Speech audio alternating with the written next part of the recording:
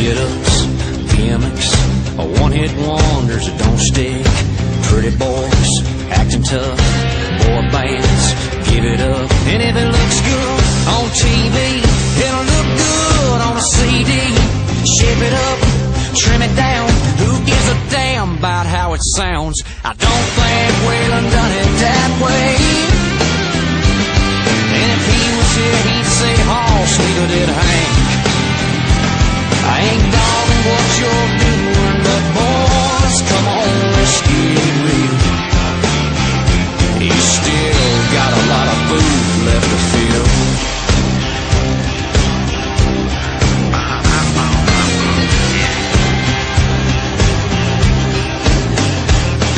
You say you're the real deal, but you play what nobody feels. You sing about Johnny Cash, the man in black would have whipped your ass, and I don't think Waylon done it that way. And if he was here, he'd say, Hoss, neither did Hank.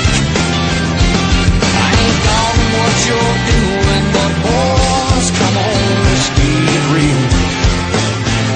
You still got a lot of food left to fill.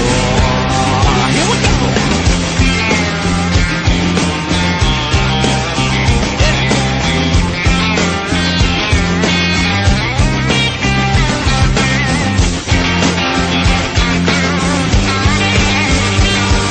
So long till I see you again. When you're laying in the bargain bin. Well, I don't think Waylon done it that way. And if he was here, he'd say, Hoss, neither did Hank. I ain't dogging what you're doing, but then again, hell yes I am. I just don't give a damn. Cause you still got a lot of food left to fill. I guess we all got a lot of food left to fill. That's right.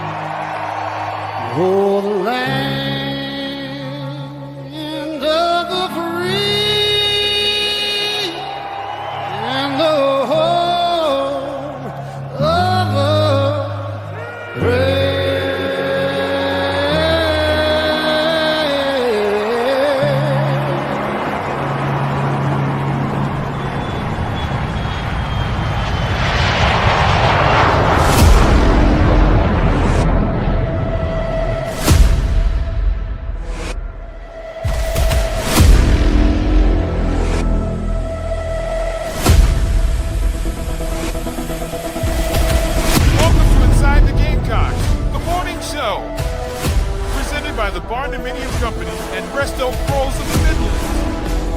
Part of the Chief Sports Network. Go Gamecocks! He'll be fire on the mountain.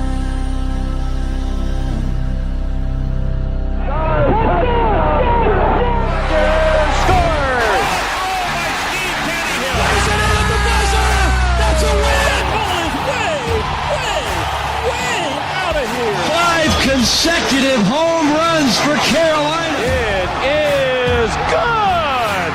It's gone. He's in. Touchdown. Williams with a throw to the plate. He's going to score.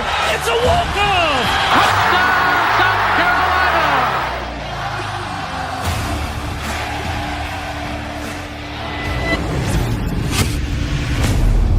All right, greetings and good morning. Welcome aboard and welcome home inside the Gamecocks, the morning show built by the Barndo Co. and presented by our friends at Resto Pros, who are there when you need them. Resto Pros of the Midlands, Resto Pros, MidlandsSC.com. The Barndominium Company, as we tell you day in and day out, they'll build your dream home. They've built lots of them this year, and many of those folks are going to be spending their first holiday season in a brand new Barndominium home.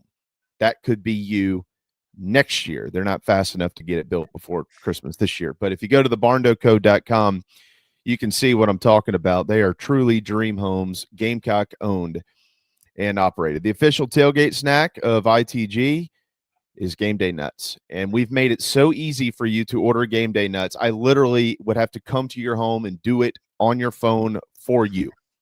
You just pull it up and hit the Game Day Nuts logo on our app. If you haven't downloaded the app, shame on you. It's only been around for over 2 years. GameDayNuts.net. You can go online and order it there as well. There is Mike Morgan, fresh off of an episode of JC and Morgan, which will be up on that app here in just a moment. We got Preston Thorne ahead. We'll play some Gamecock Graffiti a little bit later on in our program. We've got a JT's Kia Drive around the SEC coming up at about 11 o'clock this morning. And it is officially hoop season. Last night, Carolina wins in their debut. The women, number 2 in the country, 40-point victors over Grand Canyon, who came to town and left town, having given up 94 points to a newly revamped offense for South Carolina, missing some players this year due to injury. As we know, the latest is Chloe Kitts as of a few weeks ago, but they do have one of the best scorers in the country, Tanaya Latson, who transferred in from Florida State, and she scored 20 points to lead all scorers. She was one of 5 Gamecocks who were in double digits, and all 5 of them were starters. How about that for South Carolina? Not to mention they were 9 of 19 from long range, and they shot at 60% from the floor. So the ladies have tipped off, and they're 1-0. No shocker there. On the men's side, they're underway tonight at 7 against North Carolina A&T. Mike and I are going to talk about that in just a second. But a big score from Vegas last night in men's hoops. The defending champs go down 93-87. Arizona in the Hall of Fame series beats Florida. With all that said, Mike, happy dual sport collegiate season now with basketball. Yeah. I mean, look, I'm all for it. I'll always believe we start the season way too early. No, you've got these great games. BYU, for those that are wondering why would BYU be in primetime last night as part of that doubleheader on TNT, they have AJ DeSanta. They've got 2 other like top 50 kids. They're loaded. They, in the NIL space for basketball, went all in. So they're getting kids these aren't kids that grew up saying, you know what, I want to be surrounded by Mormons. No, these are kids that they got paid a lot of money. And they said, yeah, I'll go to Provo. Mountains are cool. Why not?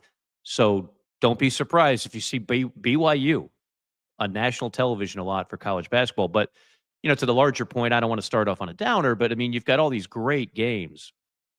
On November 4th and 5th, people are still in football mode, man. It's just tough. It's just tough to get people to really pay attention. But as I always point out, you have to, because these are the games. This is the reason why the SEC got 14. It's not what happened in January and February and March. It's what happened in November, December, while a lot of people are still kind of enjoying their preparations for Turkey Day or digesting it post-Turkey Day.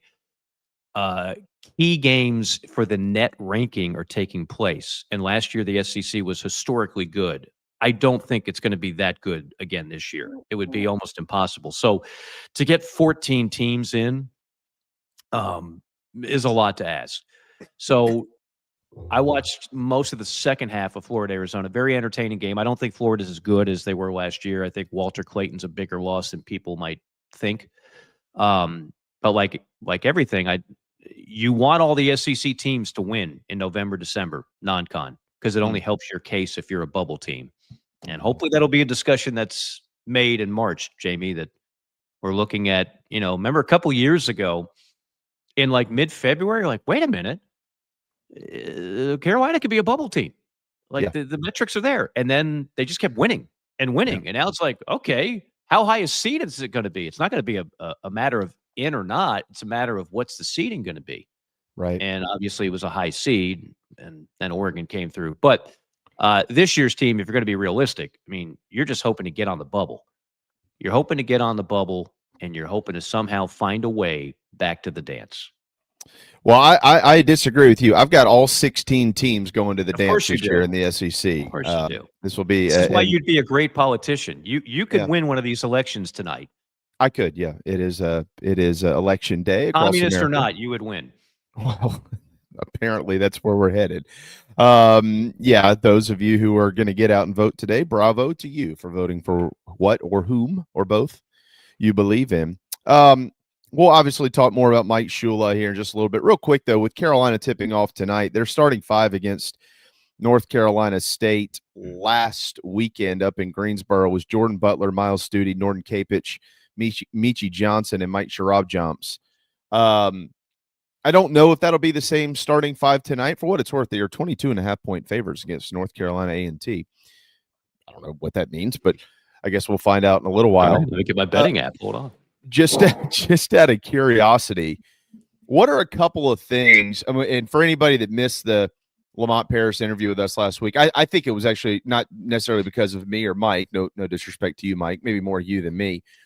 I did think it was a pretty good interview. Lamont is generally a pretty good interview. He's pretty good at this stuff. No, he's great. So go check that out maybe if you missed it and you want to learn a little bit about these guys before they tip tonight. But what are a couple of things that you'll be paying attention to, Mike, when they play tonight at the CLA? Wow.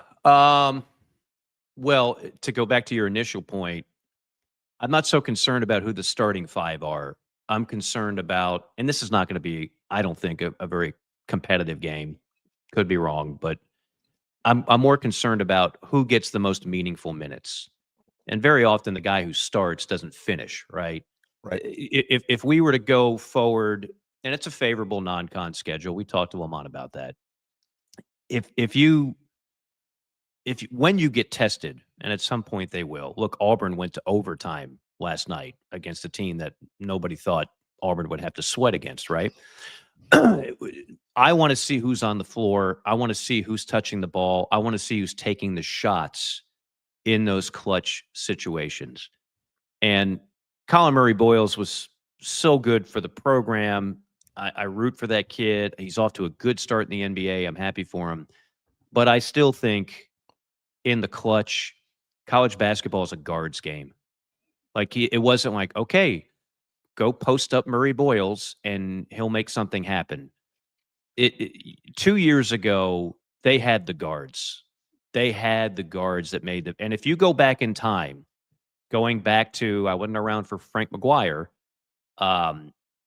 but if you go back to 97, 98, for one of those years, Larry Davis, for both of them, B.J. Mackey, Melvin Watson, Stack and Gallman, and those guys were good players. Yeah. But they won an SEC championship, and they made it to back-to-back tournaments based on what? Guard play. Mm. If you go back to Dave Odom's tournament team I know very well. I mean, they had some good bigs, but like Mike Boynton and Trey Kelly was a really good point guard duo that helped that team get to where it got. And then, of course, 2 years ago, who was the backcourt for Carolina? Yeah, Talon Cooper and Michi Johnson. Cooper and Michi, right? And undeniably, they were the keys to that run. Like you got to have good guard play. And last year you didn't have it. And this year, I think the reason why Lamont sounds so reinvigorated is that he feels like he's got better guard play. He knows what he has in Michi, right? Yeah. And some might say, well, what is Michi other than a streaky shooter? Well, it's up to Michi to become more than that. Mm-hmm. I don't know if he has, honestly. I want to see it on the court. I want to see the best. I want to see Michi 3.0. I know what Michi 1.0 looked like. I know what Michi 2.0 looked like. I want to see Michi 3.0 and that be a better version. And then these other guys, I mean, look, I think most of us, we're learning what these newcomers are all about. It's one thing to go on YouTube and watch an AAU video and a high school all-star game and a team elite and everything else. But, I want to see what Eli Ellis does in these type of games. Yeah, he certainly looked awfully good in the scrimmage. And I think fans are going to fall in love with that kid right away. But that's what needs to be infinitely better than it was a year ago, guard play. Yeah, well, I think so. And, according to Lamont, when he met with us last week too, Mike, I mean, he openly discussed the fact that I asked him, what were you searching for in the front court? And what do you think you have? And he said, we were looking for depth, but then he kind of went into this, this whole explanation of what he wants his team to be. And he just flat out said, we're going to shoot a lot of 3-pointers. And I wanted to find guys that could shoot 3-pointers because threes count more than twos. And so I'm kind of anxious to see, what system do they work for? Like, is there 17 seconds left on the shot clock and you got Christ Asandiko out there just firing up a three? What is the discipline of this team when it comes to shooting 3-pointers? They're going to shoot them, and they're going to be shooting them from pretty much everywhere on the floor. Jordan Butler, that's pretty much what he was brought to South Carolina to do. I don't think anybody is going to make an argument that Jordan Butler is going to be one of your better players down low. He's not been good at all, actually, down low since he's been in the league. But he can pop out and fire one off, and he can knock it down. So is there a method to this madness for South Carolina? And obviously that does lead back to your point directly to guard play and who's in control of this thing and what does that look like? And what we see tonight and probably what we see in 2 or 3 weeks are going to be two different things. I mean, he's got to play a lot of guys and figure out who is best with who and where and how this whole thing's going to work out. And then by the time you get to January, he's probably going to have 2 or 3 guys who really just aren't getting that many minutes. And you're going to have 8, 9, or 10 guys who are getting all of the minutes, right? That's generally what we see in basketball, and that's what we've seen under Lamont Paris. As far as players go, yeah, I mean, I'm with everybody. We actually want to see Eli Ellis play in a college basketball game. There's no question about it. And I'm with you on Michi. I think those are the two really, really obvious things. But Kobe Knox has my attention. And I was texting with somebody in the program the other day who was just raving about him, and it made me feel bad because we didn't talk about Kobe with Lamont last week. So I screwed that up, and I apologize to our audience. That's something that I should have brought up. That's the second person who has mentioned something to me about Kobe Knox, and it's the second person who would know. So I'm excited to see him, and Mike Sharab-Jomps is another guy, Mike, who I just feel like is – you're going to look up probably sometime in the middle of December, and you're going to be like, this kid's a really, really good basketball player. Like, maybe he doesn't have 15 points every night, but he's just 8 points, 7 rebounds, 11 points, 5 boards, 3 assists, like a quality stat line almost every time he's out there. And I'm anxious to kind of see what voids he fills and what holes he kind of plugs when he's on the floor. Is he out there when somebody else maybe could be out there, but he's kind of in his spot because they can get away with it for now? How does he fill that void in that rotation? I mean, you need those type of guys on your team. So I'll be honest with you, I'm a little bit more excited about this group than I probably was a few months ago. for two reasons. One, I just get excited at the start of any new season, but the other is it's been really, really quiet around there, like really quiet. And I think that always bodes well for Gamecock basketball. So we'll see what they've got, man. I know this. They got 13 non-conference games before you get to SEC play, and they need to win at least 11 of them, if you ask me. I mean, I'd say 10 is the bare minimum, but boy, you want to be at that 11 win mark by the time you get to January. No, I'm right there with you. And to your point on the quiet, boy, you're absolutely right. I mean, 2 years ago, no one saw that coming. People looked at the roster and they go, another long year. Dave Odom's 04 team, Frank Martin's Final Four team, which was another team, by the way, dominated by backcourt. The 97 SEC championship team with Eddie Fogler that was a number 2 seed before Coppin stayed. Not only was nobody talking about them preseason, I think they lost like 5 non-con games that year.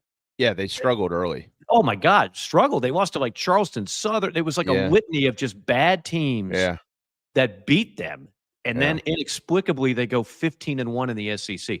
So your point is spot on. Like, Gamecock basketball very often is not good when people think it's going to be.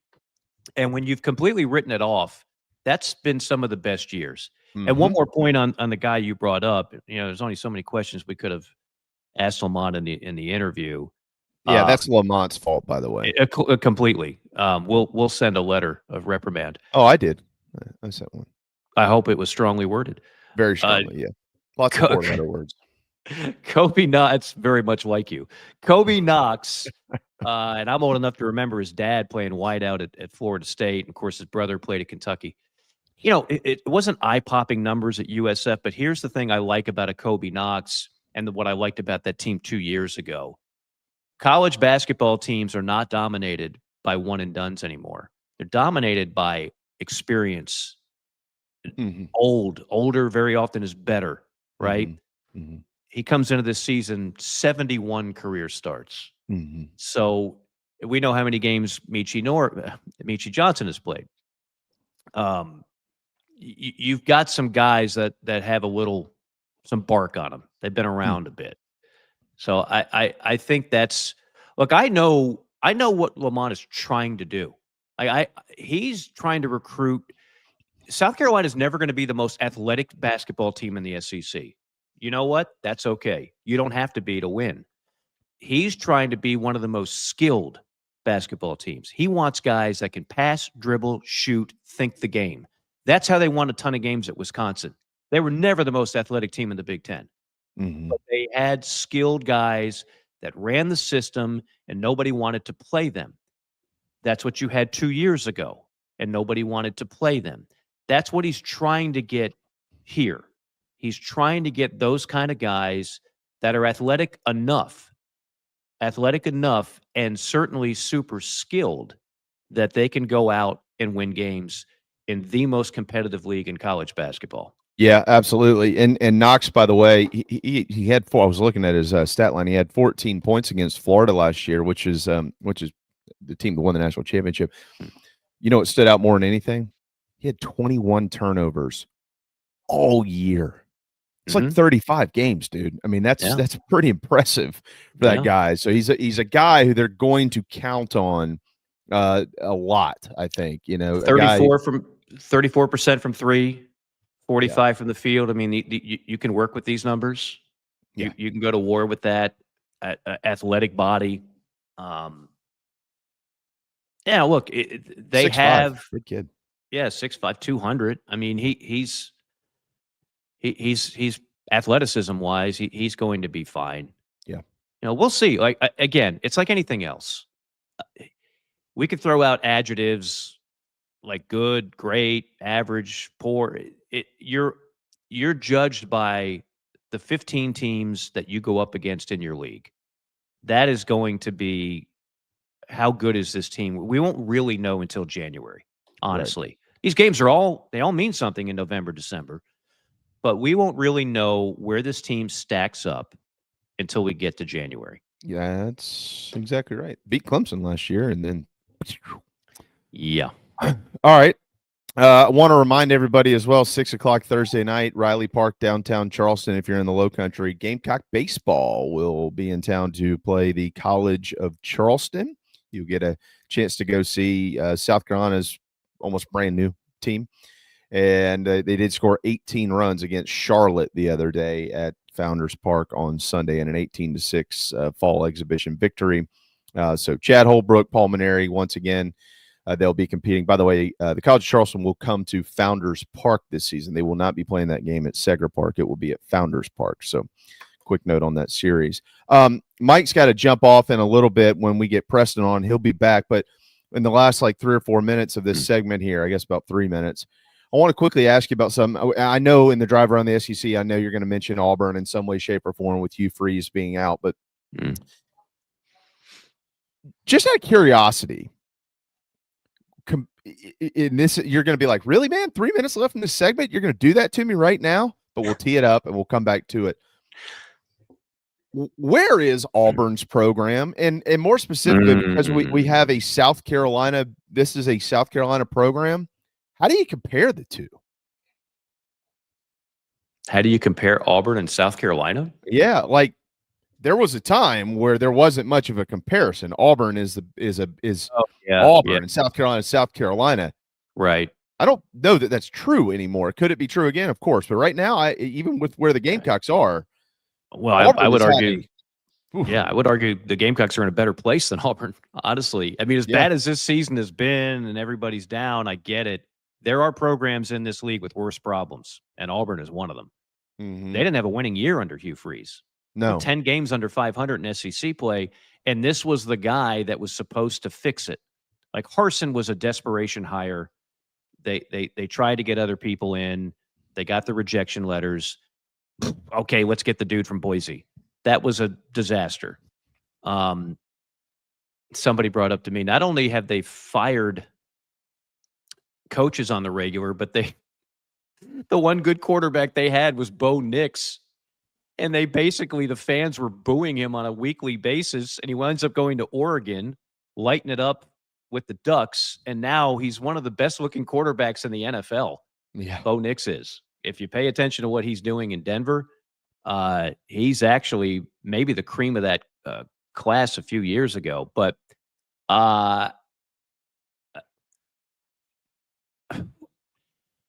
they have to nail this hire.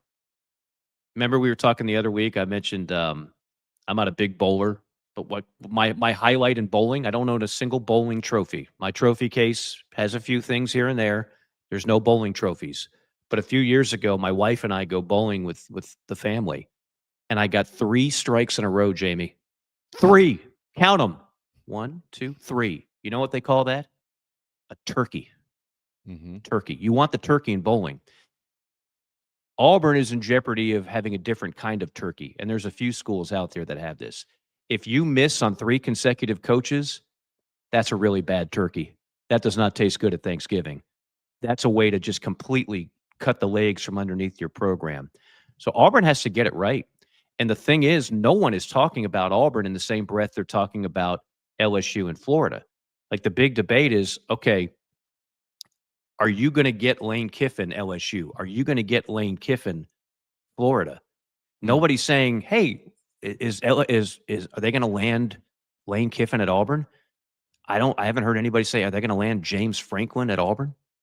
Are they going to land Eli Drinkwitz at Auburn? Nobody. I don't hear that. Doesn't mean it's not happening. But I'm not hearing that. So where is Auburn? To your point, to your question, which you conveniently put me on the spot up against a break. I don't know, man. I look. I have family ties to Auburn. I have 2 family members that went to Auburn. They are a prideful group, and they do believe they should be in that upper tier of Auburn, of SEC programs. And quite honestly, they're a long way from it. And a lot of people have said, well, money will solve the problem. Auburn's always had money. Even when you weren't supposed to pay players, Auburn's always had money. They always have. It's not just Yellowwood. Trust me. Before that, it was Bobby Louder and the banking business. They've always got money. Money got you some really good players in the portal. Yeah. Money got you Hugh Freeze. Money's got you great facilities. I mean, I was there for Auburn, Missouri. Man, it's fantastic. And they sell out everything about Saturday is incredible until the game gets played and they lose. Mm-hmm. So I don't know. It's a great question, Jamie. If I had an answer, they'd probably hire me as a consultant because they could use a little help getting this right. I know John Cohen. He's one of those former baseball coaches who's an athletic director. John Cohen went in front of the media yesterday and said, I'm not doing a search firm, and I'm not listening to a bunch of boosters. This is my hire. Okay. Well, then you better get it right. Right? I mean, yeah. If it's your hire and yours alone, then this is one you better knock it out of the park. Well, they're about to have their 5th straight losing season on the Plains. I'll have to double check this. They might be the only team in the SEC that's going to have 5 straight losing seasons. I'm not so sure any other program. Wow. Is that right? I mean, if you think about it, I mean, there's only a couple of teams that would even come into that conversation. It's not Vanderbilt now. It's not Kentucky. It's not Kentucky. It's not Mississippi State. You're right. That's the stat of the day. You just can I use that in the JT's Kia? Sure. Driver you can have that. Yeah. Thank you. As long as we're right, but I'm pretty sure we're right. So I'm pretty sure. And this is going to be their 3rd different head coach and what will be their 6th season next year. The last 2, I mean, you mentioned Freeze. That was Cohen's. That was his prize. Big game hunting, like you always say. Well, he got him. And 2.5 years later, he's out. They hired Brian Harsin, and I know it was an odd fit, but again, he was a huge name in what he had done at Boise State. 2 years later, he's out. Yep. I'd rather be South Carolina all day, every day, than with what Auburn has gone through. Only you could go to the misery of Auburn to make Gamecock fans feel good here in the first segment. You didn't mention the offense. Shula, Lenoris, you just went straight to Auburn sucks. Yeah. How about that? That's right. Yeah, that's what we're here for. I love it. I mean, you got a job in PR, my friend. A pro is Look, if you're a pro, you're a pro. You know what I mean? You're a pro, man. Here's Press Secretary Jamie Bradford. When in doubt, pivot. Shane? Yeah, I get it. It's been a tough year. But what about Auburn? Yeah. Hey, do they suck or what? I mean, come on. Fink, are you listening? I got you back, man. It's all good. That was very well done. That was a smooth move, my friend. Hey, smooth. I got a lot of sleep last night. You did. I could tell. We got specials going on at D's. We always talk about the great wings. Wing special on Monday, although there's another one tomorrow. 18 wings and a pitcher of beer, $29. Whenever I say that, like I see an American flag just starched in the wind and flying. Like that's so Americana. But you know what? I like to think tacos are Americana too. And they've got carnitas tacos and firecracker shrimp tacos. They sell them cheap on Tuesday. So head on over to D's for lunch, for dinner. If you love you some tacos, and even if you don't, if you want to watch some ball games, they've got 20 TVs. They got 25 beers on tap. What would Jamie Bradford get if you went to D's today? What would you be drinking? Bourbon. Beer. That's right. You don't drink beer. Nah. I have a hard time with that, but we're going to look past that. It's okay. Yeah. If you drank beer, you probably wouldn't have come up with such a great pivot in the opening segment because too much beer can hurt you. Yeah. There's about 10 beers I would drink. Yeah. If things continue this season, we might need 15. Mm-hmm. 15 of the 25 that are on tap. But nevertheless, D's Wings, Billy and the gang do an outstanding job. They're over there, 415 Meeting Street in West Columbia. 10:33, we'll step aside. The great Preston Thorne will join us when we return. Mike here for my good friend Troy Branham of Golden Gate Mortgage. Let's face it, it's been a rough go for mortgage rates the last couple of years. And now more than ever, you need someone on your side to get you the very best possible rate on a new mortgage or a refi. That's where Troy comes in. 27 years of experience working for you. Conventional, FHA, VA, USDA, renovation, rehabilitation loans, all doable with my man Troy Branham of Golden Gate Mortgage. And when I say doable, I mean the best best possible rate that's out there. It's a phone call that can literally save you thousands of dollars. 803-238-0111. 803-238-0111. You can also check out the website ggmortgage.com.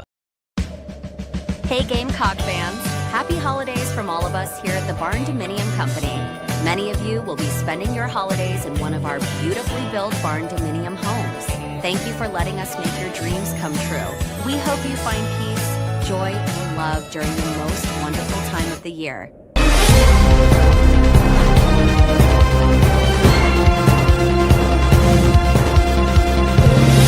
This is a breaking news event. We now have boiled peanuts without the shells. Sorry, Alex. Did you say boiled peanuts without the shells? Yes, boiled peanuts. No shells. Go to GameDayNuts.net and order them for Game Day.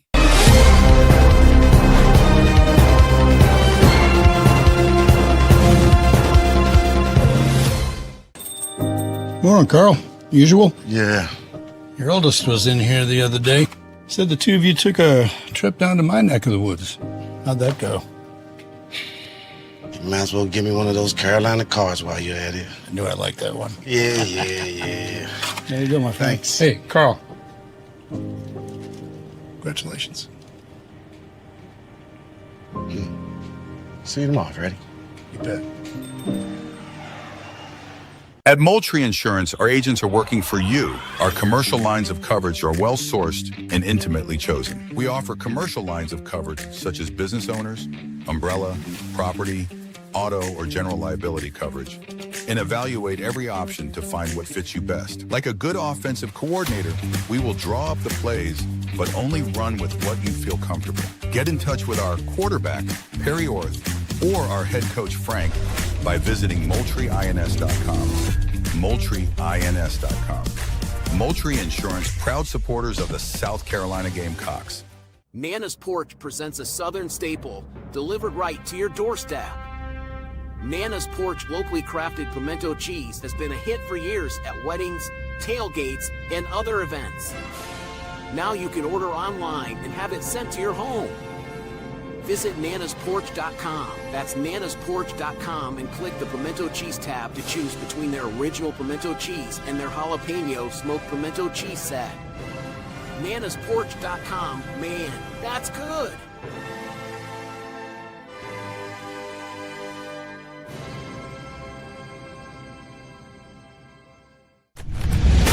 Ladies and gentlemen, here it is.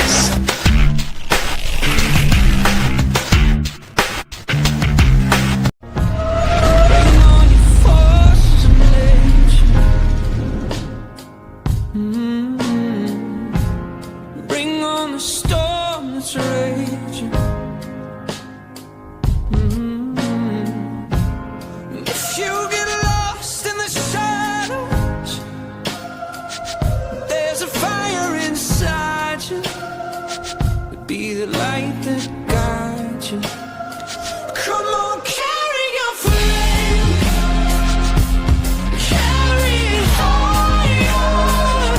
Even in the darkness, carry your torches. Come on, carry your flame. Set the night on fire.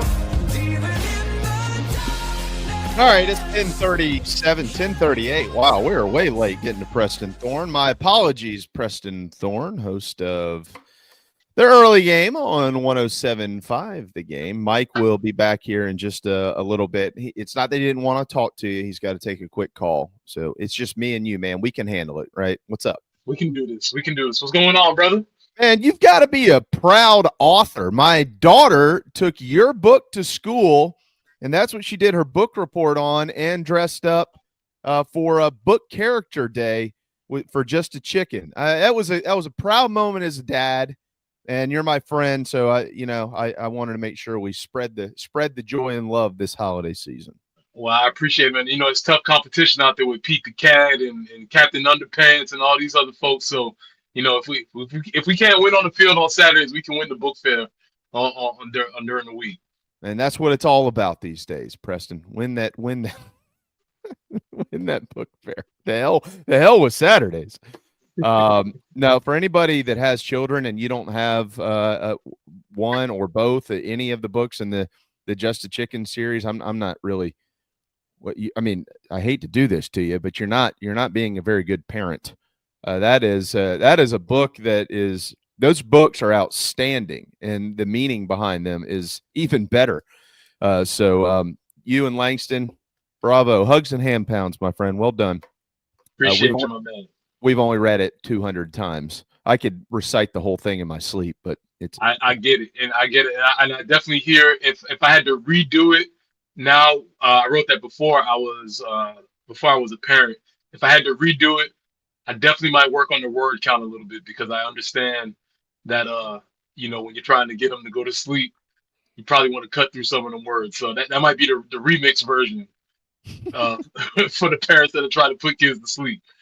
Just get to the point at the end. You know what I mean? Yeah. Exactly. We are Gamecocks. All right, 1040. Speaking of the Gamecocks, let me read you a quote, Preston.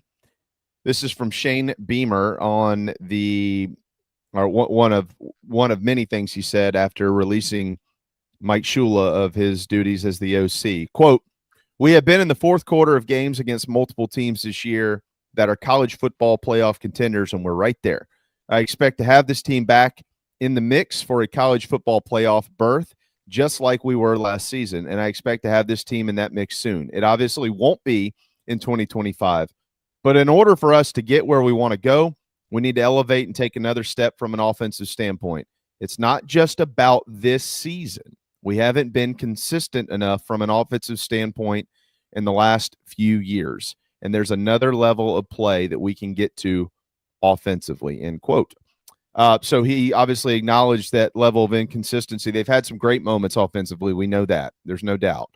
But overall, it's been pretty inconsistent since Shane took over as head coach. And I got news for everybody prior to Shane Beamer as well. What do you make of his message that if the Gamecocks can fix their offense, they will be back competing for the college football playoffs? Yeah, I mean, that's a huge fix right now, because, and to your point, we haven't seen consistent offense in Columbia in a long time. Consistent. Yes, there's been some spots, but I think that's the thing that probably maybe annoys fans a little bit more, because when you look through some of these teams who have been inconsistent on offense, we have not lacked talent on a lot of these offensive teams. You look at some of those Muschamp offenses and you're like, oh, look at this guy doing stuff in the league. Look at this guy doing stuff in the league. Yeah. We're starting to have some of those same conversations now around Shane's offenses. And so, I'm a defensive guy.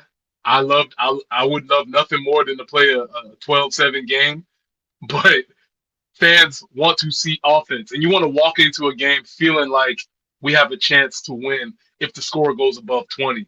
And we haven't felt that way this year for sure. Yeah, I don't know that anybody's expecting this to be a 40-point offense every year or anything like that. I mean, that's very rare in college football, let alone the SEC. But you got to be able to score, and there's just times where we watch them, we know they just can't score. Do you think South Carolina, Preston, is an attractive destination for a high-quality offensive coordinator? Yeah, and I live here. Obviously, I went to school here. I have a lot of ties here. I get all that. But if I was just to push all of that aside, I would say we have to figure out what we mean by an attractive offensive coordinator. Because, yes, I do think it is a good job, because, one, we're going to pay.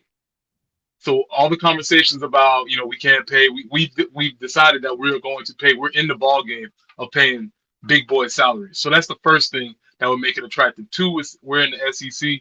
Three, there are athletes to choose from. So I'm not sure that conversation about it's not very attractive. Not attractive to who? I think there's a lot of guys, and this is where I will say I'm of the belief that there are some dudes dialing it up at lower levels. Yeah. Who can absolutely get the job done in the SEC when given the opportunity. And they probably bite their arm off to get to South Carolina. So it may not be attractive to the this standard, maybe very basic surface level candidate, but there are some dudes who will do an amazing job if given the opportunity at South Carolina, and they'd be willing to take it. Well, I wholeheartedly agree with something you said just a moment ago. And I guess if you're at a quote unquote lower level of college football, you don't have to be young. But I personally feel like they need a young guy who does come like Shane Beamer finds a younger guy that isn't just looking for the next job to be able to get to the next job. I know everybody is in a way, right? Like, you know, some of these quality offensive coordinators across college football, they want to be head coaches, right? And maybe they're in the ACC or in the, I don't know, Big 12 or something like that. And not that would be bad. Look, I mean, you can't hire a guy and expect him to be here for 5 or 10 years anymore. That's just not the case. Like, if you're going to hire a good offensive coordinator and he really does his job, best case scenario, you're probably going to get him for 3 years, and then he's going to move on, and maybe he becomes a head coach, and then you have to have the ability to go find a guy that replaces him. But I'm not really asking you about system necessarily, Preston. Like, oh, what type, you know, run and shoot. Like, I'm not really going there. I'm more trying to dive in a little bit deeper in your mind, the characteristics of the right OC at a place like South Carolina, who, while they do recruit good and great talent at times, they're not going to sign the same class every year that Alabama is, or that Ohio State is, or that Georgia is. They haven't done. I hope they get there, but historically they haven't done that. So what type of characteristic in a play caller is most important to you, at least in your mind? I think the biggest one for me is creativity and imagination. I think that's the biggest thing. And I've always heard this analogy used before. I'll use it here. The difference between somebody being a chef versus somebody being a cook. You know, a cook has the ingredients already for them, and they just follow a recipe, and that's it. A chef can go into the pantry, find a little bit of this, find a little bit of that, and they can make something based on the ingredients that they have and their know-how of how to prepare meals. And I think when you get into these offensive coordinators that are very stagnant, very system-based, that is only provided that you have the best stuff for you and you can make something of it. But we need somebody who can go in there, find something, make something out of it, and create something new. So for me, and it's kind of a wishy-washy thing, I guess, can't measure it, but I would need somebody who is creative and willing to use all the resources that they have to.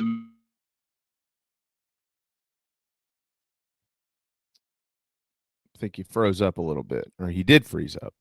Is Preston there? He is frozen. Is he unfrozen? Is he frozen? Are you frozen? I feel like I'm back in the show now. You're in the show. Yeah, we got you. You got you. Where did I leave off? I think we got all of it in there. Okay. I mean, you were down your last couple of words, and that's okay though. We're good. Okay. We're good. All right. Now, asking that question as a defensive guy, what offensive system in your mind is the most difficult to game plan for or to defend? I'll give you a specific answer. I'll give you a general answer. I think the offensive system that's toughest to prepare for in a general sense is the one where the offensive coordinator knows the system in and out, and they have a counterpunch for everything that you try to do to them. So that's in a very general sense. I think that's very difficult to prepare for. In a specific sense, though, I think your offenses that provide a lot of window dressing, a lot of motions, a lot of this, a lot of that to run your basic plays. Those are the defenses. Those are the offenses that are very difficult to prepare for because you're never exactly sure where they're coming from, and you have to prepare for a lot. You have to prepare for a lot where they get to focus on what they do. Okay. With all that said, should the retention of current talent have any influence at all on Coach Beamer's choice for offensive coordinator? Only one person. And that's just how the game goes. And when you play athletics, you understand that even though we're on the same team, there might be hierarchies to this. So there's one person who might have a say so in this. Everybody else, nah. We're gonna do what's best for the team, because for that one particular person, and spoiler, I'm talking about number 16. That would be what's best for the team in its immediate future if he was decide to be back and play, whatever the case is. Everybody else, yeah, either you like it or you don't, and you can have your choices from there, but you would make the best decision after that. All right. Now, there are still 3 games to play, and they're high-profile games, including Coastal Carolina, because Coastal Carolina is looking at the Gamecocks thinking they could come in and clip them with the type of season that they're having. Based on what we have seen to this point, it's a hard question to ask. I know you don't like none of us like being in this lane. I get it. So dress it up however you want. But based on what we've seen to this point, what is best for Lenoris Sellers' future? Oh, okay.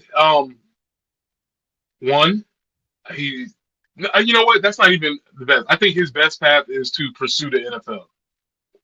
And to go ahead and move forward, because I think he has all the intangibles and the things that NFL people cannot teach. And unfortunately, I feel like, and I think Louis Riddick gave us a good clue into this, because if you watch the game, Louis Riddick was calling the game. But if you know Louis from his time on ESPN, he's not a hot take machine. That's not his lane, right? No. And it was really kind of shocking to hear him be as pointed towards the offense as he was. And I think that sentiment carries over to NFL types. Like, they're going to look at Lenoris, and obviously he's regressed some this year, and he's missed throws, et cetera, et cetera. But I think in the NFL mind, they're going to look and say, yeah, but that offense was not very good, and there weren't things around him. And with that being said, even though he may or may not have slipped wherever he was projected to be in the draft, I think that would be his next course of action if I was advising him, or if I was in that situation. Okay. What do you think has attributed largest to Sellers' regression? You just mentioned something I pointed out point blank yesterday. He doesn't throw the ball well. I mean, I don't care who the offensive coordinator is. You got to be able to hit simple throws, period, the end. And he doesn't do it largely, Preston, especially in some pretty big moments. Last year, he hit a lot of those. He also missed some last year. I hope we remember that. This year, it's been few and far between. Is there something? I mean, do you put that more on the system? How do you kind of divvy up the regression? So this is where I would love to have, hear Perry or a quarterback really get into the technical details of why he's missing. Is his footwork? Is it arm level? Whatever the case is. I think it's more so, to me, it feels like it's a confidence level. Yeah. And I'm not sure if he has confidence in himself to make those throws, or if he has confidence in the system to provide opportunities to make those things. And I think the confidence loop, like, I don't think I can do it, so I can't do it, and I can't do it, so I don't think, and I think it goes around and round. And I mean, just to be honest, I always start up top with the coaches. Mike Shula was the offensive coordinator. He was also the quarterback's coach. And so he has to be the coach, ultimately has to be responsible for the player's performance. Now, obviously, in this specific case, I think because we understand the character and the willingness of Lenoris, there's nobody saying like he's not doing what he needs to be done, or he's not getting no extra work, or whatever the case. I just think somewhere along the line, there was not a connection between what he needed to get done and what he's doing. And so, yeah, that's what I think is the issue. But I don't know from a technical perspective, and that's why I would love to hear some of what those quarterbacks have to say. Yeah, well, I mean, Pat DeMarco said the same thing you did yesterday. He mentioned the confidence. It just looks like he just doesn't have a lot of confidence out there. And when you don't have confidence in anything in sports, you'll revert back to the things that you feel most comfortable in doing, right? That's the biggest thing, Jamie. I think, yeah, that's you nailed it on the head, man. When you're lacking confidence or you're not sure of what you're doing, you just go back to what's comfortable, And a lot of times what's comfortable not working anymore. Or, that worked at South Florence, but this is the SEC.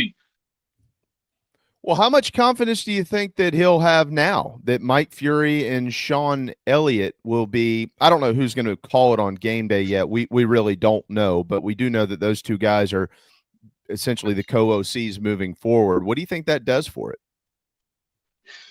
I don't know, because I don't know what his personal relationship was with Mike, or what his personal relationship was with the other coaches, because people don't want to believe this, but there's a scenario where he really could have felt good being with Mike, really enjoyed being coached by him. They could have had a great relationship, and it just wasn't working.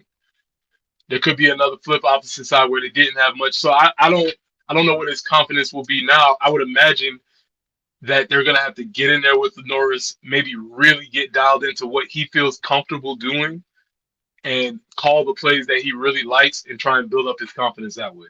I think they need to go back to a lot of what Dow was doing last year. Get a lot of short early completions in games. Get him in a groove, Preston, and see if you can't get him going from there.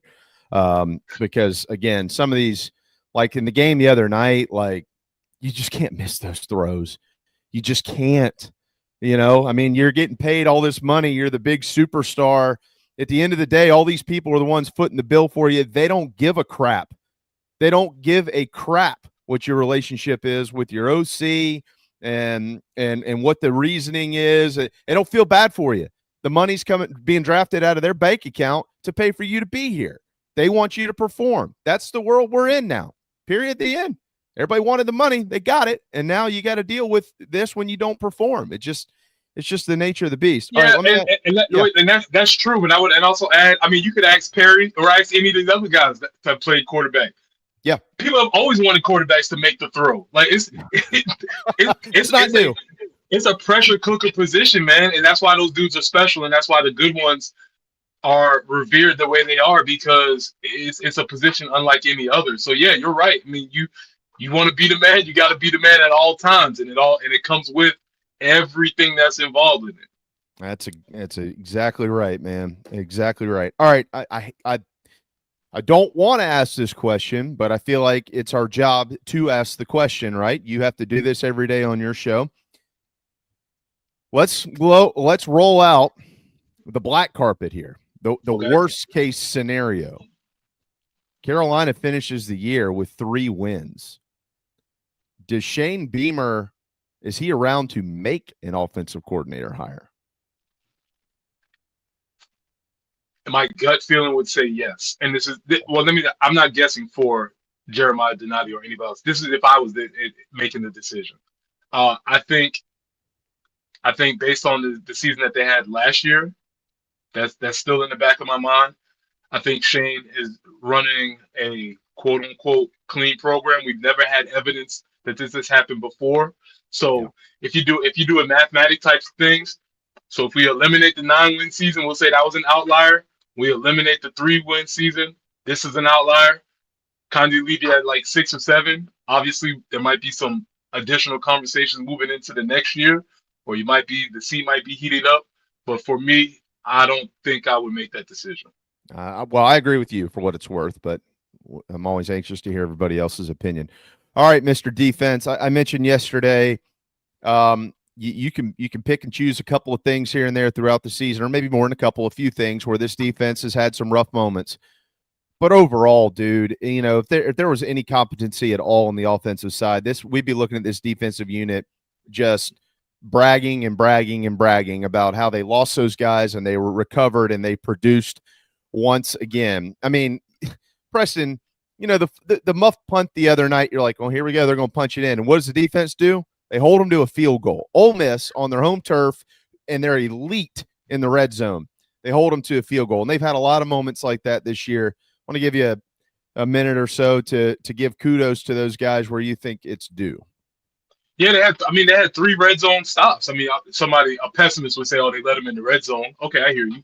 But they had 3 red zone stops. They made that Ole Miss offense kick field goals several times, kept everybody involved in the game, and they've worked to get better. They had a tackling issue early in the year. You've seen that largely dissipate. They played well enough to win, and I think the conversation we had at the beginning of the year was always the defense is going to come around. The defense is going to come around, and I think they're here. They're doing what we hoped that they would do at the beginning of the season, but as you stated, the offense is not even close, and so that's where the disconnect lies. But they're doing everything that we hoped that they would do. They have played their rear ends off, if you ask me. There's no doubt about that. All right, I'm not going to make you do the whole season, but tonight, Lamont Paris and the boys will tip off the 25-26 basketball campaign. They've got 13 non-conference games. Give me a prediction here. What is their record entering SEC play? Ooh, wow. Okay, that's a huge question. I'm gonna start by saying this.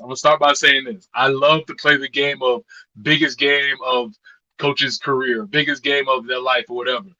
I'm gonna argue that tonight's game is the biggest game of Lamont Paris's career because of what happened last year.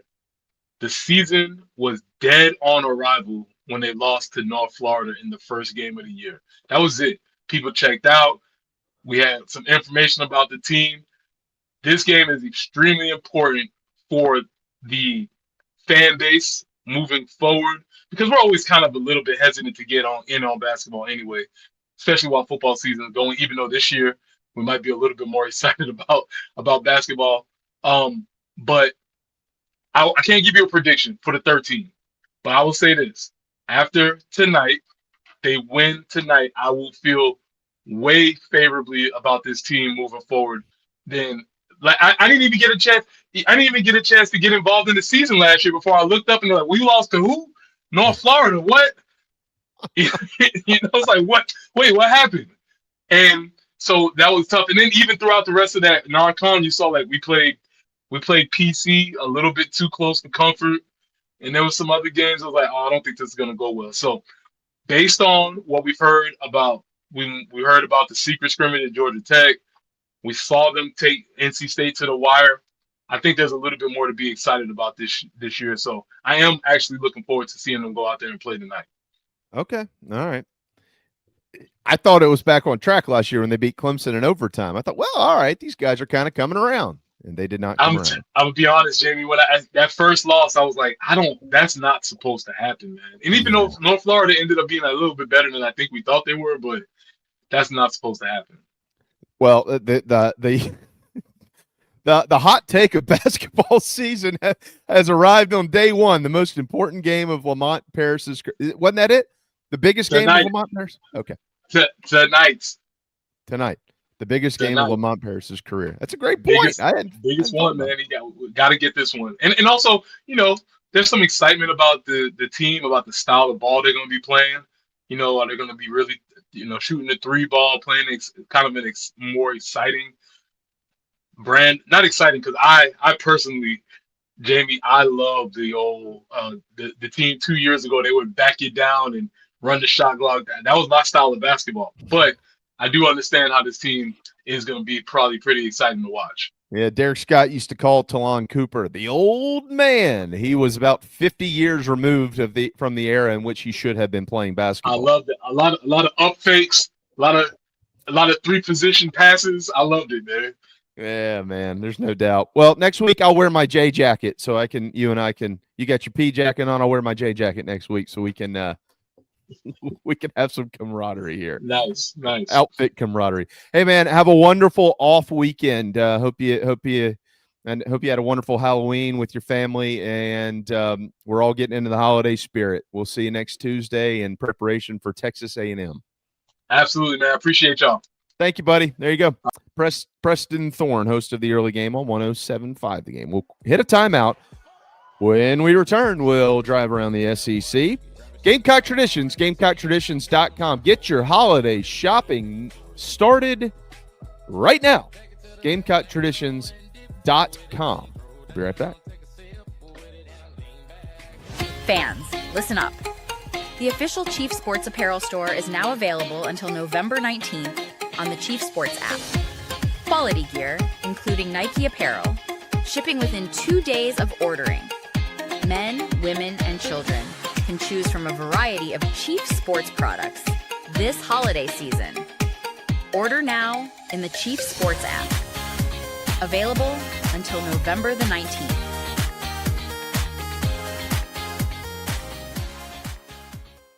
If you live in the Midlands and have a Medicare Advantage plan, please listen carefully. Hello, I'm Joel Lurie. Due to recent congressional action regarding prescription drug costs, it's very important for you to review your plan. There are major changes that could affect your coverage and how much you pay. If you would like a review of your Medicare Advantage plan, call Lurie Life and Health in Columbia, 803-256-2067. Our service is at no cost.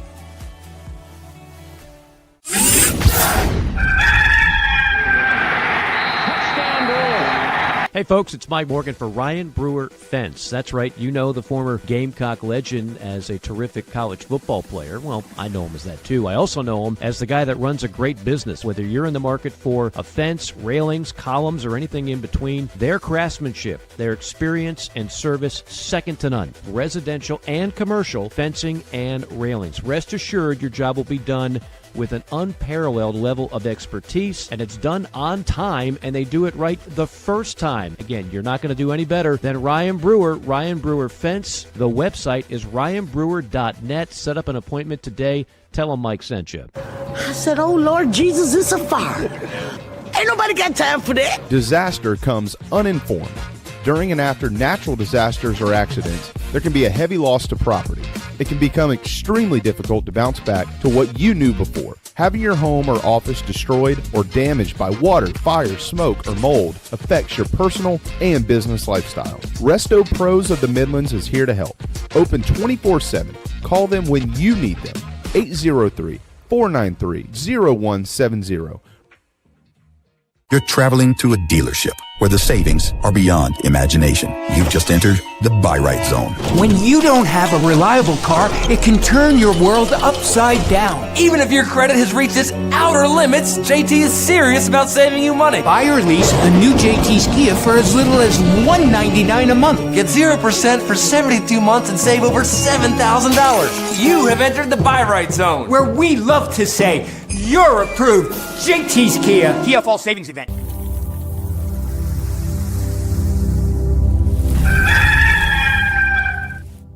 Visit GameDayNuts.net and order yours today. Boiled peanuts, no shells. Official tailgate snack of ITG.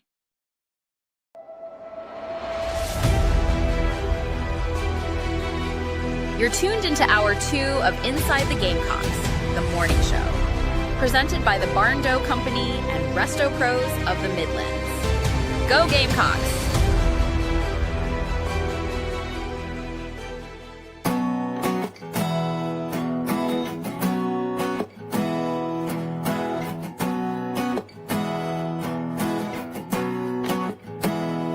With a little love and some tenderness, we'll walk upon the water, we'll rise above the mist. With a little peace and some harmony, we'll take the world together, we'll take them by the hand. 'Cause I got a hand for you.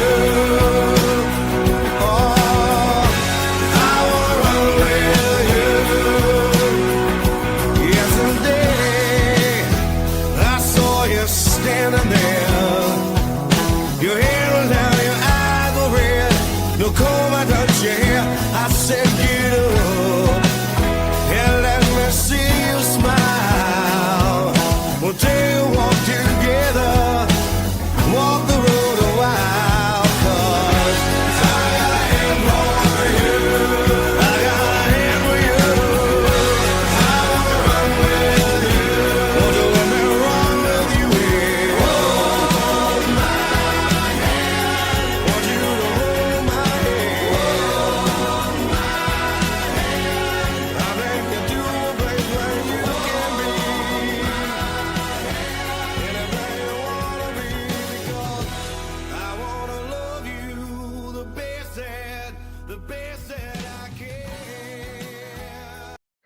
It's now time to take a drive around the SEC, presented by JT's Kia across South Carolina. the home of JT's Advantage Package, featuring tire rotations, oil changes, and more. Make your next road trip in an ever-reliable JT's Kia, and don't forget to check our used inventory as well. Let's drive.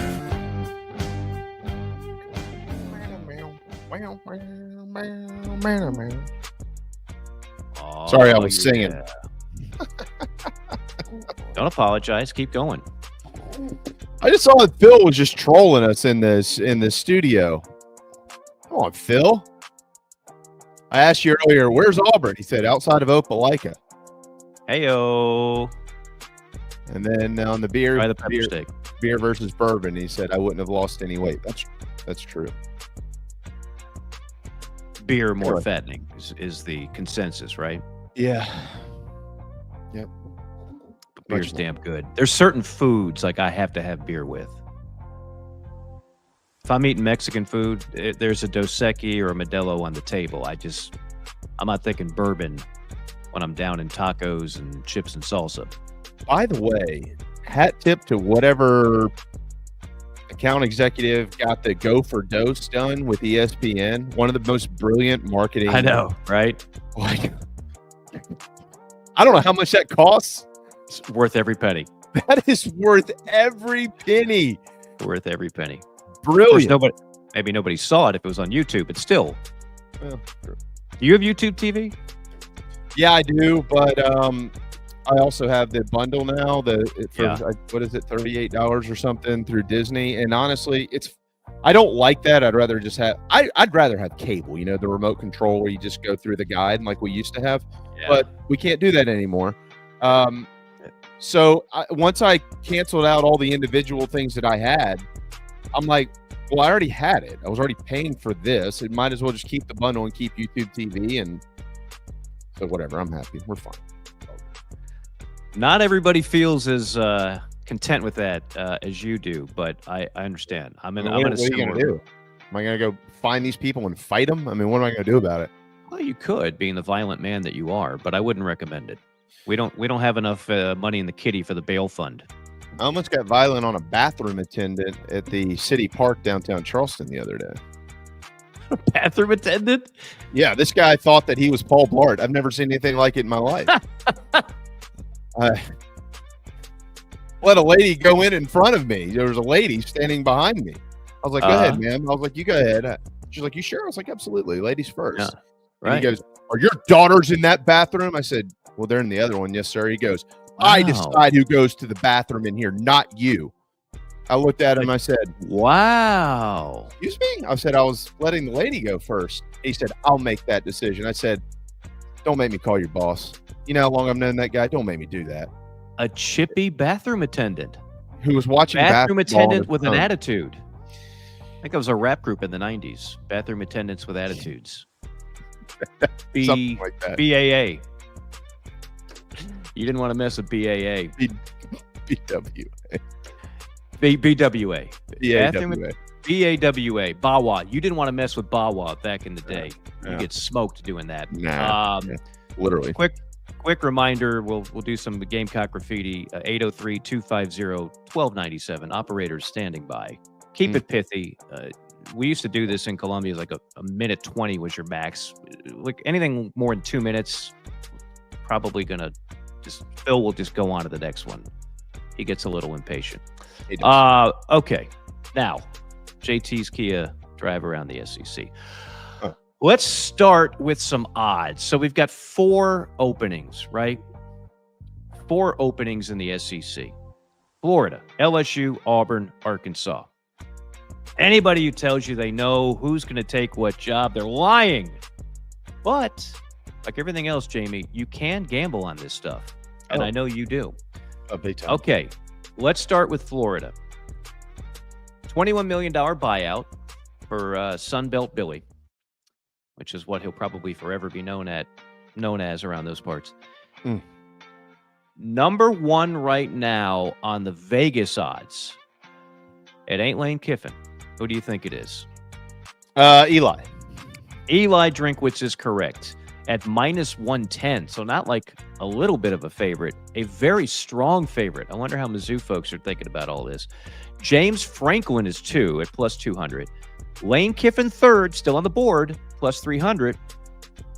Glenn Schumann, hello, Schumann, defensive coordinator for Georgia at plus 750. Thank you. At Jed Fish at plus 1,000. Try the fish. LSU, Brian Kelly, $53 million buyout. 53. Who do you think's number 1 on that board? Probably Lane. This is betonline.com. No, Lane is 3rd. Summerall? Not in the I'm sorry, 2. Summerall's 2. I'm running out of options here. Yeah. Who is it? Joe Brady. Ew. Now remember,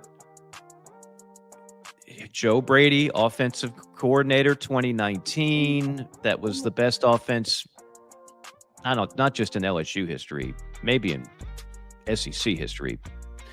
So he brings you some good vibes. You could possibly win that press conference.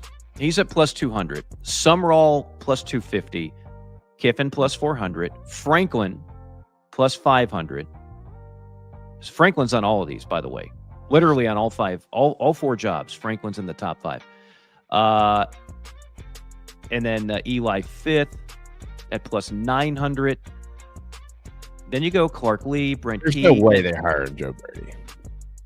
I don't know, man. I mean, I don't think Lane Kiffin's going there. So then after that,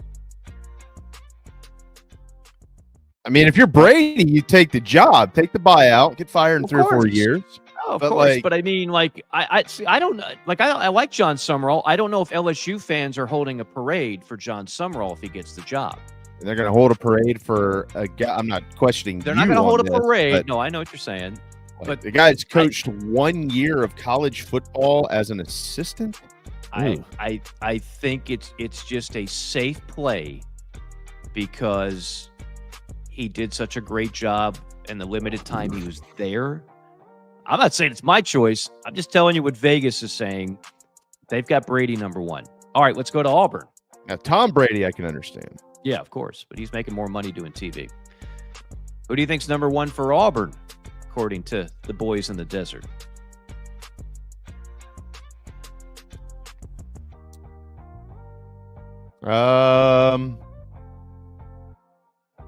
It's not. Is it? It's not Franklin, is it?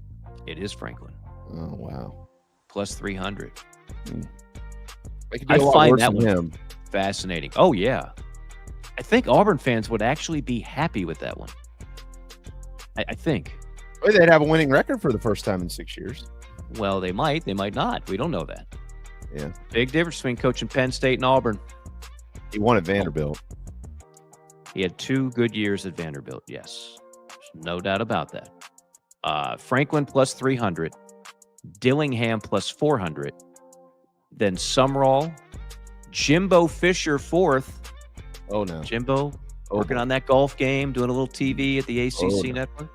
Oh, boy. Ryan Silverfield of Memphis. And then at plus 3,000, I'll tell you what, men, John Gruden. Yeah, that's not happening.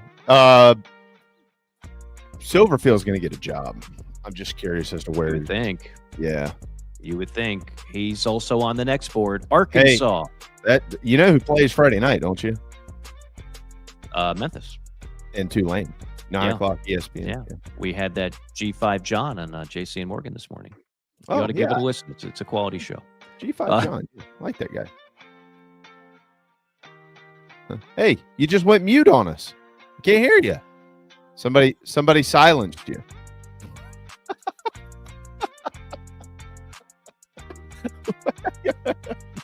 I see your mouth moving. I can't hear you. Bill, what happened to him? Nope, he's gone. I mean, he's there, but the audio is gone. There's no audio. I know you can hear me. Yeah, I can't hear you. Unplug something. Anything. Did you tap the mic button? I mean, the mute button on the mic? No. Maybe on and off again? Oh, there you go. No. Yeah, we can. Okay. Phil, get me somebody. I have Anybody. Give me somebody. Anybody. That's right. Can you hear me now? Yeah. Yes. We Can can hear you? you. Okay. Yes. All right. Well, that was derailed. All right. Arkansas. They fired six-pack Sam Pittman. I thought that was funny.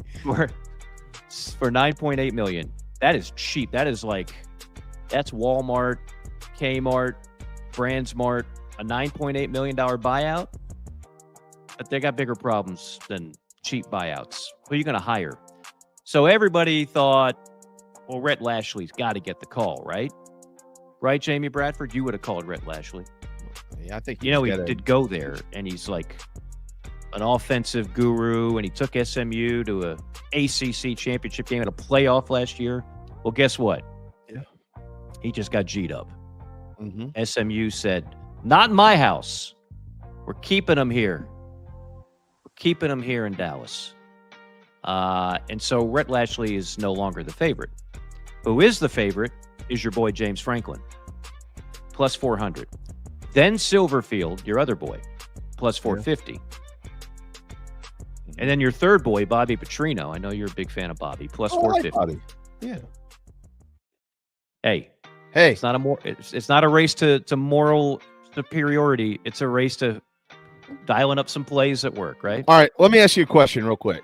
Let's have fun. Okay. Let's have some fun. It's the I was holiday having season. fun before my mic cut out. I think it was Gruden. He was like, I'm not going. Hey, I didn't like that impersonation, man. Put that into the universe. Bobby Petrino. Because Bobby Petrino wants to coach. Bobby Petrino can coach. Yes.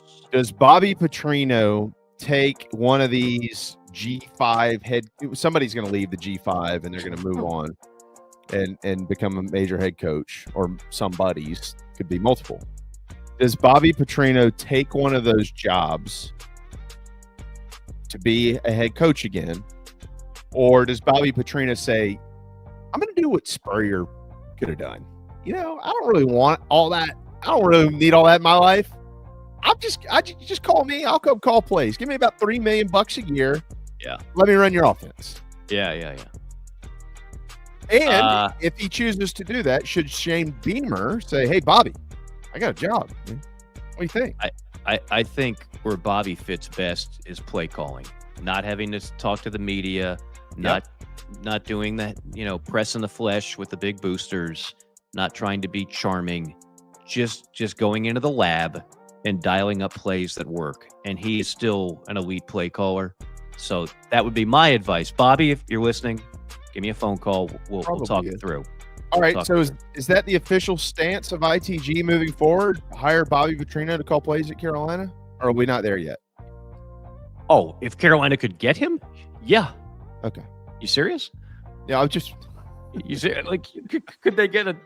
Yeah, I think the fans would be behind that just a little. Okay. I don't care if he came to Columbia on a Harley with a neck brace on him. You take Bobby Petrino if you can get him. Yeah, 100%. Yeah. I'd give him a Harley. I'd make that part of the deal. Give him $3 million for a Harley Davidson sponsorship. Absolutely. And I'd give him a neck brace and a leather jacket. And I'd play bad to the bone as he drives in to Williams-Brice Stadium like the Oregon Duck at Autzen Stadium. Hold on. Let me call Shane real quick. See if make a couple calls, will you? All right. Number 4, Brian Kelly for Arkansas. I don't see that happening. And number 5, a tie with Golish and Summerall. With these changes, the SEC will have made since 2033 coaching changes. Do the math. That's well over one a year. Okay, now let's get out of the coaching. Hey, how many schools have not had a head coaching change since 2000 in the SEC? I know Kentucky. Since 2000 what? You said since 2020, right? No, I said since 2000. Oh, Oh, whoa. Yeah. Way off. Is this mic still working? Is this... Check 1, 2. 33 since 2020 would be a little... That's not that many. That's not that many. In 20 26 seasons. If not for this day and age. You're right. I mean, for this day and age, it's not. Because that's not including Oklahoma and Texas, is it? No. Okay, just moves that have been made since these teams have been in the league. They were in the SEC, right? Correct. Okay, SEC teams with 1 or 0 losses. We have 5: A&M, Bama, Georgia, Ole Miss, Texas. Now, of that group, only one has beaten 4 ranked teams. Jamie. Ooh, Alabama. That's right. Georgia, number 5. Vandy, 15. Missouri, 19. Tennessee, 23. Pretty impressive. Pretty impressive. Georgia has beaten 2. Ole Miss and A&M have beaten 1. A&M hasn't beaten a ranked team in conference yet. They beat Notre Dame, but they haven't beaten a ranked team. That they're going to have some chances to do so later on in the year. I mean, A&M, Texas, do not sleep on that game. Big game. Yeah. Remember the preseason? You're calling that game, aren't you? I am. Yeah, very much looking forward to it in Austin. Okay, preseason. We did some of this on JC and Morgan. I went over Phil Steele's preseason picks, not to pick on Phil.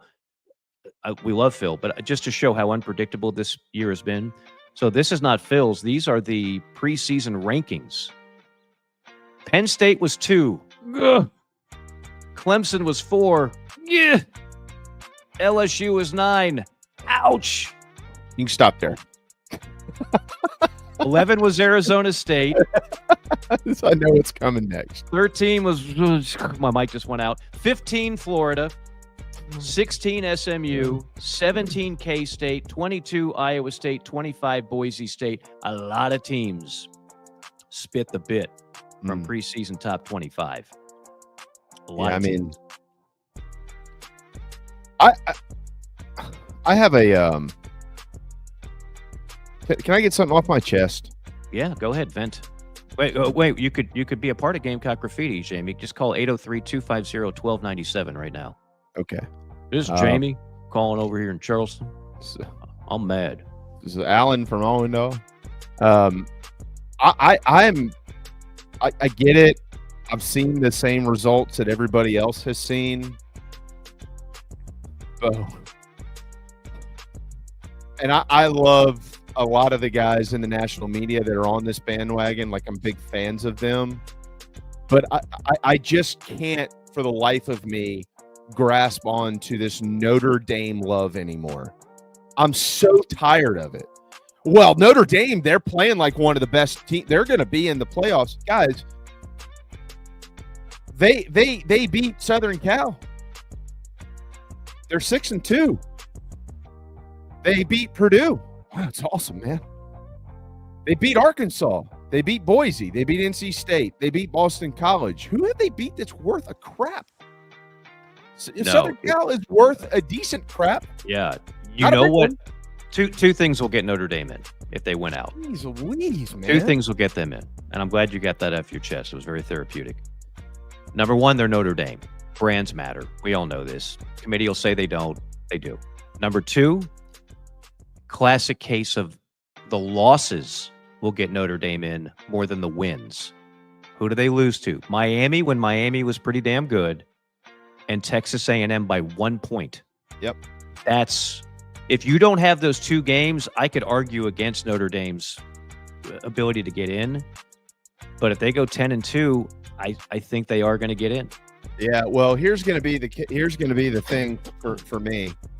If there's an SEC team with let's say, well, what are the, you just said the standings just a minute ago, and I'm not going to go down this rabbit hole and take up all your time here, but if there's an SEC team with 2 losses or 3 losses that gets beat and it's probably going to be 2, I would imagine. Could be 3. I don't know. Texas could maybe still get in there in the SEC championship game, and they're going up against Notre Dame, who once again, another season where they're not playing in a conference title game after the teams in the SEC have to go through this crap every single year. That would be total horseshit, in my opinion. Like, I'm so tired of it. Well, they get beat by the good teams, but then they just went out and they look really, really good at beating Boston College. Okay. I mean, nobody's going to argue with you. Like, except for the people that put them in. Exactly. Yes. I'm so sick of it. Like, it's just Notre Dame does not deserve to be in the conversation right now. Let's see who loses in the last month of the season to get them back into the conversation. They shouldn't be in it right now. They're already setting this thing up. They're going to come out tonight with the rankings. I think most of us have been sick of it for a couple of decades. And the fact that they don't want to go into a conference, and they never will. And, certain people have reported that my inside source tells me they're going to the SEC. No, they're going to the ACC. No, they're going to the big. They're not going anywhere. Not going anywhere. Life is good as an independent for Notre Dame. They don't have to share their TV money with anybody. They've got their own contract with NBC. And when they get the benefit of the doubt, 10-2 will get Notre Dame in perpetuity. If you think it's bad now, wait till we go to 16. Yep. So, okay, point spreads for this week. A&M 10.5-point favorite against Mizzou. That seems a little high, does it not? That could be that 5-ish. You got 10.5? Did I read that wrong? I had to. I'm looking at 6.5 here. Maybe it opened to 10.5 and went down to 6.5. Okay. Well, I'll take your word for it. I was going to say 10.5 seems strong. Yeah. Bama 10.5 against LSU. Is that right? I believe that's right. Yeah. Okay. Florida 3.5 against Kentucky. Georgia 7.5 against Mississippi State. Vandy 7.5 against Auburn. I would have had a 4-1 week if Gunnar Stockton, on a play that they completely baffled Florida on, all he has to do is put the ball over the end zone, but now it's become cool to just take the knee at the half-yard line. They win the game regardless. That should have been a cover. Still, petition Vegas on that one, please. That's Southern hospitality, man. Stockton's are good people. He shouldn't have done that, though. Shouldn't have done that. Kid is a gamer, though. Yep. He is an absolute gamer. All right. Remember Jeremy McDonald's Bags Pruitt? Oh, yeah. The guy that coached Tennessee. Phil Fulmer hired him because he's a real coach, and I know coaching, and I had. Well, he was pretty much a disgraceful exit in every way, shape possible you could have. And then the NCAA said, Jeremy, yeah, we don't approve of openly cheating as you did in Knoxville. So he had a show cause, still has a show cause. He finally, I can never figure out the NCAA, like what they decide is kosher and what they decide is not. He has been cleared to be an analyst for Jacksonville State. Go Gamecocks. Oh, he's going to be a Gamecock. Good for him. He's going to be a Gamecock. That's what I should have said as the lead. Jeremy Pruitt's going to be a Gamecock. Huh? What? New OC, Jeremy Pruitt. Okay. Little defensive number, little nugget. Highest pressure rate without blitzing. I think this is one of the, when you start going into the deep analytics stuff, this is the type of number I love. Because if you can get pressure with 4, you're winning a lot of battles, right? I would stick 7 back in coverage, put my 4 up against your line. A lot of teams can't do it. These are some of the best in the country. There's 3 from the SEC in the top 15. If I were to say, Jamie, put your mortgage payment on, give me 2 of the 3. All right. Pressure rate without blitzing from the SEC. Who's played South Carolina? LSU. Right? Wrong. Oh, come on, man. LSU was 100% in this stat against the Gamecocks. Probably Georgia. Wrong. Georgia's defense is not as good as you think this year. They're good, but they're not as good. A&M. Wrong. All right, I give up. A&M's going to have to do a little blitzing, maybe. Ole Miss and Texas. Wrong. This is the dumbest stat ever. Missouri, number 3 in the country. Oh, I should have. Pressure with. Now, you certainly should have said Oklahoma. Oklahoma's 4, and then Alabama's 11. Maybe you said Alabama. Oh, well, they all played Carolina. Well, that makes sense. Yeah. Missouri, Oklahoma, Alabama. Oh, you're right. Yeah. Okay. But they've been pressuring other teams. Let's be fair. Okay. Not finally. This year's Iron Bowl will be the 7th straight unique coaching matchup. I thought this was interesting. How could that be so? Surely you're telling lies. 2019, it was Saban versus Malzahn. 2020, it was Malzahn versus Steve Sarkisian. Why? Nick Saban was home with COVID. Holy moly. Yeah. That's So in the Iron Bowl, Sark had to coach it in 2020. Then Saban came back. Natural immunity. 2021, it was Saban versus Harsin. 2022, it was Saban versus Cadillac Williams as they quickly disposed of Harsin. 2023, Saban versus Freeze. 2024, Nick says, the hell with this. I don't like NIL. Let me do TV. So it's DeBoer versus Freeze. And now 2025, it's DeBoer versus Durkin. That's crazy. Auburn, yeah, isn't that crazy? 7 straight years, it's been a different coaching matchup in the Iron Bowl. Wow. Wow is right. All right, college football rankings come out. You mentioned it tonight at 8 o'clock. You're going to be watching? Oh, yeah. You notice I didn't mention the AP poll. We can now take the AP poll. Thank you, guys. Give a pat on the back. Appreciate all you pollsters, several of whom don't pay much attention to college football. We're not worried about you. It's all about this poll every Tuesday night. It's a TV show, 8 o'clock Eastern time. And we'll see what that's go. The final poll, of course, comes out Sunday, December 7th. Who's won tonight, Indiana or Ohio State? I think it's Ohio State. But I think Indiana could beat Ohio State. I wouldn't say it's crazy. We'll see. We'll see. Yeah. SEC hoops last night. Missouri over Howard, big. Florida loses to 13th ranked Arizona, 93-87. The Koa Pete kid, the freshman, damn, 30 points, 7 rebounds. They had no answers for him. Arkansas blows out Southern. Brazil with a double-double. Tennessee beats Mercer. Remember the name Nate Ament, special freshman, 18 points, 9 rebounds. Georgia blows out Bellarmine. Got nothing. Vandy blows out Lipscomb. A&M blows out Northwestern State. Alabama blows out North Dakota. LeBaron Philon, 22 points, 8 assists. Auburn got taken to overtime by Bethune-Cookman. From what I heard, I didn't see it. Auburn was up 3 with like a couple of seconds, and they fouled a kid from half court. Oh, my God. So the kid hits the free throws. They go to overtime. Auburn still winds up winning it. Ole Miss blows out SLU, and Oklahoma blows out St. Francis, which sets up the ball games tonight. And, of course, that would include South Carolina versus North Carolina A&T. That's on SEC Network Plus. Kentucky, Nicholls, and then Duke versus Texas. That'll be in Charlotte. Texas, of course, now led by Sean Miller, who I think was seen at Halls having a steak before he took the Texas job. And that is your JT's Kia drive around the SEC.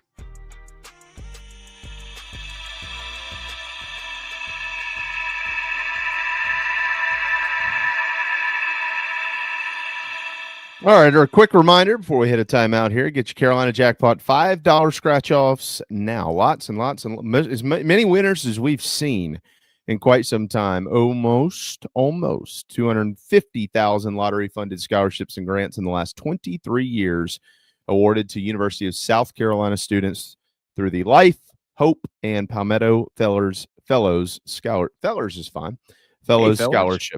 SCEducationLottery.com/education wins. We can't thank them enough for their support of our programming, but most importantly for their support of in-state students.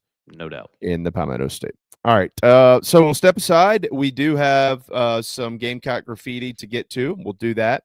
And we got baseball news out there. Walt Weiss being introduced as the manager of the Braves. So we'll slip some of that in here in just a little while. David Ross. David Ross is right there in front of you. Yeah. Could have hired David Ross. Well, but they're going to – so Walt Weiss wears number 22. I wore 22. Asia Wilson wore 22. The Braves will be fine. Yeah, see, they'll be fine. They're going to win the World Series under Walt Weiss. Okay. I like Walt Weiss for what it's worth. And I like Walt Weiss. Yeah, I think he'll be fine. Look, man, big league managers, there's too much made of this crap anymore. It just isn't what it was. Well, you know how I feel about that. I mean, been saying that for years. Like, it's more about over the course of 162. They call them managers for a reason. It's how you manage personnel for 162. It's nothing like college. It's just an entirely different deal. That's right. And there's no DH. Nobody's doing a double switch. 90% of the criticism comes, did you take the starter out too early or too late? Yeah. Right. It doesn't take immeasurable skill to put in a pinch runner in the ninth or make a defensive substitution in the ninth. Like Well, it will be fun. They'll win 90 games next year. They'll be back in the playoffs. It'll be fun. Okay. I'll sign on for that. They just got to get Freddie help. Freeman coming back. If Freddie Freeman's coming back. Hard to manage when your whole team's hurt. So, Braves, priority one, they could go without a manager. Get healthy. Just get healthy. I'll go with that. All right. We'll sprinkle in some graffiti when we return.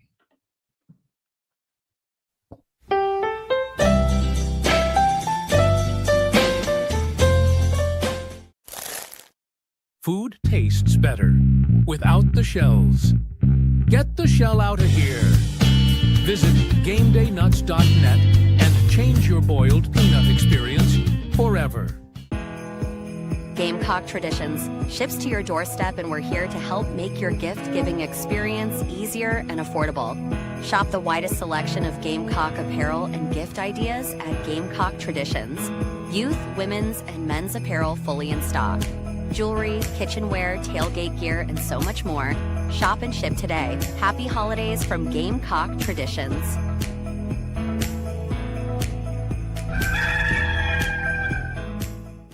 Introducing this year's Carolina Jackpot $5 scratch-off ticket, featuring a chance to win up to $200,000. You can even enter your tickets into the Second Chance promotion. Step on the court for a chance to win $50,000, $75,000, or $100,000. This Palmetto Series lets show who really runs this state. Are your wood floors dirty, scratched, worn, or unsightly? Refinish your hardwood floors with Recoat Revolution before the guests arrive this holiday season. Our one-day dustless wood floor refinishing process is simple, effective, and affordable. Give us a call in South Carolina 803-397-1365 or visit us at recoatrevolution.com. Go Gamecocks and happy holidays.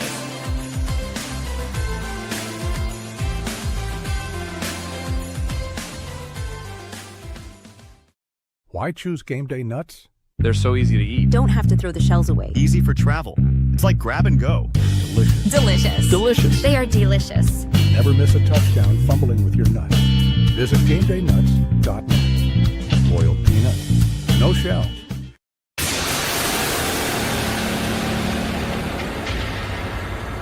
Welcome to Dry Space Crawl Space Solutions. Basement crawl space encapsulation designed for your specific needs. Your crawl space can be susceptible to all sorts of issues, including moisture buildup, mold growth, and structural damage if not cared for properly. Let our trained experts provide basement crawl space encapsulation solutions to protect your home, improve air quality, and enhance energy efficiency. Schedule your consultation today for a safer, healthier space at dryspacecs.com. Dry Space Crawl Space Solutions, proud supporters of your South Carolina Gamecocks. Oh man, the building is on fire. Emergencies and accidents happen. When you're in the middle of a fire or water event, all you want is for things to return to normal as soon as possible. Resto Pros of the Midlands is with you, guiding you through the process and working with you to get your home or office back in working order. They'll answer your questions, discuss procedures, and can act as your advocate when it comes to processing your insurance claim. Resto Pros Midlands SC.com. Open 24/7 when you need them. Quality that is guaranteed. Welcome to SEC Sunday Night, part of the Chief Sports Network. Every Sunday night at 8 p.m. on the Chief Sports app, the Chief Sports YouTube channel, and on our X accounts. Hosted by Rob Williams and Craig McMichael, talking the week that was and what's to come in the SEC. Join us every week for SEC Sunday Night on the Chief Sports Network. It's football season. The Barn Dominium Company wants to help you build your dream home with your dream space. to watch the games and entertain your friends and family. Make your dream a reality. Visit thebarndominiumco.com. That's thebarndominiumco.com for floor plans, photo galleries, locations, and to learn more about us.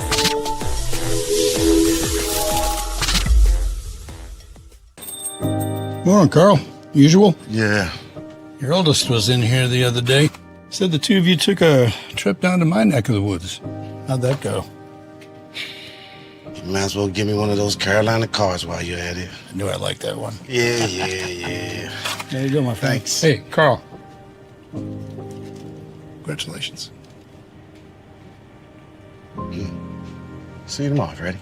You bet. Tune in every Friday at 9 a.m. to the 4 Quarter Friday High School Show on the Chief Sports Network.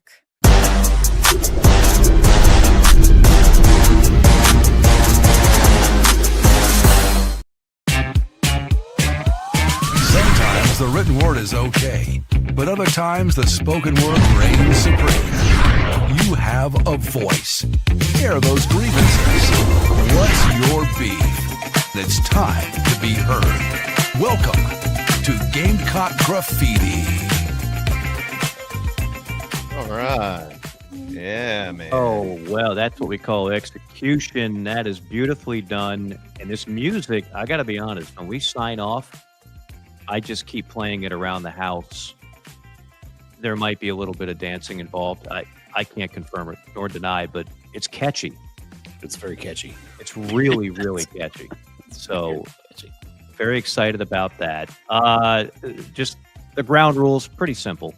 You call 803-250-1297. You leave a message. It doesn't have to be negative. It could actually, it could actually be positive.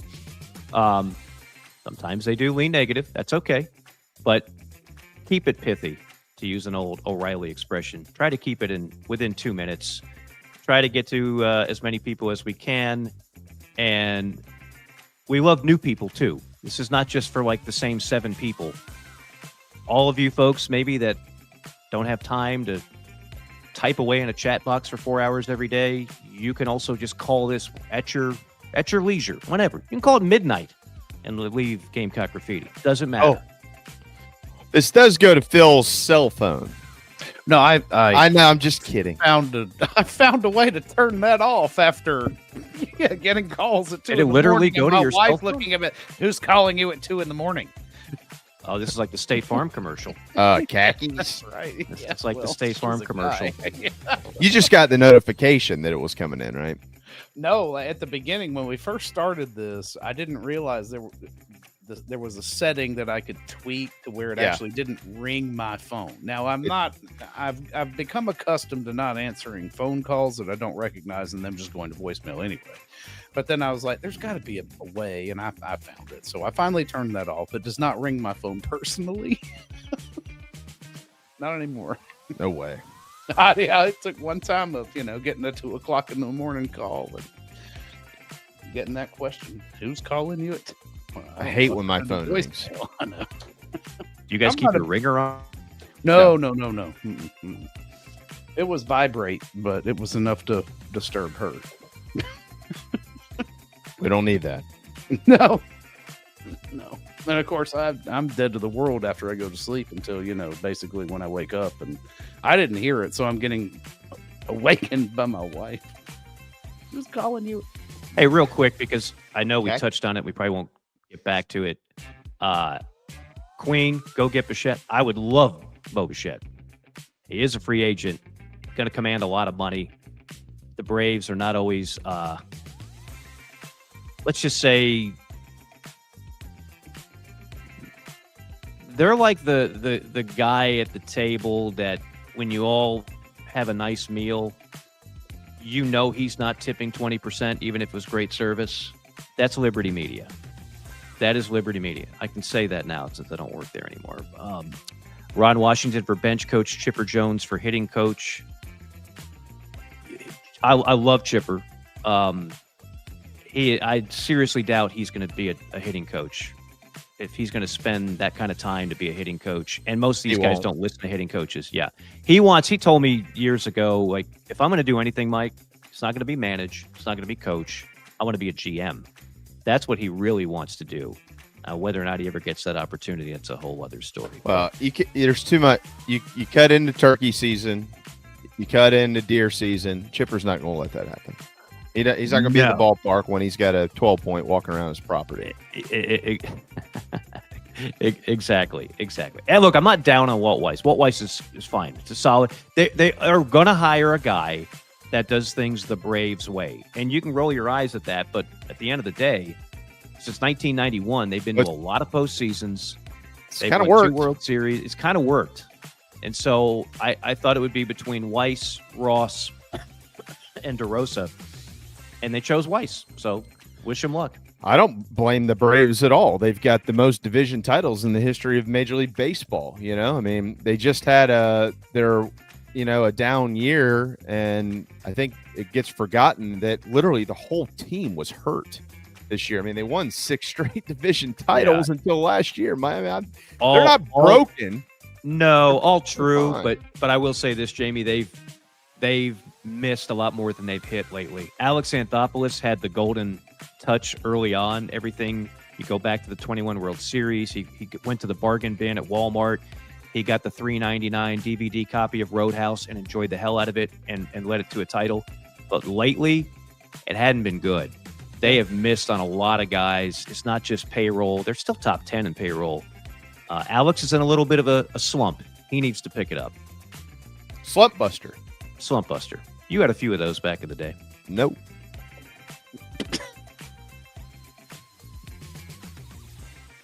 Thought we were doing Gamecock Graffiti. Yeah, graffiti, Phil. Graffiti. Who's Larry. number 1? Let's do it.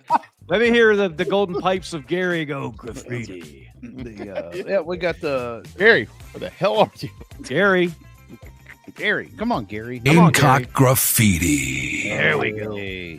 Cock Graffiti. Even better. Yes, this is Larry Labor. And I was just wondering why we can't go back to the days when the teams run the football, and maybe just, get the offensive players excited about running them type plays. Like they could put in one wishbone play and one beer play when they get inside in 20, and that would just excite the offensive players, and maybe get a timeout from the opposing team, so they ain't never seen it before. See you later. Bye. Now, who was this, Phil? This was Larry. I could not understand. I hope Larry's okay. Where? Yeah. First of all, I hope he's okay, Larry.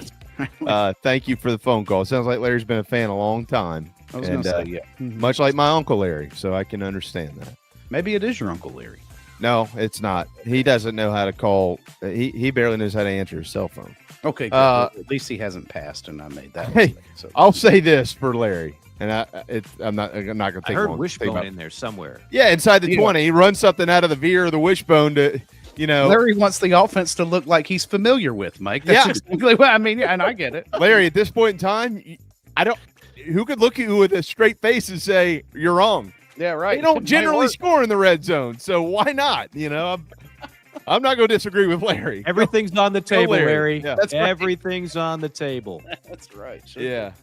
Go, Larry. Okay. Gamecock Graffiti. All right, here's Joe from Smithville. Hey, what's up, Gamecock? This is Joe from Smithville. I just wanted to call in and let y'all know we're on the way to Oxford now. We just went through Birmingham. Next week, my boy turns 7, so we're going to watch a game for his birthday. We just ran into a couple other Gamecock fans, Bucky's a minute ago. But yeah, we're real pumped to go watch them play football. It's our first time going to an away game. We're planning on seeing them later on in the year when they do. They play against Coastal. But yeah, we're looking forward to it. It hasn't been the best season, but at least we're blessed that we get to watch the Gamecocks play football still. Y'all have a good one. All right, that was Joe before the Ole Miss game. That's right. On his way. Everything on was his great. way. It was Stopped at Halloween. Buc-ee's. Feeling good at the Buc-ee's. Probably enjoyed the Grove. Maybe had a nice meal at the Square. Maybe snack bar or something like that. Felt really good about things. And I will say this, for those that haven't been to Oxford, some of the nicest, friendliest fans, like it's the opposite of LSU. Like it ain't Death Valley where they're just throwing stuff at you. It's very cordial. Oh, yeah. So if nothing else, I think Carolina fans that made the trip enjoyed some of that. Yeah, for sure. Gamecock Graffiti. Oh, I'm sorry. I was going to roll right on. What you got? We don't have Joe after the game, right? No, unfortunately. Joe didn't call back after the game. Joe, you know. I'm not coming to Coastal. It was like, I usually get at least one immediate post-game call. This week, crickets. There really? was nothing post-game. Wow. Like, I think people have just run out of analysis it. to say. It's like, okay. It's like, I'm just going to sit on this for 24 hours. Yeah, I get yeah. the call. Yeah. All right. Well, but then I got 3 calls today, so that's interesting. Well, let's get to them. Let's do it. Yeah, man. Gamecock Graffiti. Hello, this is Bart Richards from Town Falls. I was just going to give y'all fellas some cud to chew on, man. We got to go to the top of this, which starts with Ray Tyler, hiring Shane Beamer. That's never, ever been ahead of nothing except the Gatorade bottle on the sideline, making sure it's full. And we give him a $8 million salary because he lucked up, won 9 games. What's going on here? You got 2 great coaches already on staff. Clayton White ain't been nothing but a winner on defense since he's been down there. You got Sean Elliott down there. Just made a huge stride in that offensive line in just a few weeks. It's not going to get any better with Beamer. And we've seen the best of Sellers. He's not a passing quarterback. Give somebody else a chance. Be fair to the football team, the players that's out there playing every day. Put somebody in there like Cutter Woods or whoever. Let them go at it. They need to change. And they need to change from the top down. We didn't got rid of Tanner. We didn't got rid of Sheila, which you know what? It doesn't matter who this football team hires as offensive coordinator. As long as you got Sellers playing quarterback, it ain't going to matter. It's not going to matter. I say give Clayton White the job. The man's more than exceeded expectations in my book. Sean Elliott's always, to me, been a proven winner. Beamer's never been ahead of nothing, but he's making $8 million a year. Just a thought, bud. Y'all have a good one. Go Cox. All right. Mark. That's what Gamecock Graffiti is about. That's right. Yes. You get to voice your opinion. Fire them all. Sometimes it happens like that. All right. Who we got up next? Oh, here we go. Frequent caller. Gamecock Graffiti. Rod from Ridgeway. Oh boy. Yeah, this is Rod from Ridgeway. I have 1 comment and 2 questions. First of all, my comment. I can't for the life of me understand why number 3 Norwood gets playing time. And I know I'm not the only one that thinks this. Every time the guy's on the field, bad things happen for the Carolina defense. It's like the opposing coaches see, oh, there's number 3. That's where we go. And it happens. So I'm not understanding that, especially when we have Swain and Cisse and Collier all that can play corner. I just don't understand it for the life of me. Maybe one of you guys can enlighten me on that. Secondly, I got a question for Phil. Phil, how'd you like those Redskins throwback uniforms the other night? I know they played horrible and the Seahawks just beat them into oblivion, but they looked pretty good. The only thing that was missing was, of course, the Redskin on the side of the helmet. Being a Redskins fan myself, I enjoyed seeing the throwback to the Gibbs era Redskins uniforms. It was really nice. Last question I have, and I scoured the Big Spur and other places to try to find this info, and I can't find it. Can someone tell me how Shed Surratt wound up playing left tackle much of the fourth quarter down at Ole Miss? I thought that if something went wrong with Thompson, whether he was injured or something, that Shivers, or Shivers, if I'm mispronouncing his name, is the next man up at tackle. But I look out there and we've got Shed Surratt playing much of the fourth quarter at tackle. I had no clue the guy had even played any tackle before. So can anybody answer that question as to how he wound up out there instead of Jatavius Shivers? Again, if I'm mispronouncing his name, I'm sorry. Hope the Cox can get things together now that we have dropped the dead weight at OC and win these next 3. Go Cox. Well, I can answer that one real quick. Shivers is not and has not been considered a left tackle at all by this staff, including Sean Elliott. He's okay. He's fine at right tackle, but for whatever reason, he has struggled over there. So that would be the answer that they came up with. And Big Tree right now is the best option they've got at right tackle, although Big Tree looked terrible late in the game the other night in that ball game as well. So Surratt is what they felt like would be the better answer than moving Jatavius from right to left. You want to answer the Miles Norwood one? Well, I mean, look, he's not saying anything that he's right. He's not the only one that thinks that. The thing with Miles is his rough moments this year have been egregiously rough. And those just can't be eliminated from anybody's mind. He's also had some nice moments, but he hasn't also had the Zaz type plays that some of these other guys have had. To this point, I'm not a coach, and none of these guys have said one word to me about it. But the reason that Miles Norwood, I'm just guessing here, and it's going to sound like Captain Obvious, is playing is because nobody's beat him out. So you're going to see it. I mean, he's not getting a lot of snaps. I mean, not compared to those other guys. Rod's right. When he's in there, they're probably going to try to pick on him because he has been picked on. And they've tried to clean up some of that stuff, but he hasn't been beat out. Okay. Mad Dog, how many we got left here? JC's entered the forum. We can all. That's right. Listen, I felt like a kid watching the Redskins the other day, except for the fact that they've stunk. Cool. But I love the throwback uniform. I was like, look at that. Feels good. Hated for Jaden Daniels as another gruesome injury this year in the NFL. Yeah. The one thing about that dude is that as talented as he is on the frail side. Like he's just got a thin frame. He can put on weight, but I worry how he holds up over time. And I love watching him play. Covered him at LSU.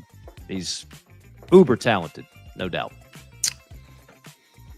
Gamecock Graffiti.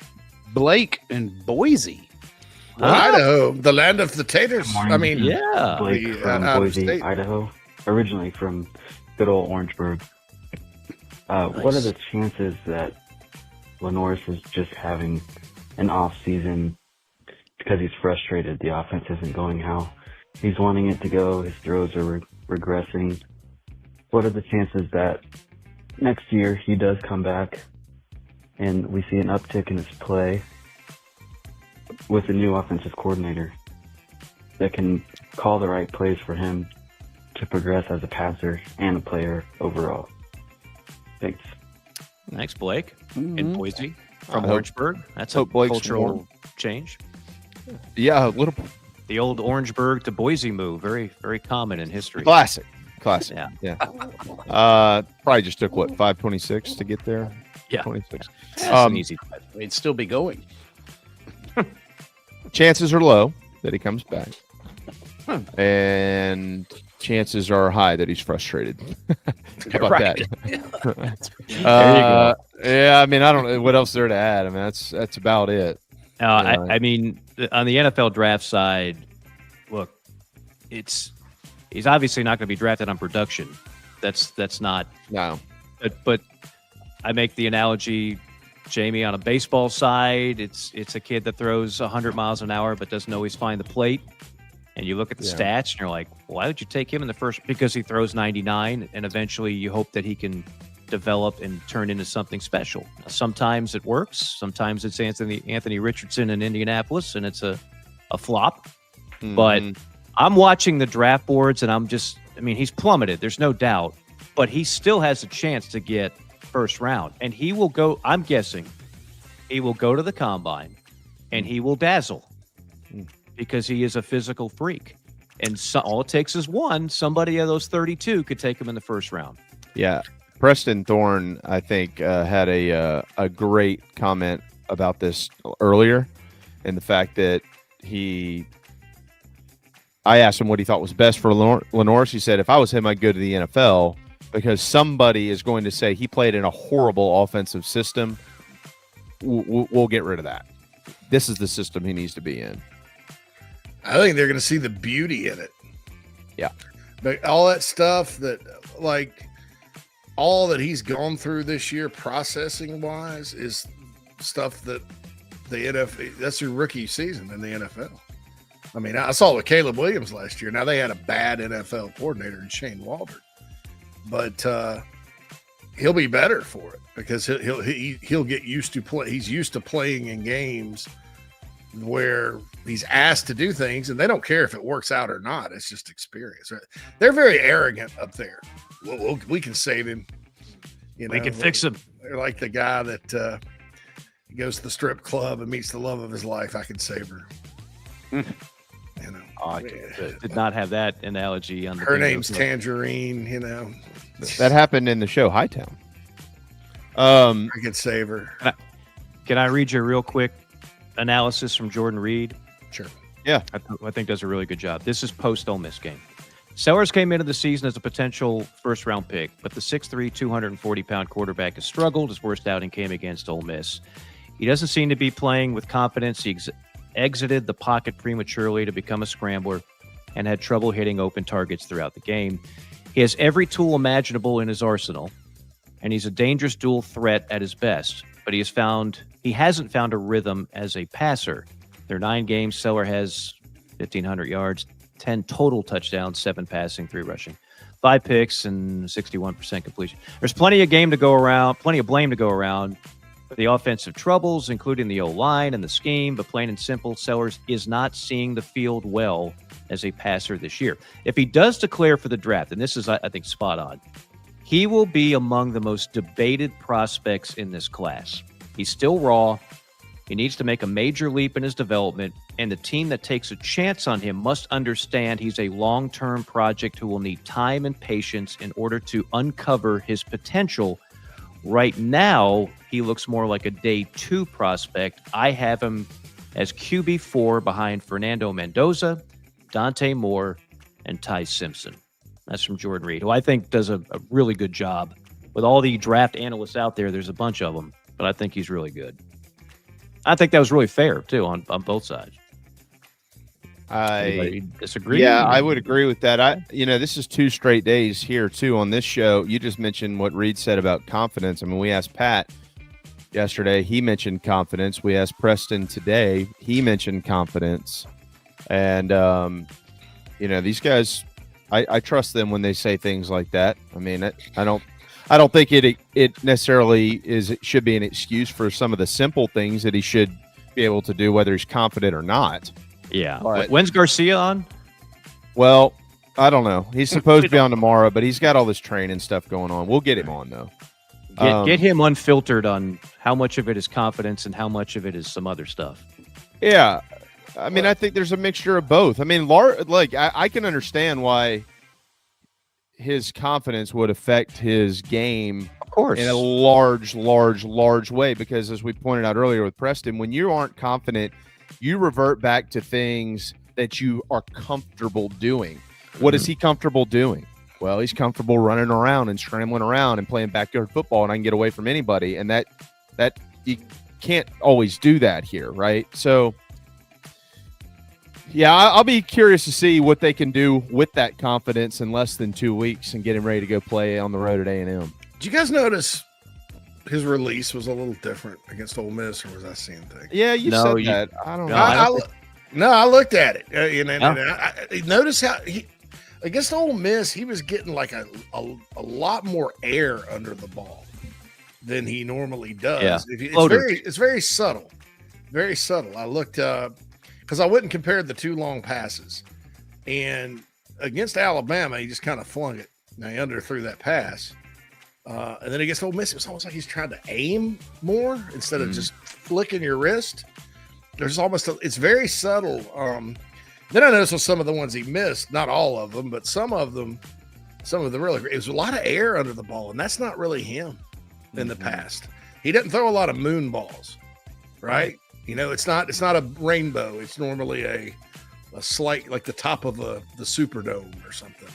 Yeah, I don't know. And now, if he was coached to do that, then somebody need to be fired before. You don't mess with that right now. And I hope nobody told him to do that. Maybe it's just a little thing in the heat of the moment where he reverted on his fundamentals. But to me, he's always been a flick of the wrist guy. No matter if it goes high, low, whatever, it's out and it gets out. This velocity's always been on point, and that was kind of missing the other night.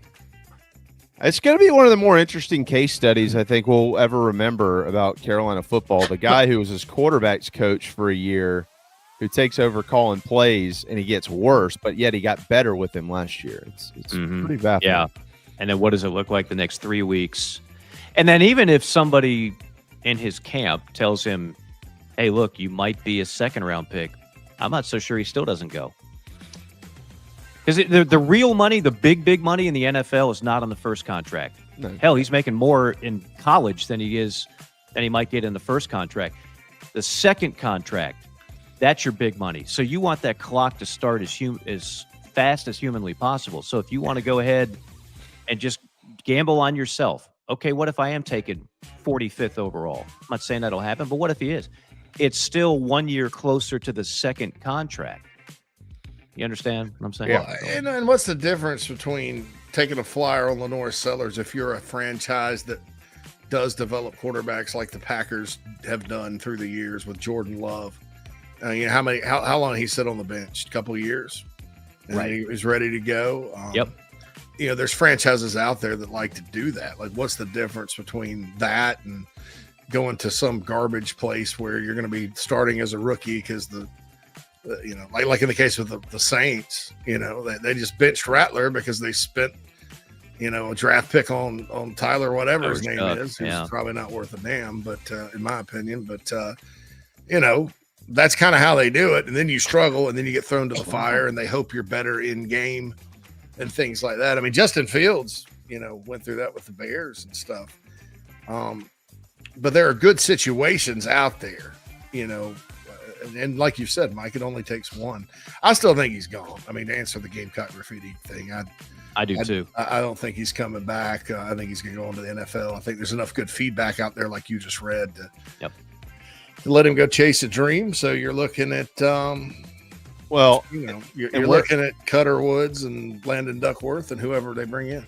Well, and whenever he does get drafted, I hope he goes to a good franchise that allows him plenty of time to get where he needs to be to play at that level. He doesn't need to be in a place that's trying to get him ready as quickly as they can. It needs to be an investment for an NFL team. Whoever takes him will look at it just that way.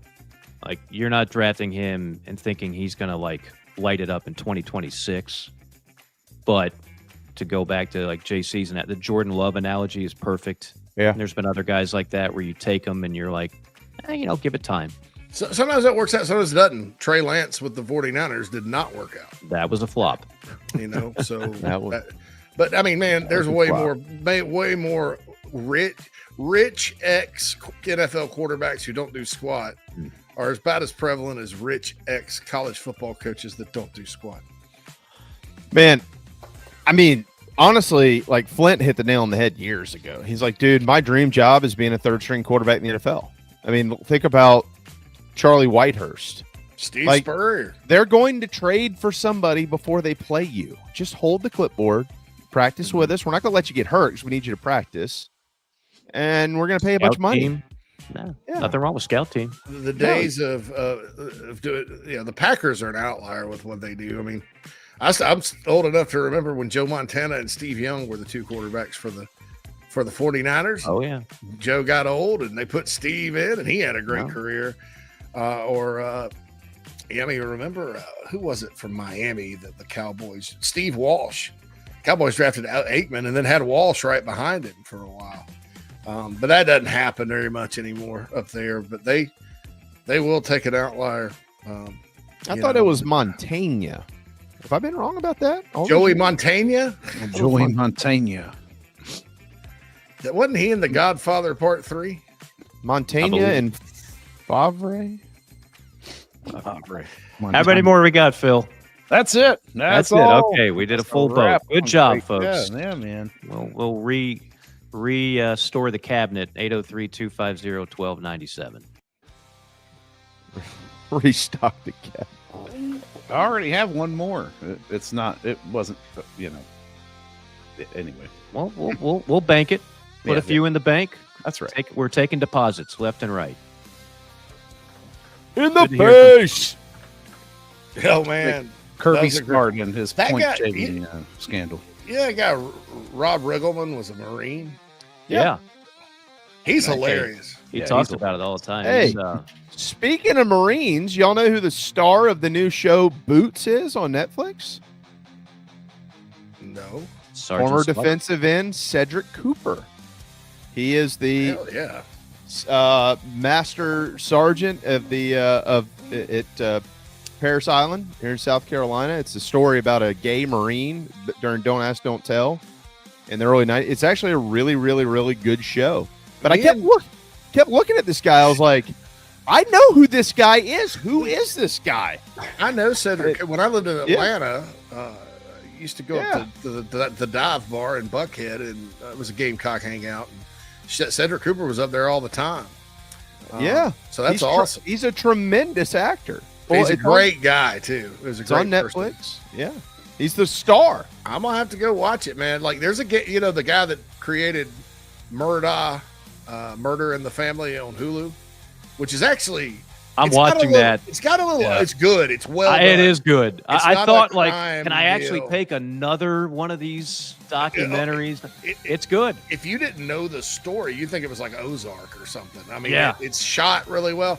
Michael Fuller is a Carolina graduate from Columbia, tremendous person, married to one of the Hill girls. I can't remember which one. That he created the whole thing. Is that He's right? a friend of mine. I was texting with him last night. He's like, I can't believe Shane, blah, blah, blah, blah, blah. And I was like, hey, I'm about to watch your show again and pick back up. Excellent casting. Patricia Arquette's great. And Jason Clarke as Alex Murdaugh is unbelievable. He is dead on. It's Dead on. dude. You know, he put on like 40 pounds for the role. Yeah, I've He listened. gained a He's bunch of Australian, weight. too. Those Australians can act. Unbelievable. Yeah. Russell Crowe. Like, Russell Crowe, Heath Ledger was Australian. yeah. He makes the show work.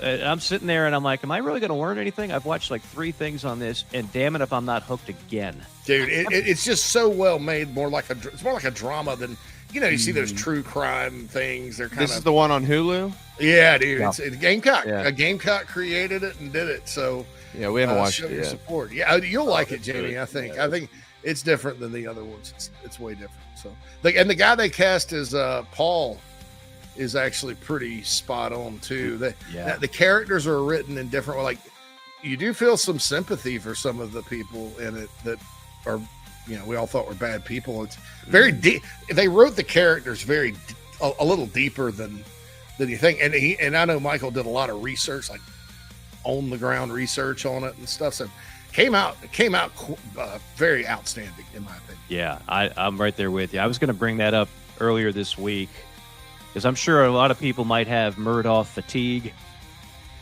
It's still good. Yeah, it's like watching if you didn't know the story, you would watch it and be like, wow, what's going to happen next? It's very, very, very well acted, very well written. Can't say enough good about it. All right. Well, maybe I'll start that after Hoops tonight. And by the way, when they shoot at the Murdaugh Moselle or whatever at the house, the set, all kinds of Block C logos everywhere. Oh, yeah. No, there's Gamecock stuff everywhere in the whole show. Yeah, everywhere. So I know. It's always good. I mean, Texas Tech has Landman. Unfortunately, we have based on a true story.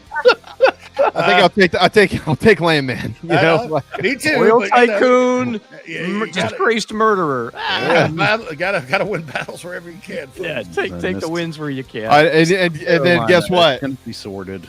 And then you cut on Disney, and they have a movie about the safety that played at Clemson. You're like, oh, for God's sakes, come on. I don't even read like if it's on This is the heartwarming story of the safety that played. I just at Clemson. Scroll right on past that. Like, And they didn't do a good job casting Tommy Bowden at all. I never watched. There's one about an that, Arkansas player. They didn't cast Houston Nutt well. They didn't cast Hugh Freeze well in The Blind Side, in my opinion. Yeah. So, but Alec Murdaugh, they nailed that one with this Nailed one. it. Nailed it. Yeah, somebody deserves an Emmy for that. Well, all right. I have nothing else to say. Quickly, Mike, you got Ohio State at 1, Indiana at 2. Who do you have at 3? A&M? Oh, who's going to be? Yeah, who's going to be in the poll at number 3?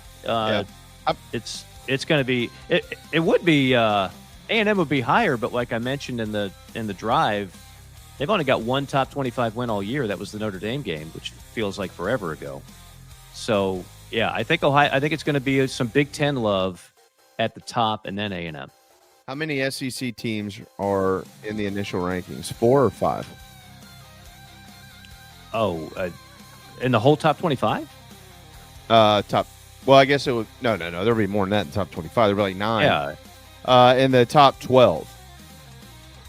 Well, Georgia, Bama, A&M, and Ole Miss. Let's start there. Yeah. So then will the Oklahoma or question Texas? is, you can't put Oklahoma ahead of Texas. Texas whooped them. I saw that in person. I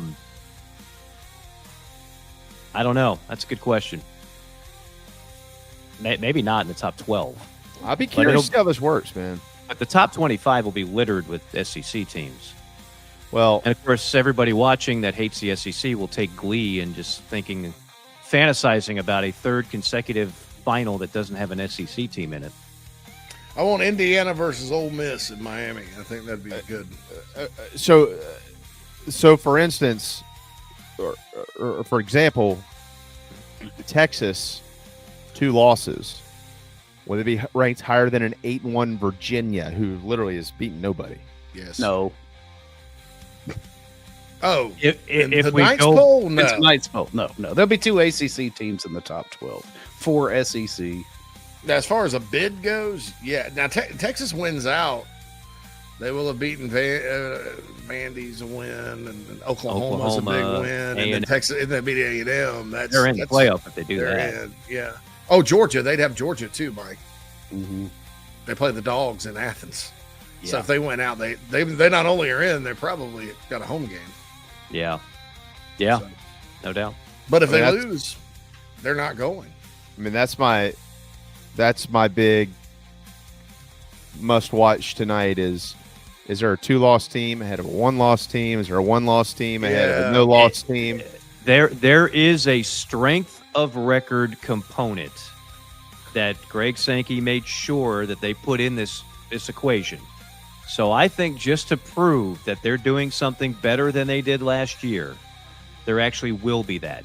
A team with more losses ahead of a team with fewer losses, both in the Power 4. I do think that'll appear. That's why BYU is going to be below Ole Miss, and that's going to satisfy that, and they'll pay lip service to it until they can put together their, Notre Dame Invitational at the end. Yeah, until Notre Dame gets back in. That rule hasn't changed. Yeah. The strength of brand component, which they don't like to talk about, that's still in there. The unwritten rules. The SOB. The SOB. Yeah. The SOB. The SOB, strength of brand. That's genius, actually. Add that to the glossary, JC. Ohio State, Indiana, Texas A&M, Oregon. That's 1, 2, 3, 4. They'll have, the SOB would have Oregon way ahead of Indiana.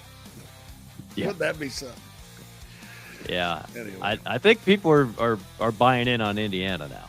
I am. I'm changed my whole mind about it after watching like this. I think this year's Indiana team is much better, more physically impressive than last year's. With a better quarterback. Diving in on their scheme and kind of how they've, with a better quarterback and how they've honed that in.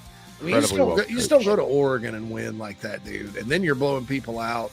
And that was my whole contention last year. Every good team they played, they didn't compete.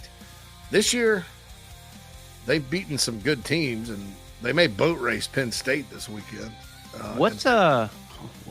JC, what was the recruiting like of Mendoza, both at a high school and then in the portal?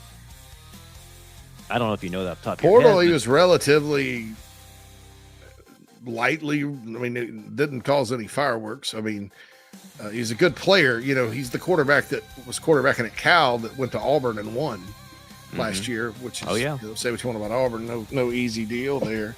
Out of high school, I think he's from Florida. He got lost in Miami. Yeah. I tell you what, if a quarterback from Cal Berkeley gets in the portal, you may want to always look at him because that school is an outlier. They find quarterbacks. Yeah. They always have. Jared Goff had no offers. There's a guy that used to coach for the Raiders named Tom Walsh that called us at 24/7, said, look at this kid, Jared Goff from Northern California. Because that's kind of Northern California is kind of a black hole in recruiting. And we looked at him and stuck him in the top 247. Only team that offered him was Cal. Aaron Rodgers went to a daggum California JUCO, not because he didn't have grades, but because he didn't have any other offers. Then Cal was his only offer out of JUCO, and away we go. I mean, they have a tendency. The guy they have playing out there now has got a hyphenated Samoan name. Is really good. Cal finds, for some reason, they find quarterbacks. So I have Mendoza out of Christopher Columbus High School in Miami. It's a private school.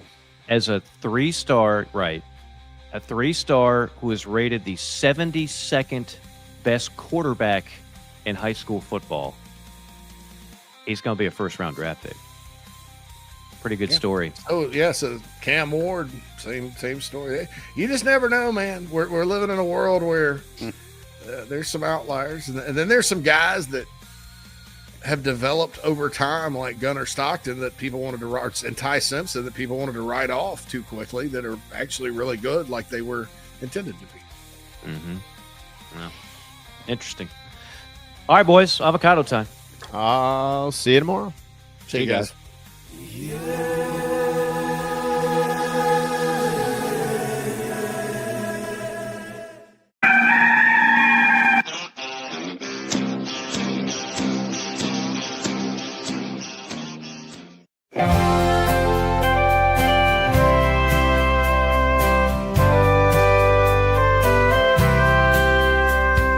I should not have screamed in terror that fine day.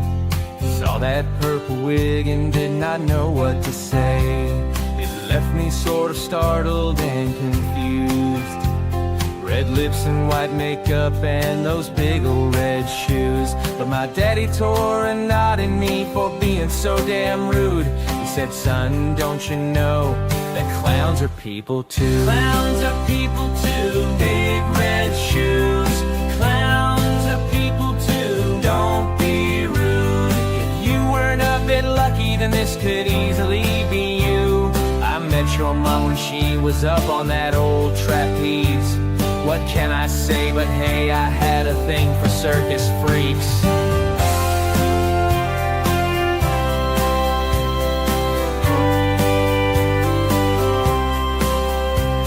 I started watching Bozo and warmed to the movie It. Killer Clowns from Outer Space to me was a big hit.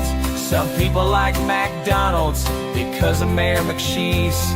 But Ronald is my homeboy now, and Krusty and Pinky. Clowns are people too, big red shoes. Clowns are people too, don't be rude. If you weren't a bit lucky, then this could easily be you. I met your mom when she was up on that old trapeze. What can I say, but hey, I had a thing for circus freaks. Clowns are people too. Clowns are people too. Now I own some tiny horns and got me those red shoes. I don't know much, but know one thing that's true. If you don't know anything, just know that clowns are people too.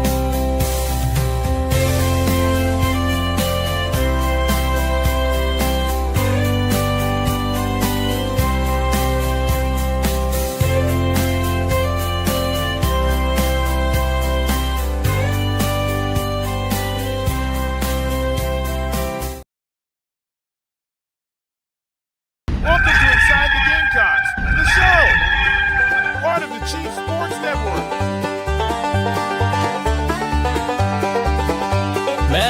dogs upstate raised and reared. Up near the tater patch, he flirted with that upstate team. Now bleeds garnet and black. It's been almost 2 decades since JC started Big Spur. He may live outside of Chicago, but he's all Spartanburg. It's the show, the Gamecock Show. ITG, Phil and JC, it's the show.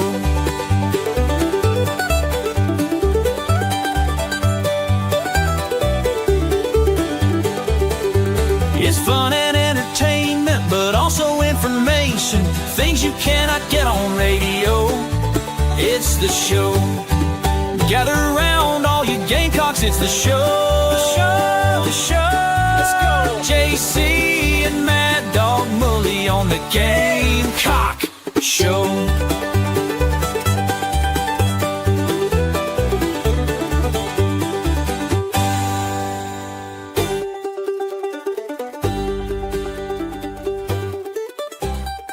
Welcome in, everybody. It is Inside the Gamecocks, the show. Here we are on a terrible Tuesday. Phil, Mad Dog Mullinax, JC Sherbert in with you. Get you through the next couple hours here on the show.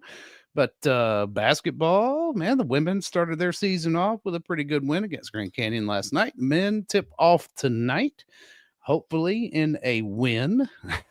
That would be good. That way we won't have to sit there and look back at the end of the season like last year and be like, man, that North Florida loss really was kind of portending the way this season was going to go. But I'm excited about it, JC. I'm kind of ready to watch this men's team on the court and not just, have to catch them on the radio, not be able to see them in exhibition or just read the boards and articles about what's going on, but lay eyes on them.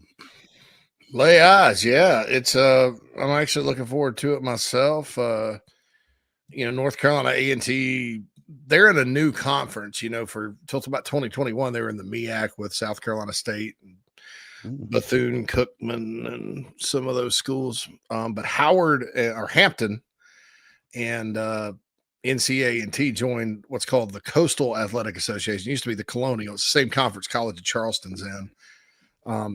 Kind of set up geographically like the ACC. They've struggled since being in there, 7-25 last year. Of course, Gamecocks were 12-20. Carolina's 21.5 point favorite. Games at 7 on the SEC Network Plus. The Friday game is actually on SEC Network, not Plus. Nice. With Southern Miss. The renewal of the Metro Conference rivalry, right? That's right. Yeah. Southern Miss opened the season last night, 6-point loss on the road to Buffalo, 85-79. So, yeah, looking forward to it.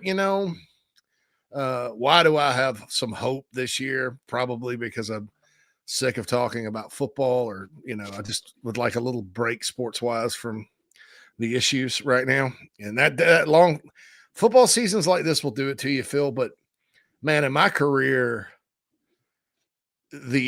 when Carolina's, since we started Big Spur 18 years ago, Carolina's had a down season. A lot of times the coaching was, let's say, not good enough to overcome the talent deficiencies the team faced. And that it was a mixture of things. Now, sometimes it was a lot of coaching. Sometimes it was more just you didn't have the players, right? Yeah.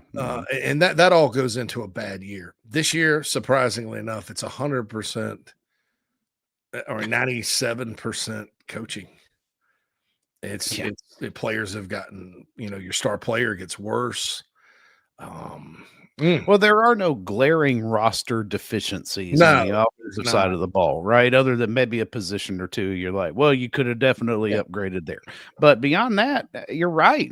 I mean, and even then, it didn't have to be perfect for this team to actually have a very successful year.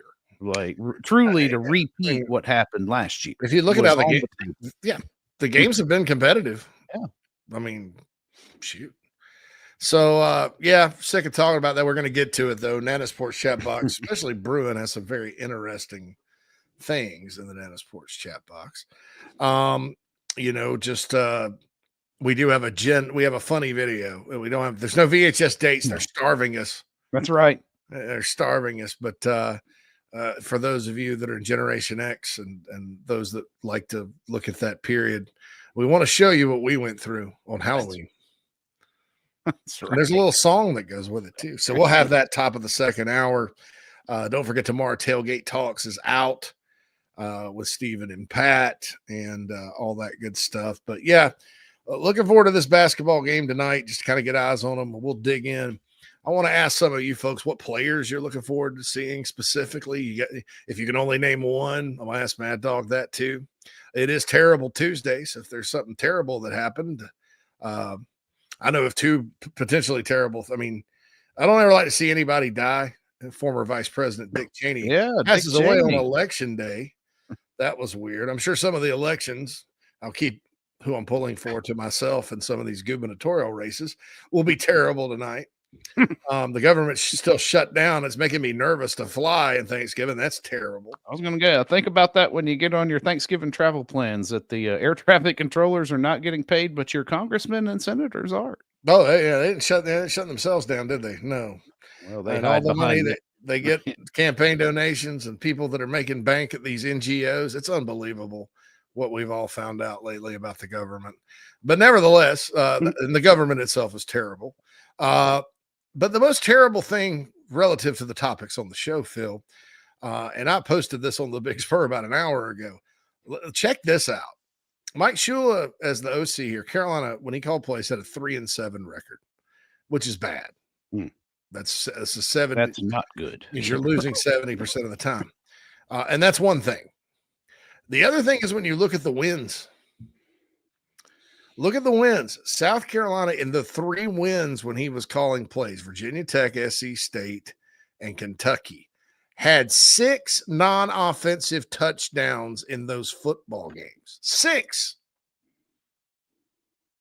Yep. So even in the wins, whoo. Also, but one of them would have been a loss, right? Like the opener. Would not have been a loss. South Carolina State would have been a closer. Would have been a nail biter. 17-10 win. Kentucky would not have been a loss either. No, none of them would have been losses, but they all would have been tight. They would have been, and it makes it look. Yeah, it was inevitable that this happened, and so hopefully that Nana Sports chat box, by the way, which is not terrible today. Doc mentions pro scouts look at things differently than fans. They look at things differently than college coaches too. They're their own breed.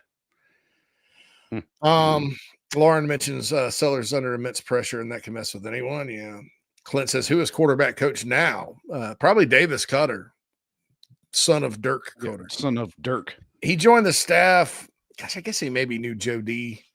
He was at Texas as a grad assistant or something. And he took, like Shula took Logan's place, and Davis took and because his dad was in there, he may have known Mike Shula too. They may have worked together. I don't know the exact connection, but he was at Texas with Sark, and now he's at South Carolina.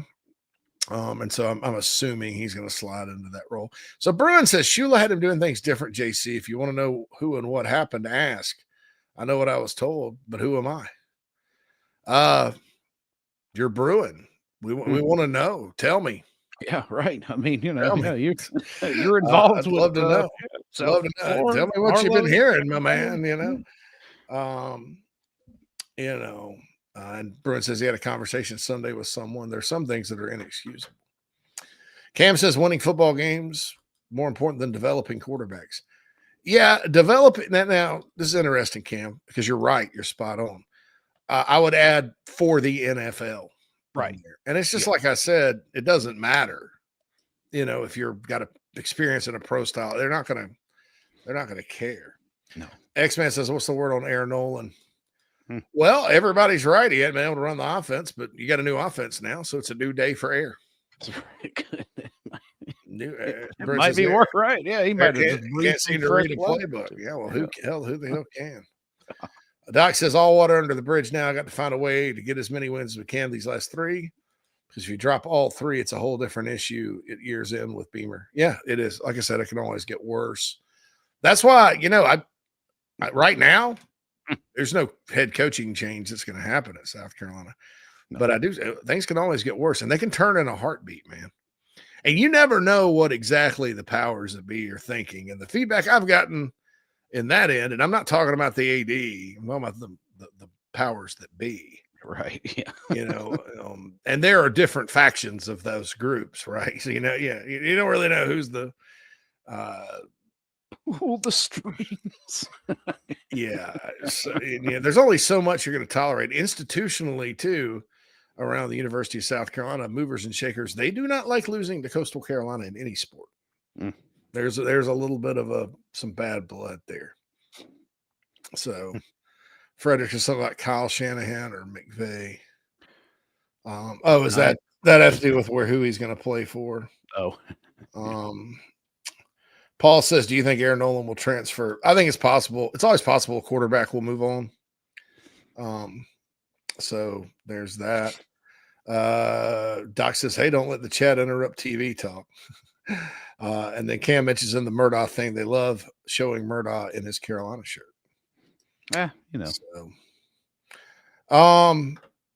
Tiffany, rumors are getting out of hand. Random Twitter reporting Beamer has reached out to Brian Ferentz. That's just somebody trolling you, man. That can't be totally trolling everybody. That cannot be true. Yeah. Now there is a rumor on the Big Spur that I'll bring up. I'll die. I not literally die, but I'll die a death on the inside. Part of me will die if this happens. That Kurt Roper, and this poster, to his credit, he's not a rumor monger. And he did know, I think when the Loggins hire, one of those hires, he was on it, huh? He was on it. Now, dude, if he hires Kurt Roper, I think everybody's that's it, Kurt Roper 2.0 is not going to fly with this fan. Well, and I don't really care what Kurt Roper's doing at NC State. I mean, it is impressive. It's been good. I don't care. I just don't care. There's other guys that are just as good or better than what he's doing this year, go in a different direction. I know what he did when he was here. I know kind of what he's all about. Good person, not really this, we want to talk about a dramatic departure from docile Mike Shula, and a guy that's kind of he blew up the headset a few times, almost up to the line of, hire Bobby Petrino if you want to hire somebody. If you want, right, that would be. How about we should just preclude anyone who's ever held a job here before as a coordinator, and start there. So, there are plenty of options out there.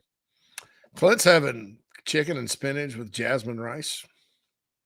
Good job, man. Yeah. I had a nice, healthy Greek salad with chicken for dinner last night after the gym. One day, and I feel like I'm Richard Simmons all of a sudden. Come on, guys. Come on and sweat, and left and right. And yes, oh my God. Oh, Phil. Tell me the inseam of your shorts was a little longer, though. Like that dang kicker from Oklahoma. My God. Dude. I thought it was showing some thigh. I was like, what is this? He's like, Kirk Herbstreit basically just says this has to be a penalty. This has to be a penalty. And then he was dead serious. This has to be a penalty for even dressing. Fowler with the call after his good on the second one. He was like showing some thigh and showing that leg. Another foul, like, holy bum, y'all. Cam asked if they're going to let Beamer make the decision. Yeah, athletic directors don't. The good ones, if you want to have a good one. Now, if you want to have somebody that's not good, that the AD, what he's going to do. And Donati's not a coach, so I don't know what he's going to, he's probably got not much less feedback than maybe the former AD. You let the head coach hire coaches. You provide them with the money for their plan to fix it. If you don't want to do that, you need to fire them. Simple as that. I mean, that's their job. Give them the resources to succeed. Do your job. Be supportive. If they don't do their job, fired. That's it. That there's no coach of a coach. Even Tanner didn't do that. But Tanner was a good sounding board as far as coaching advice, and most coaches down there say that. So, those of you that are under the impression that all of a sudden there's this new sheriff in town and they're going to start micromanaging all this and, go in and erase bad assistant coaching decisions, and you've got another thing coming. And I've told you that from the start. Yeah. And I hate to be right about it because I know some of you get excited and are looking for hope. The new AD will save us. No, there's no AD coming to save you. I've said that from the start too. ADs are not saviors. ADs give the coaches the resource to succeed, make good hires. And if they're not good hires, you fire them. And if you make too many bad ones, you get fired. That's it. Or if you're Scott Woodward and you piss off the governor, you get fired. You get fired. That's right. But you've left a wake, just this trail of IOUs in your wake. Yeah. Jay Frew says, ready to watch something other than football for a day. Tiffany says, curious to see what Fury and Elliott can do these last 3 weeks. Yeah, I'm curious to see too. Look, man, may look good. There may be some things that look better. I'm trying to think. The 2 times Carolina's changed play callers here within the season, not talking bowl. Gosh, the only 2 times I can remember were defense in 05, and it worked. Spurrier was like, he had co-coordinator. He's like, we're going to let Tyrone Nix call the defense now, and demoted John Thompson. And the defense got better. Thinking through it now, Spurrier sometimes would hand off play calling. I was going to say, can you count the Spurrier and the junior? That's a different level. Yeah, that's a different thing. Hell, that was in game.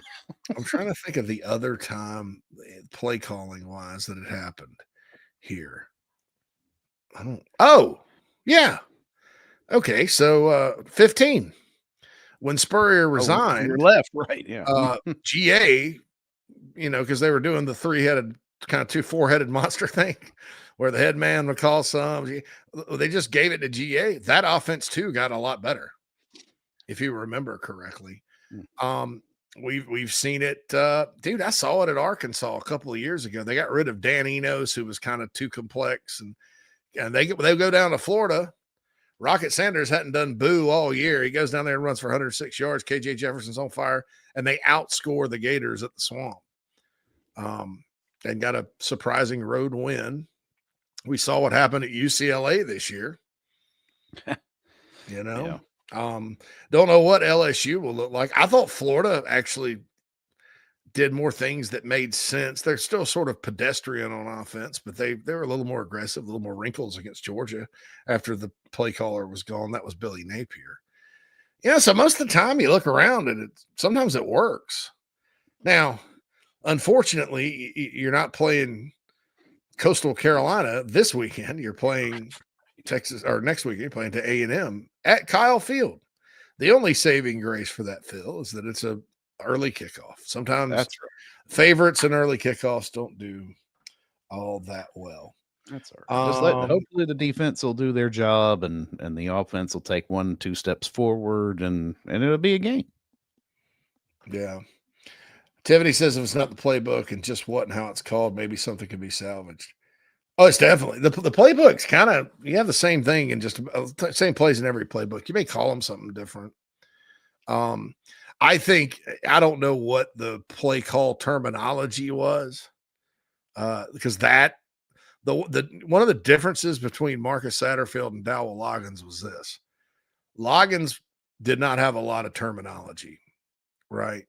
You've heard the old John Gruden zip butterfly 4-time X, Peyton Manning, those guys, the NFL style.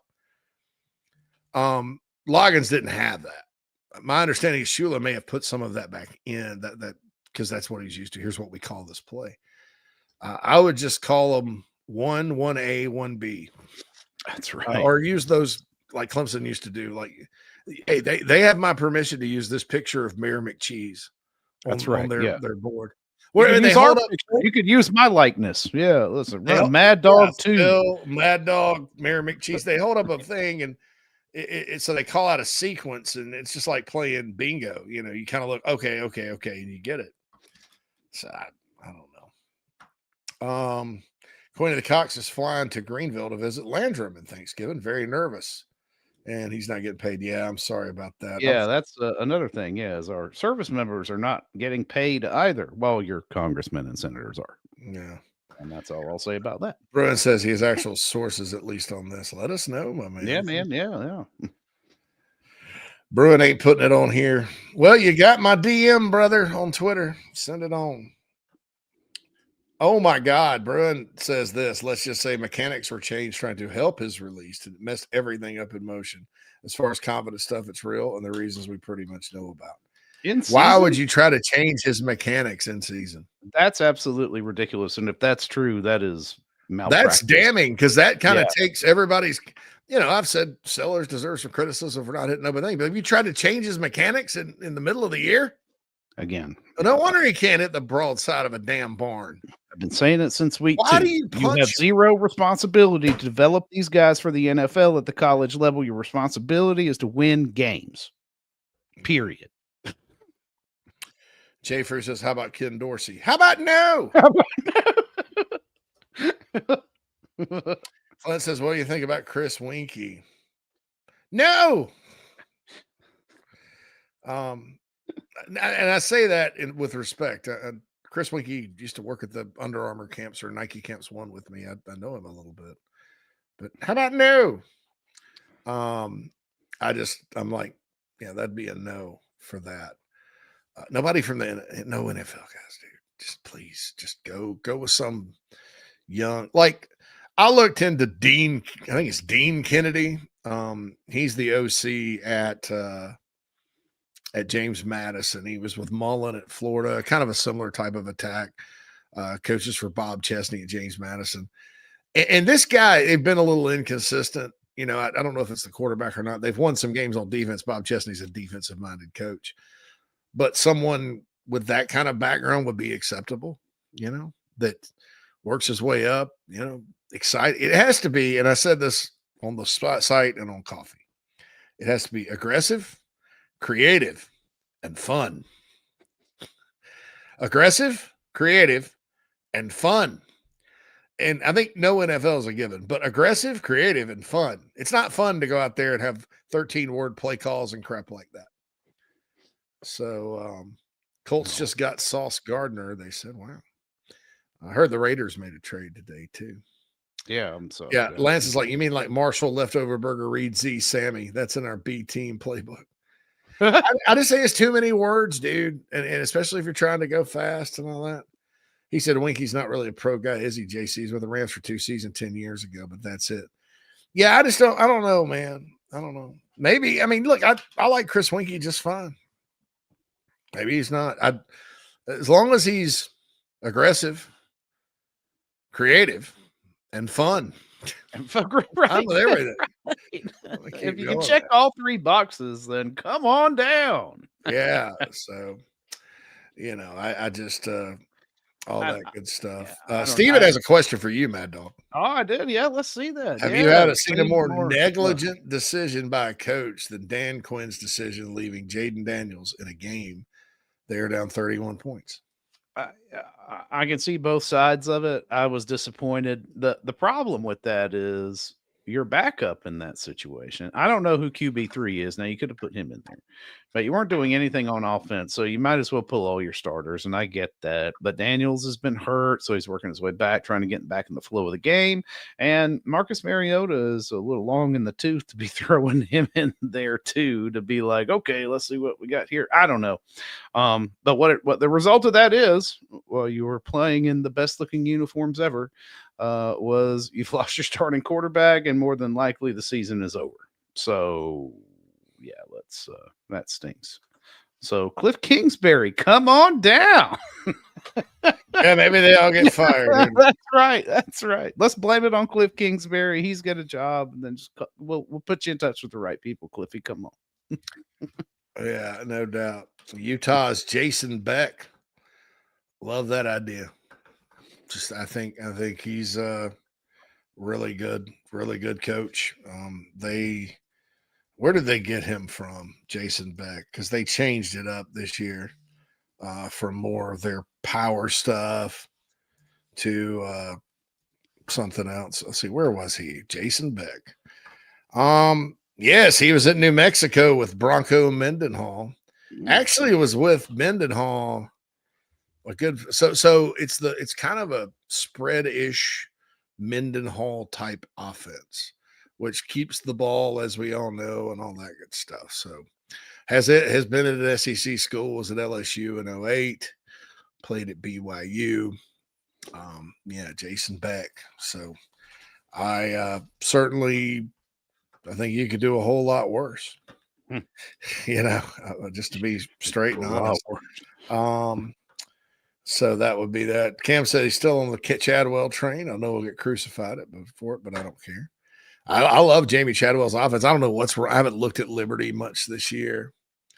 So that's the thing there. Doc says fun means your skill players actually get the ball. Yeah. Or at least try, right? Yeah. Got to at least try. I'm still baffled by this whole change the fundamentals thing, man. That I cannot understand at all. I can't fathom a world where that happened. No. Not saying that Bruin's not telling the truth or that his contact isn't. That's possible. It's just another kind of shocking thing. Well, I mean, you don't hear about quarterbacks working with quarterback coaches in season, right? That's an off-season thing. To take larger strides in development or to broaden your stride. And Bruin was not specific about it. Was he talking about, did they do that this offseason? Because in games this year, I couldn't tell any kind of difference. I thought against Ole Miss, just to me, and maybe I'm stupid. Maybe I'm completely dumb. By the way, Daryl, thanks for the suggestion on Jason Beck. I just kind of read your post there and didn't acknowledge you, and I apologize. I should have. Like everybody else that I just read your I don't even say who it is, this person says. But if there's something like that happened, number one, I'll probably never be able to confirm it. But it looked to me with Sellers being off against Ole Miss. And Mike and JB may not agree with me. They may not have seen the same thing I did. But it's very subtle. But it looked like there was almost a hitch in him throw, a little tiny bit of a different look, hitch. And then I noticed he got a lot more air under those passes downfield than he normally does, which is weird because I wouldn't want that because common sense, which obviously escapes some football coaches at times, tells you that the longer the damn ball is in the air like a punt, the easier it is to defend and pick. I've never seen anything like that. It makes zero sense. I don't know. Yeah. Something's off. Obviously, we can all agree on that. And if it is, the way he's releasing the ball is different now than it was earlier in this season, would assuredly be a very damning thing. Yeah, I don't think there was anything wrong with Lenore Sellers' mechanics. I mean, upper body. I mean, throws well on the run. Well, we don't ever get him on the run. I mean, I don't know what. When even now, this seat, like here lately, even on the run, he is kind of missing guys. I don't know. I think some of it. God, they did. I hope to God that's just a vicious rumor. I hope so, for everyone's sake. Yeah, let's hope that's not the case. But it could be, and it would not surprise me. Weirder stuff has happened. I know, man. But there again, then you really have to question Shula,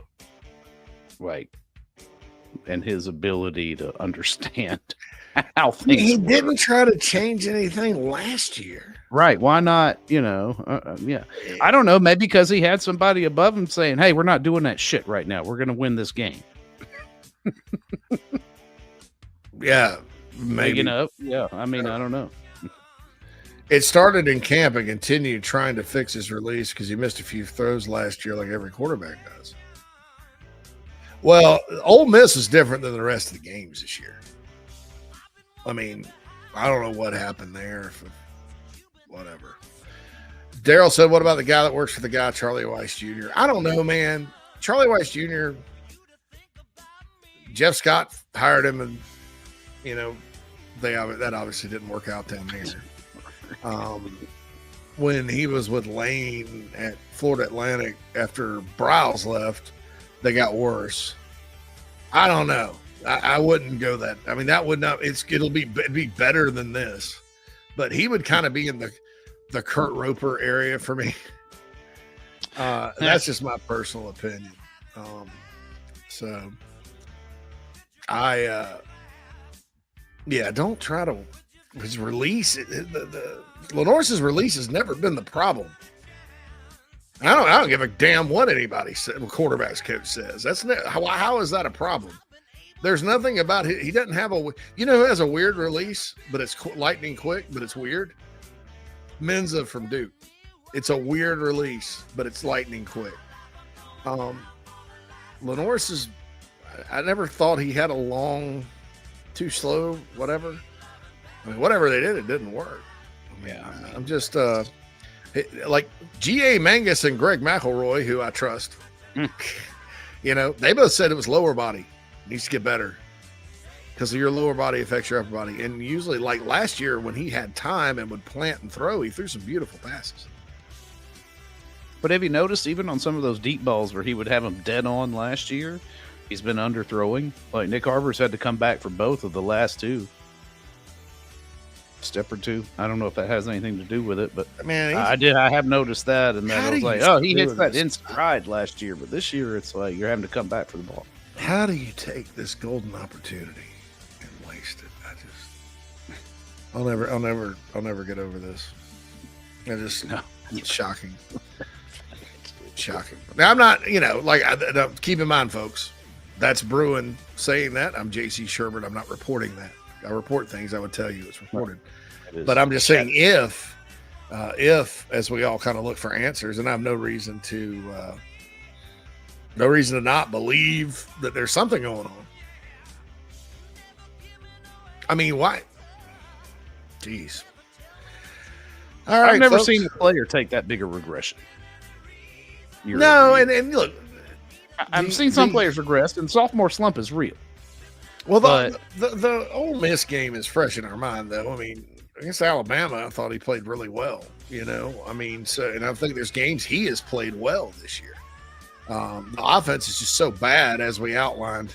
I mean, when you only win 3 games with an offense, and in those 3 games you have 6 non-offensive touchdowns,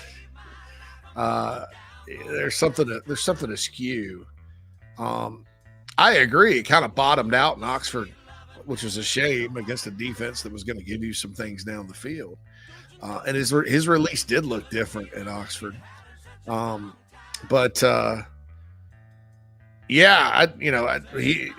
Regression really this season from game 1, Phil, to game 9. Yeah, not just year over year. It hadn't been linear all the time, but game 1 to game 9, you're like, wow. Yeah, you just. Yeah.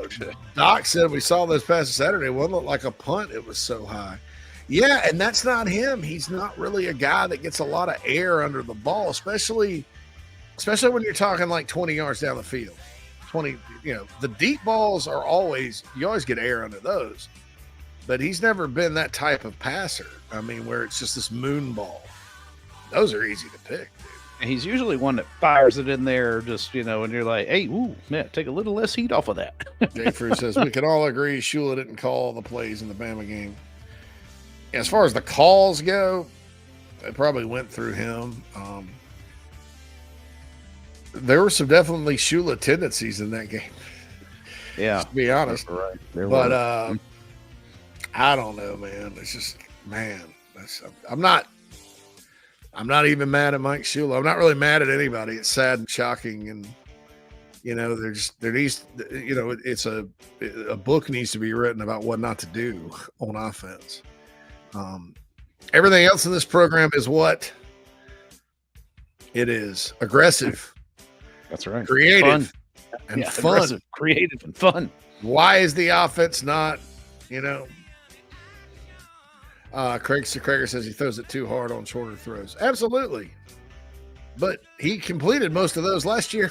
I mean, I don't really care what he does. Throw hard, throw not, whatever. Just complete the pass. If you want to fix it at the next level, fix it at the next level. Like I said, there's lots of great quarterbacks in the NFL now that played in, systems that would get you beat badly in the NFL, right? But that are successful in college. It's part of growing up. Don't grow these guys up too fast. Doc says, no, he hasn't. My wife said something about it. I don't know what we're talking about. Jay Frew says, just think if Dondrell Pinkins was a quarterback when we ran the 3 yards and cloud of dust offense. That was a much better offense than this. Much better. It was a bit more effective, that's for sure. It would have worked great, yeah. Drops have been a bit of an issue at times. Yeah, it's hard for me to. Harbor's had a couple, but there hadn't been any real egregious ones. My other thing is I was somebody today was talking about reverses and bubble screen. Where's Jared Brown? And did Jared Brown get caught up in the pro style offense crap where we got to make him into a true receiver or not play him at all? Well, yeah, you got to think that was my other question is how deep into this offense has that mentality permeated, right? Are we? Yeah, I think you can see it with the tight ends for sure. And all I heard about at Coastal, he was just a guy they handed the ball to. Well, hand him the damn ball because your backs weren't running. Your backs, it would have been better to hand Jared Brown the ball in that reverse than Matt Fuller, who's then your north-south guy, right? Yeah, right. I don't know. Yeah, I didn't. Yeah, but I mean, A, that call was bad. B, I don't think you had the right personnel in there for that call. But he's not here anymore. Yeah, not gonna work. Oh yeah, moon balls. Yeah, Doc says his wife saw the moon balls. Krager, you're right on the swing passes are different. They do need to have some touch to them. Boy, Spurrier used to run those really well. Blake Mitchell was good at throwing that. Mm-hmm. Steven Garcia was they all were good at throwing that. Mazio has dropped some, unfortunately. Yeah, it's just he's not having his best year. Everything in the offense is head scratching. It's not head scratching, Phil. D's wings? D's wings, brother. Oh, D's wings. Taco Tuesday. Tacos Tuesday. Head on over to West Columbia, D's Wings. Also, don't forget the Barn Dough Co. Don't forget Game Day Nuts. GameDayNuts.net. You have your awesome boiled peanuts without the shell. Snackle on those bad boys, right? You got an open date this weekend, so no pressure to watch the Carolina game. You may want to sit around and eat some boiled peanuts in your undies or fully clothed, or who knows. That's right. Let's get wild. Hey, wow. Hey. Let's get wild, Phil. Let's get wild and eat. Take our pants off and eat boiled peanuts with no shells. shells. Nuts in our undies. So long as we do it with a Budweiser, be all right. Oh my God, this is from Bruin. I just pray this isn't true. The NFL has a thing where they supposedly monitor a QB's release, and it was said his release was taking too long. I thought at Ole Miss it took a little bit, a half second longer. There's nothing that was. All right, I'm so sick and tired of hearing about NFL. I don't give a damn about the NFL anymore. Right, regarding my college football team, if I never hear the letters NFL, I'll be happy. It is. It is just. At this point, I'm talking myself out of Cliff Kingsbury. I want an OC that has never sniffed, has never walked past an NFL locker room. College coaches love the NFL. Kirby talks about the NFL all the time. All the time. College coaches do that. I mean, it's football. They should love it. But the concepts are not applicable, and there's no what's good for them is not good for college football. And that's been proven over and over and over and over and over again. I can't get Steve Wilkes' terrible defense at Missouri out of my mind. Guess what? He goes back to the Panthers. Hey, it's pretty good. He got fired with the 49ers, but people get fired at that league. But that Niners defense looked a lot better than Missouri. Did you see what Josh Heupel did to him a few years ago? I mean, great scheme, Steve. I mean, that was almost as bad a disaster as Shula. When's everybody going to learn, right? I'm tired of hearing about it. I don't want to hear about the NFL. I don't care. It's not. You know what you do to get play. I mean, look, Steve Spurrier put a lot of guys in the NFL, right? Florida, South Carolina, Duke. Obviously, his offense does not work up there. Right. I mean, you guys in the NFL play well, win games, put up numbers, put up good film.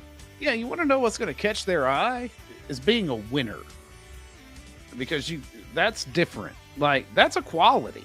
It's a serious quality, and it's a serious quality in a quarterback. Is he a winner? It's one of the reasons why I like Cutter Woods so much. I'm not calling for Cutter to start the game, but you want to know what? Cutter Woods a freaking winner.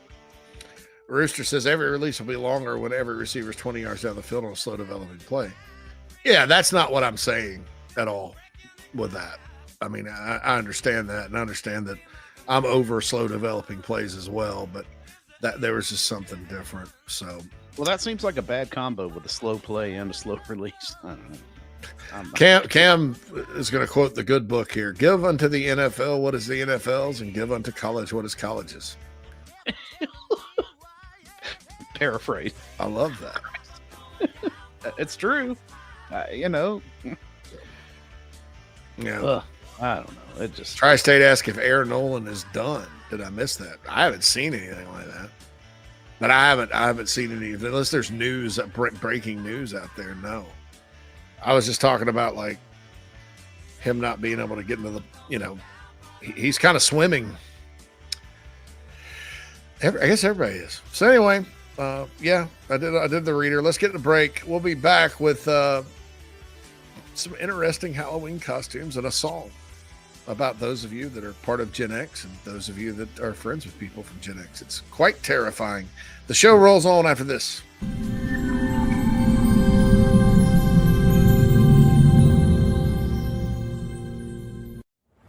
Fans, listen up. The official Chief Sports apparel store is now available until November 19th on the Chief Sports app.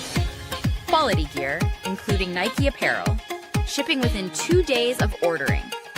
Men, women, and children can choose from a variety of Chief Sports products this holiday season.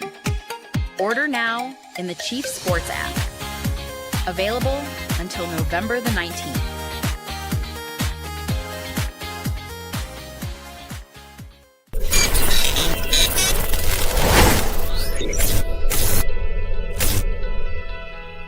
Palm Casual Patio Furniture are proud supporters of our Gamecocks. We have been making and supplying the highest quality outdoor furniture you can find for almost 5 decades. If you use your outdoor space to watch the Gamecocks, make it the best it can be. Visit palmcasual.com or visit one of our 4 locations in South Carolina. Go Gamecocks! You're traveling to a dealership where the savings are beyond imagination. You've just entered the buy right zone. When you don't have a reliable car, it can turn your world upside down. Even if your credit has reached its outer limits, JT is serious about saving you money. Buy or lease a new JT's Kia for as little as $199 a month. Get 0% for 72 months and save over $7,000. You have entered the buy right zone, where we love to say, you're approved. JT's Kia. Kia Fall Savings Event. Remarkable, 5-star, sensational. These are just some of the terms used to describe nationally renowned chef William Turner out of Scottsdale, Arizona. Originally from Georgetown, South Carolina, and a diehard Gamecocks fan, Chef Will made his way out west and has served parties from every state and many countries from across the globe. Visit chefwilliamturner.com to inquire about private events and more. Food from every culture, all of it first class. chefwilliamturner.com and Chef Will Turner on socials. You won't believe what you see. You really won't believe how it tastes.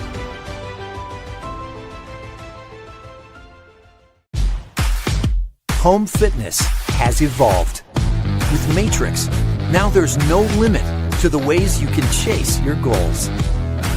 It's time to make your next workout whatever you want it to be. You can use all of your subscriptions or none at all. Take on exclusive HIT programs or move through immersive HD destination footage while you sweat. Visit charlestonfitnessequipment.com.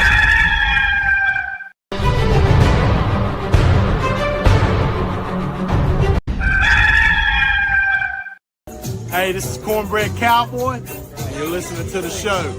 We'll be right back.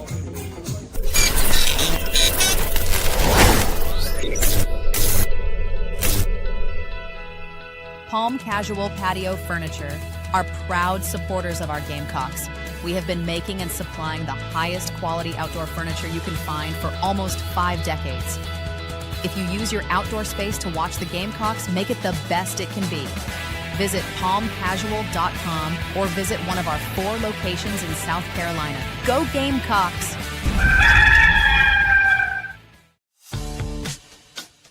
The Aventon Adventure 2 takes the same basic design as the original Aventon Adventure, making it an adventure bike designed to take you places that typical roads just don't reach, allowing you to ride whatever terrain you want based on your whims of the day.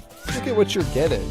Hydraulic disc brakes, torque sensor for responsive pedal assist, great LED lighting, suspension, a beautifully welded frame with excellent build quality, included rear rack, included fenders. The list just keeps going on. Visit electricbikescharleston.com for more. It's football season. The Barn Dominium Company wants to help you build your dream home with your dream space to watch the games and entertain your friends and family. Make your dream a reality. Visit thebarndominiumco.com. That's thebarndominiumco.com for floor plans, photo galleries, locations, and to learn more about us.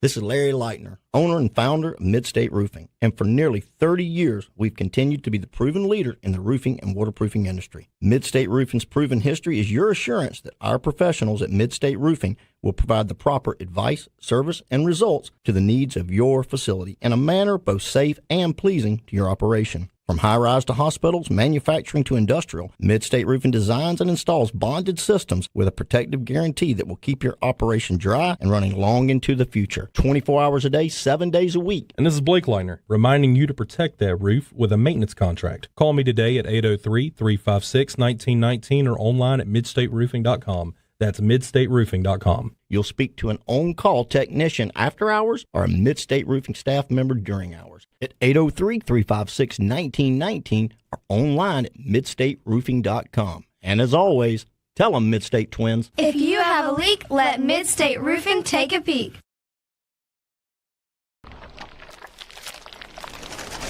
Watch JC and Morgan every week on the Chief Sports Network. Now back to ITG.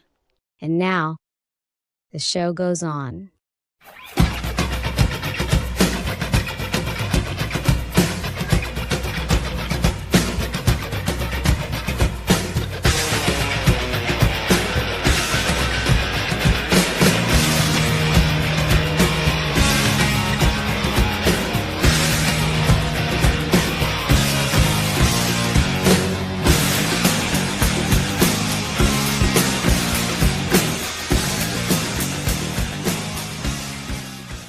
Hello, Gen X friends.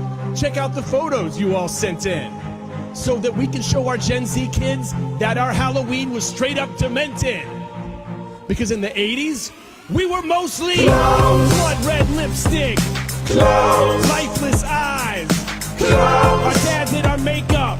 This one is with McDonald's fries. 1980s Halloween night. Mom gave us a shopping bag and a flashlight. It wasn't just our street, now we walked really far. It's a wonder none of us would run into a car. There was no Amazon, so Mom and Dad made a costume with whatever they had. Here's mommy's scarf, you're a pirate scallywag. Or hey, you wore groceries, climb into this bag. Yeah. We got these old masks we would put on our head. The plastic they were made of had a fair amount of lead. Then we put it on her face and we breathed into it. And it cut into her skin because they were sharp as We thought that the masks made us all look cool. But looking back, they're total nightmare fuel. Strawberry shortcake, nightmare fuel. Cabbage Patch Kids, nightmare fuel. My Little Pony, nightmare fuel. Smurfs, nightmare fuel.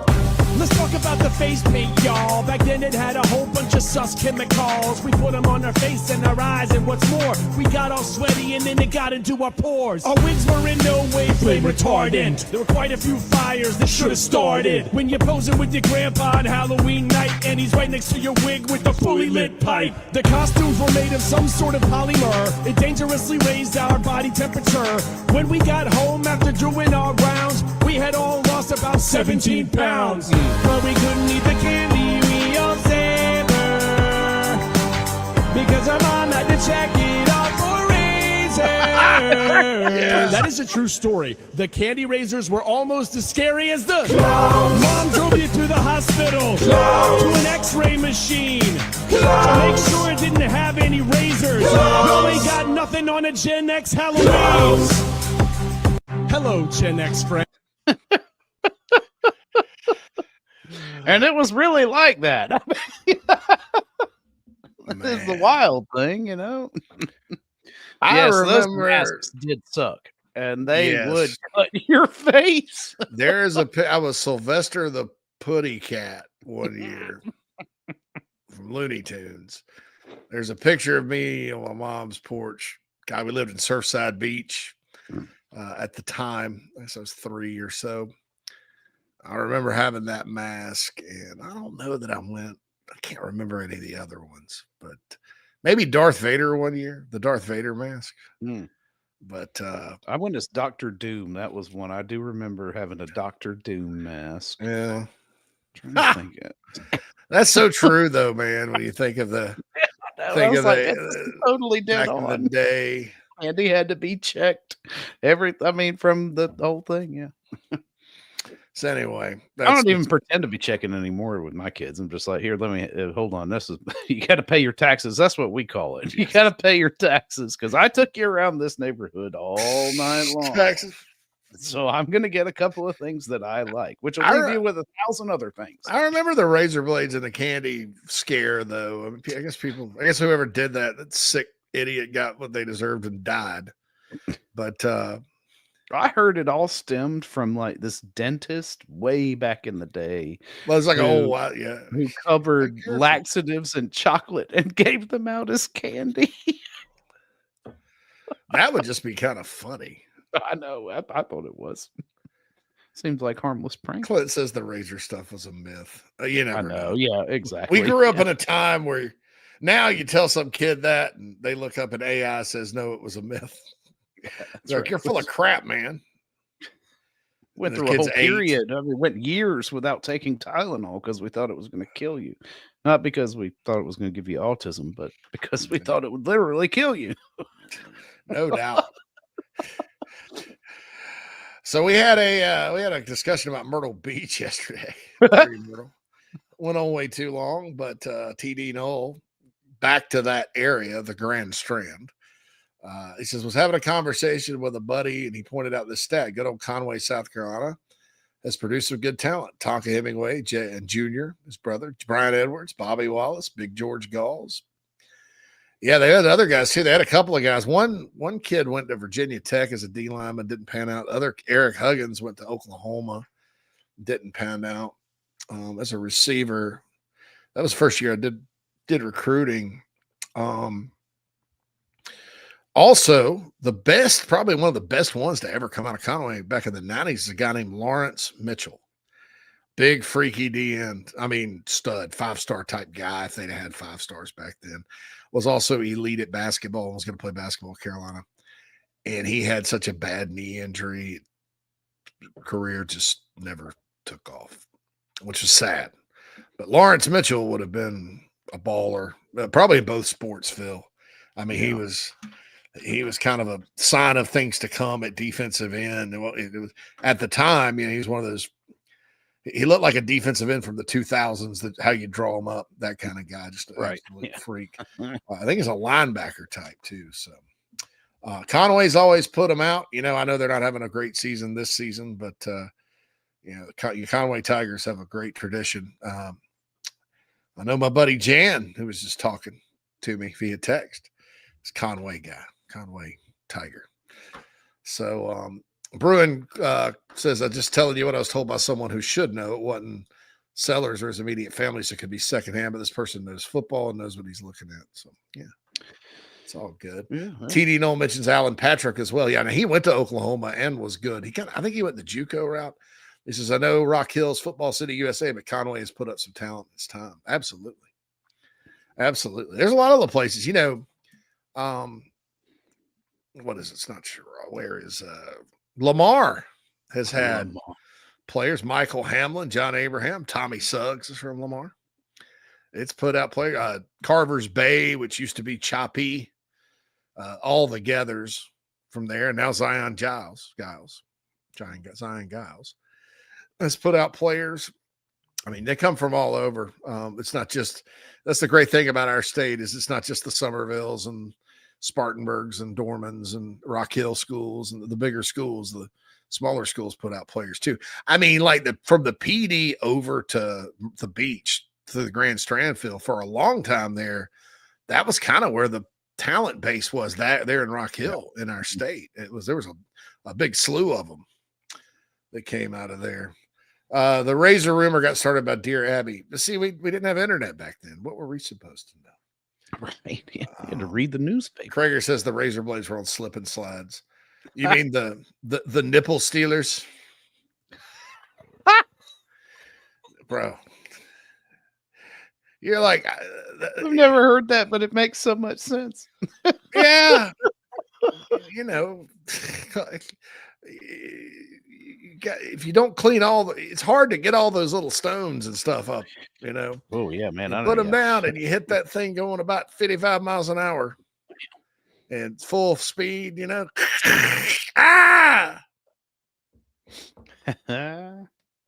Doc said someone mentioned yesterday Harbor should have been converted to defensive end. Who said that?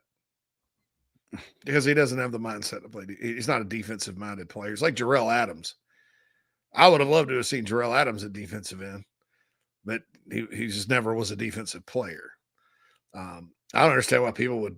I mean, the one guy that's made big plays on your offense in games this year, you want to move him to defensive end? Like do they really need another I mean, what's more important, getting points on the board or having another defensive end that doesn't really have his heart into playing defensive end? Unbelievable. I know.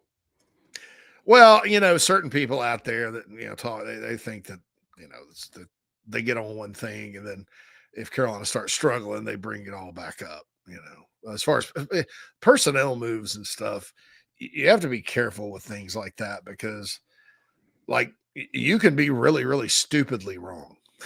And I've lived that before. A couple of those safeties like Keanu Neal that Muschamp had down at when they signed him at Florida, he was already 215, I thought, linebacker. And he wasn't. How about, and now I categorically rejected Nick Eamon-Warade, a linebacker. But a lot of people, probably the same type of person or could even be the same person that wants to move Nick Harbor to DN, wanted to move Nick Eamon-Warade, a linebacker. Oh, it's like how stupid would that have been? Yeah, it's like just staring at the roster and slotting players based on their metrics. Like, oh, he's 6 this and 200 that, so he should play here. Those old canvas rafts we wide raise on nipple erasers. Absolutely. Especially they get sandy. You go in burning. The only time I've ever been stung by a jellyfish, I was on one of those. You have never been stung. I've never at been Myrtle. stung by it. My mom always said, you remember that at Myrtle, they used to, God, I don't want to get on this again today. But remember they'd have jellyfish, the season of the jellyfish, and you go out there and like the beach is just covered with jellyfish. Yeah, they're just littered with it everywhere. Right. Mm-hmm. Yeah, I never got stung by any, but my mom always said this. It stuck in my head. She's like, it's okay if you get stung by a jellyfish. It's kind of like when Steve Spurrier used to say, shit, damn, or hell's fine every now and then, but don't use that F word. My mom was saying, like, it's okay if you get stung by a jellyfish, just don't get stung by a Portuguese man of war. They'll kill you. My grandfather warned me about that, and I was expecting it to be floating everywhere. He was like, don't get that touched by that man of war. I'm like, oh my goodness. And I'm always like looking out for these man of wars everywhere. And I'm like, I've never seen one. Hey, knock on wood, because I spend a lot of time in the ocean, but I think that's the title of today's podcast. That's right. Portuguese man of war. That's right. There's so many things from our childhoods that we were just expecting to have to dodge and account for as adults that never really came to fruition. Doc says Imanori's a dude. Miss that guy. Yeah, he was. Think if they'd have moved him to linebacker though, and he's platooning with 3 other guys last year, and who you'd have at safety. Would Carolina have won 9 games? I don't think so. No, probably not. So, yeah, and I want to say this: they miss him on defense. We said they would. They do. But I think DQ Smith, Peyton Williams, and I think they're playing okay. They're hanging in there. I mean, I wouldn't go so far as to call them huge liabilities on the back end.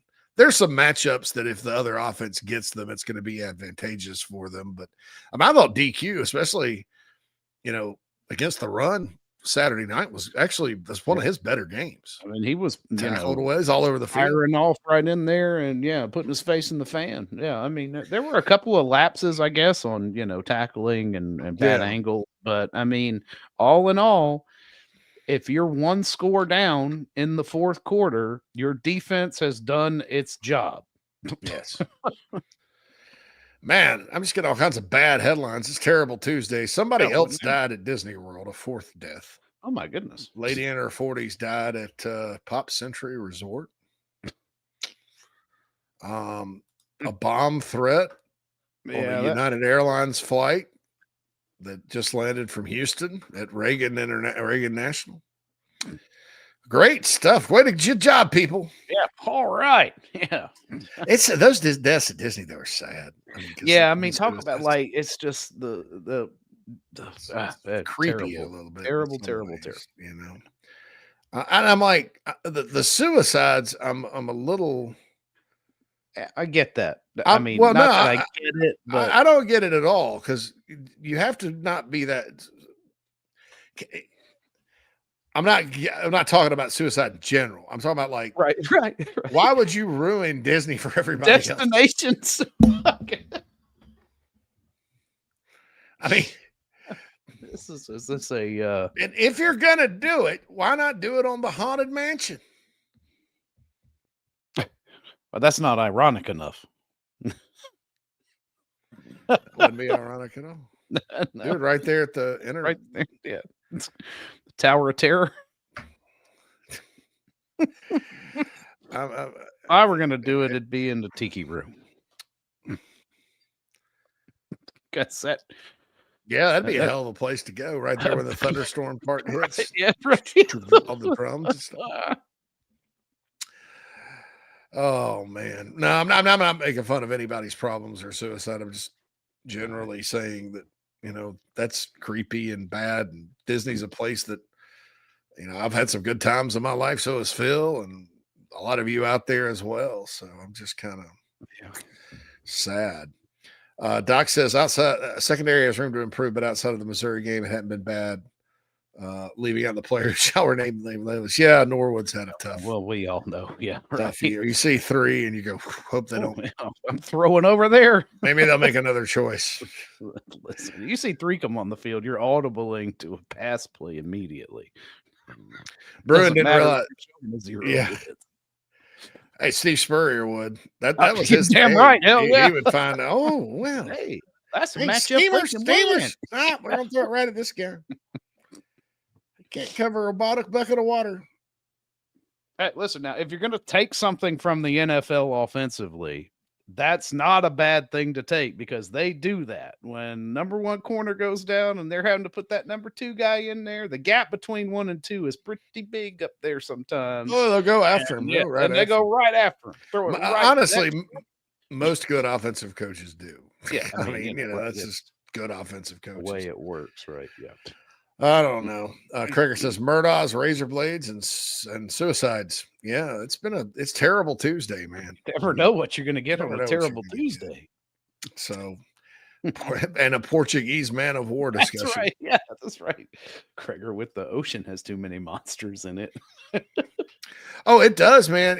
Like, not to go kind of Joe Rogan here, and I love Joe. I love Joe Rogan. I don't think Joe's a conspiracy. I think he's a conspiracy theorist at all. I think he's I respect him because he's very inquisitive. He wants to, like, he'll have guests in there to like actually learn something and have discussions. Yeah. And I always appreciate that about anybody these days. Really good listener, which is probably why he's a good podcast host. Mm-hmm. Because you need to listen. I should listen more, just to be honest. Listen more. I'll make myself a note on that. But not to go all Joe Rogan here, but because he'll get it. It'll kind of be funny sometimes because he'll get into stuff like aliens or dragons. Yeah, right. The ladies on The View made fun of him one day for liking dragons, and he just went. He eviscerated Joy Behar because of it. I thought that was funny. They make it too easy. It's like a miserable people. Joe Rogan likes dragons, but they start talking about the ocean one day, I think, and just like what's in there, we don't know. We don't know.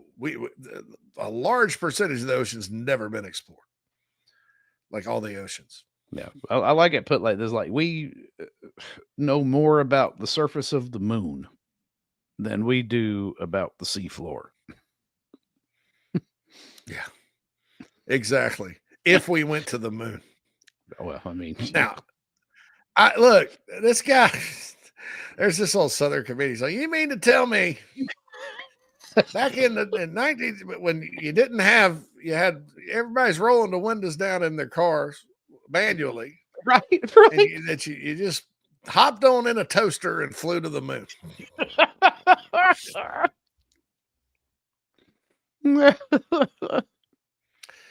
I'm like, it is kind of weird. You're right about that.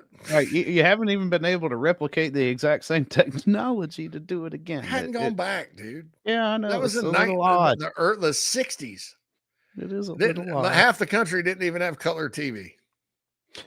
The comedian said that too. It was hilarious. Right. You mean to tell me? So, I don't know. But the ocean, yeah, it is kind of scary, and I will never, ever, ever, ever, ever do something like, hey, I'm going to go get in a little sub and go down to the Titanic. Like that. Oh, we watched that documentary about that moron. Dude, that was the great. I was like, I can't, like, if I were a billionaire and this guy is selling me on a trip to the Titanic, I'm not taking it. I'll hang up on him. You know what? I'm going to call Bob Ballard and I'm going to do it in Alvin. I'm not going to do it in your plastic shuttle. Yeah, I'll call James Cameron. Right. Yeah, right. I mean, if you got that kind of resources, just call the guy who's done it plenty of times. Get in the one that's made of like the stuff it needs to be made of. It's been to the Mariana Trench a couple times, not this crazy glue sniffer that had to move his company to the Bahamas because of I mean, that's just dumb. There's two things. I have zero interest in traveling to the bottom of the ocean or into space on a for-profit venture. No, not at all. I mean, I'm like, the dude clearly was crazy when you heard him. This guy was nuts. Yeah, clearly nuts, off his freaking rocker.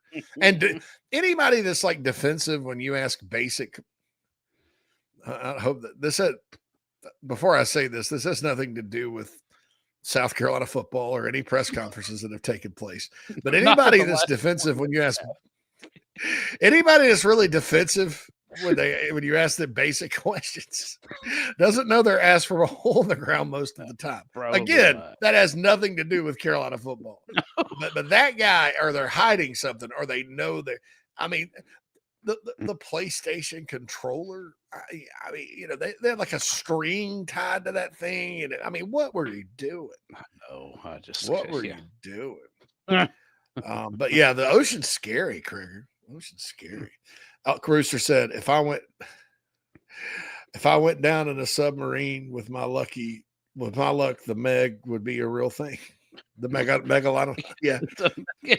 Our luck. Gamecock fans don't need to be going to the bottom of the ocean. That's right. Yeah. If you pull for this Don't team, be this megalodon looking thing that looks like a tiger. Right. Have you ever totaled up the record against teams with mascots named the Tigers? God, There's a mess of them on the schedule. They all own Carolina overall records. They would just swallow your asses whole. You know, we're like, here we are, go Cox. Well, yeah, you discovered the new saber-toothed tiger species, but you don't get to live to tell about it. Well, that's it. You're in the belly of the beast. But no, man. I mean, that thing, and that thing bothered me. Like that, because I'm claustrophobic as it is. Oh yeah. So there's no way I'm getting in there, even if it's perfectly safe. You know, you're sitting there. It's like you're on a 4-hour flight, except you're going to the bottom of the ocean. Right. And you know that, like, to get back to the top is at least a 4-hour journey back to the top. Yeah, because you can't just like, okay, we're going to go right back up and fly back up, or jerk that. Had bad things happen. Mother Rusher up into the boat real quick. It's not like catching a fish, you know. Oh. I mean, and then that guy was just insane. Insane. They said when they went and won before the one imploded that they just lost contact with the dang thing for like 2 hours. Yeah, I couldn't. No. Oh well. I couldn't be in one of those, and then you get to that point, and it starts to, like, you start hearing it like compress and the little cracks, and you're like, oh, that's normal. Like, fuck you, or dude. Oh, it's just fine. Really? Well, it's supposed to do that, is it?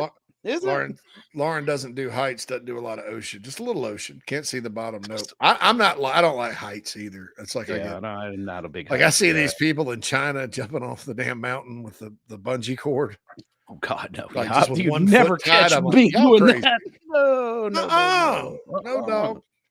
Dude, I can't do a ropes course. Like when you're tethered and all of this, like I can't. I freeze. Zip lining is not for me. Yeah, right. Probably not going to be zip lining through any rainforests. Probably not. My wife apparently ordered. All right, let's get a break. My wife ordered groceries on DoorDash, and it says Kevin is waiting for you to do this. Oh, excuse me, Kevin. And I'm like, well, yeah, I got to put my substitutions in here. Oh, so that way you get the right stuff. Yeah, you're right. That's very important. Yeah. Anyway, all right, we're going to be back. We're actually going to talk basketball toward the end, and any more football questions in the Nana Sports chat box that you have, we'll be glad to answer. Don't forget that, again, download the Chief Sports app. If you don't want to, just download it. You don't have to open it. And go do that and rate it 5 stars. Rate our podcast 5 stars, too. Write a nice review on Apple. Listen to it on Spotify. Do the same for the Late Night Gamecock Show, folks. I've noticed many of you have. That's where Rooster Rant. We had a great episode of Rooster Rant Sunday night. Good rant. It's rare that I do something like show or whatever where I get texts from people I haven't heard from in a while. And I did. Hey, man, saw that. It was great. So me and Matt and Alex knocked that one out of the park, apparently. So Rooster says, I'm Kevin, but I don't have your groceries. I am Sancho. I am Sancho. So anyway. All right, guys, we'll be back to wrap things up on the show after this. Hey, this is Cornbread Cowboy, and you're listening to the show. We'll be right back.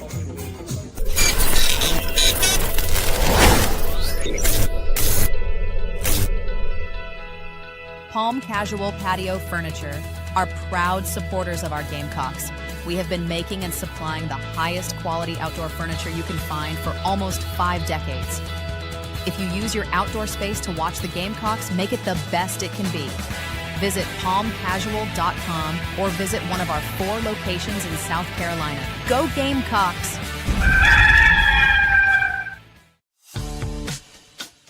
The Aventon Adventure 2 takes the same basic design as the original Aventon Adventure, making it an adventure bike designed to take you places that typical roads just don't reach, allowing you to ride whatever terrain you want based on your whims of the day.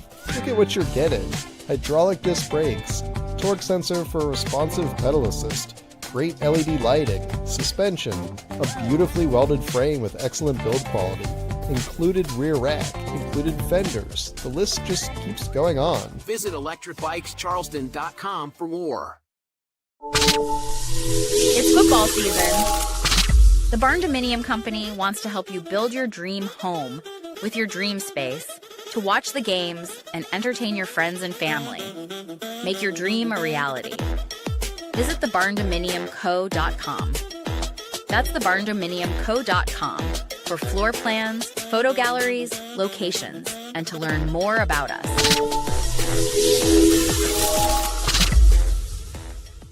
This is Larry Leitner, owner and founder of Midstate Roofing, and for nearly 30 years, we've continued to be the proven leader in the roofing and waterproofing industry. Midstate Roofing's proven history is your assurance that our professionals at Midstate Roofing will provide the proper advice, service, and results to the needs of your facility in a manner both safe and pleasing to your operation. From high-rise to hospitals, manufacturing to industrial, Midstate Roofing designs and installs bonded systems with a protective guarantee that will keep your operation dry and running long into the future. 24 hours a day, 7 days a week. And this is Blake Leitner, reminding you to protect that roof with a maintenance contract. Call me today at 803-356-1919 or online at midstateroofing.com. That's midstateroofing.com. You'll speak to an on-call technician after hours or a Midstate Roofing staff member during hours at 803-356-1919 or online at midstateroofing.com. And as always, tell them Midstate Twins. If you have a leak, let Midstate Roofing take a peek.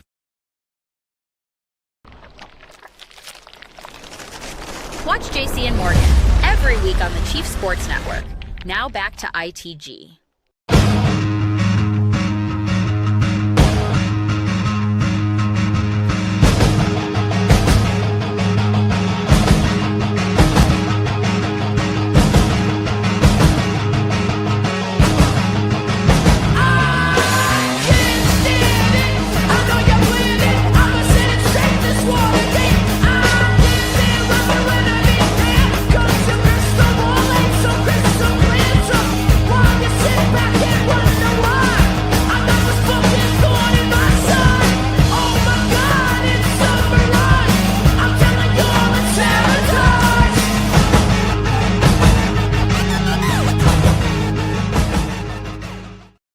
Welcome back, everybody, inside the Gamecocks, the show. Final segment of the show here on a terrible Tuesday. We've been all over the place talking about all sorts of bad things.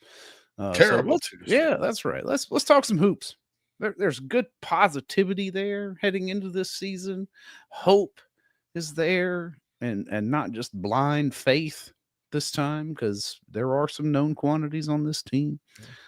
Who? Okay, so as you were saying earlier, hang on, I gotta get one more football thing. Sorry. Oh, okay, that's fine. That's fine. Do what you got. Because I saw something on X, and yeah, I'm just gonna make the rounds here. Do this, then we'll get to basketball. Yeah, that's fine. First of all, Cornbread Cowboy. I love this guy. I love it. Yeah, I know him. I've met him in person, hung out with him before. Great dude. This is awesome. He says, met this old man today, and he's telling me a story, but I ain't understand a damn word he said, except something about a bull that ran away and painting a barn. Oh, well, I tried to listen and gave him my undivided attention. We had a Gamecock Graffiti call like that. I love that. Yeah. We can make out a few things. It was like you could hear, it was obviously. I don't tell you about his thing, Miss Shula, man. Wing T, veer, all that came up. Hey, let's do it, man. I'm anything. Also, I want to just be clear about this because there's people out there with, I guess, followers on social media and podcasts that are talking up Jordan Davis, the offensive coordinator at North Texas. Eric Morris, the head coach at North Texas, is the guy that does it. This is what I mean by the guy that works for the guy. You have to do your research before you put things out there like that. It's kind of like another person that is kind of media, kind of not. I think it was going off on firing Shane Beamer or something the other day and mentioned that things are getting bad in Columbus. Jesus. Bro, you live here. Things are That's getting a pretty bad. serious mistake. I think Did I'd be he say deleting that that. or write that? Maybe But- it's but I- auto-corrected. I don't know. I did want to say that though, just because the unfortunate problem about that type of thing is y'all don't have time to go look for everything, right?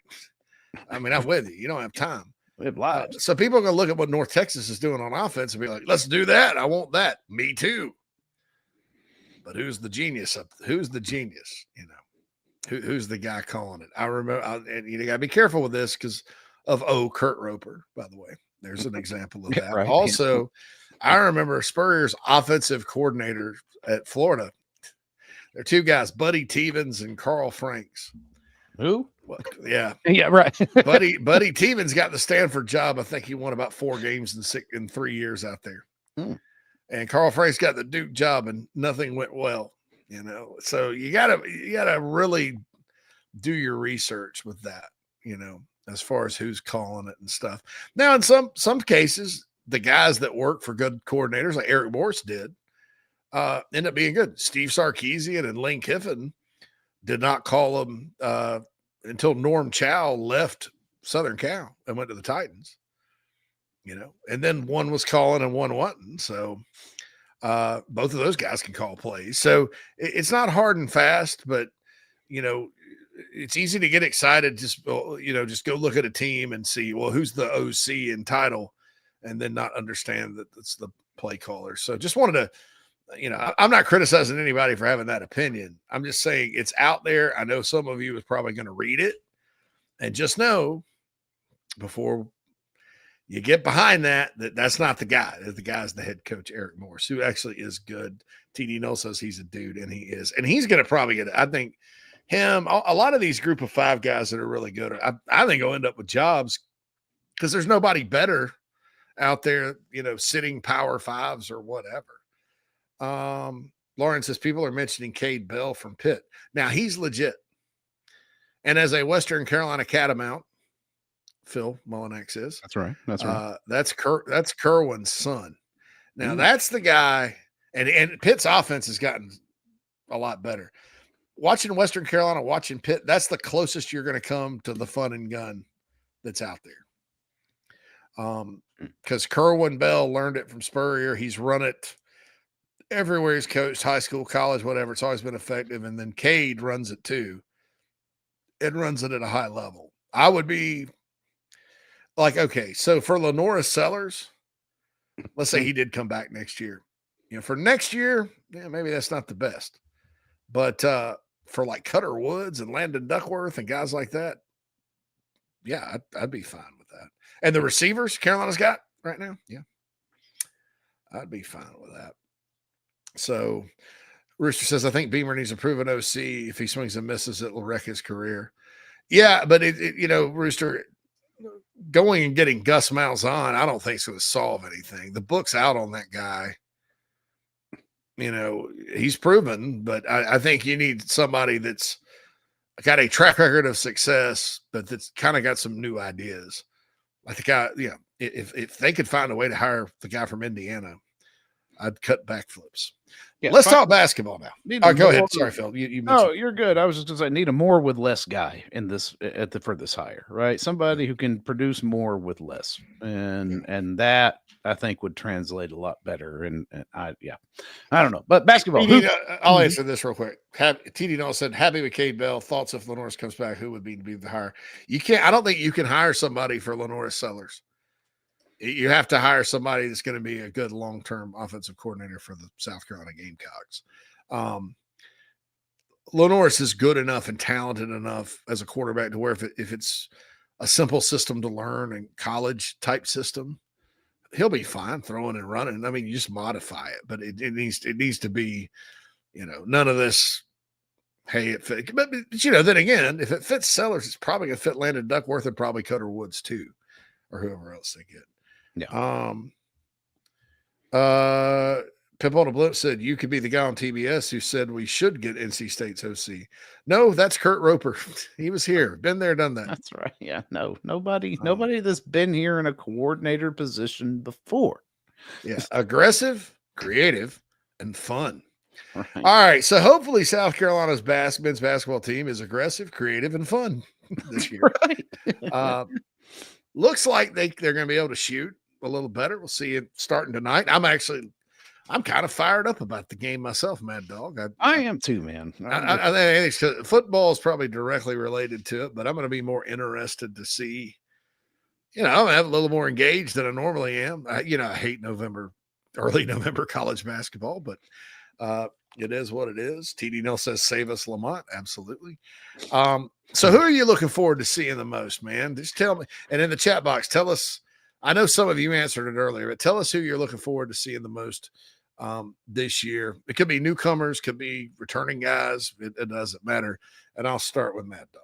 Yeah, man. I'll qualify mine and say, who am I excited to see not named Eli Ellis? Because obviously I think that's going to be fun to watch, and I want to see that. But beyond that, man, I'm staying at the same position. I'm very intrigued about Mongolian Mike, right? Miss Sharab Jumps, man, is like 6'9" point guard.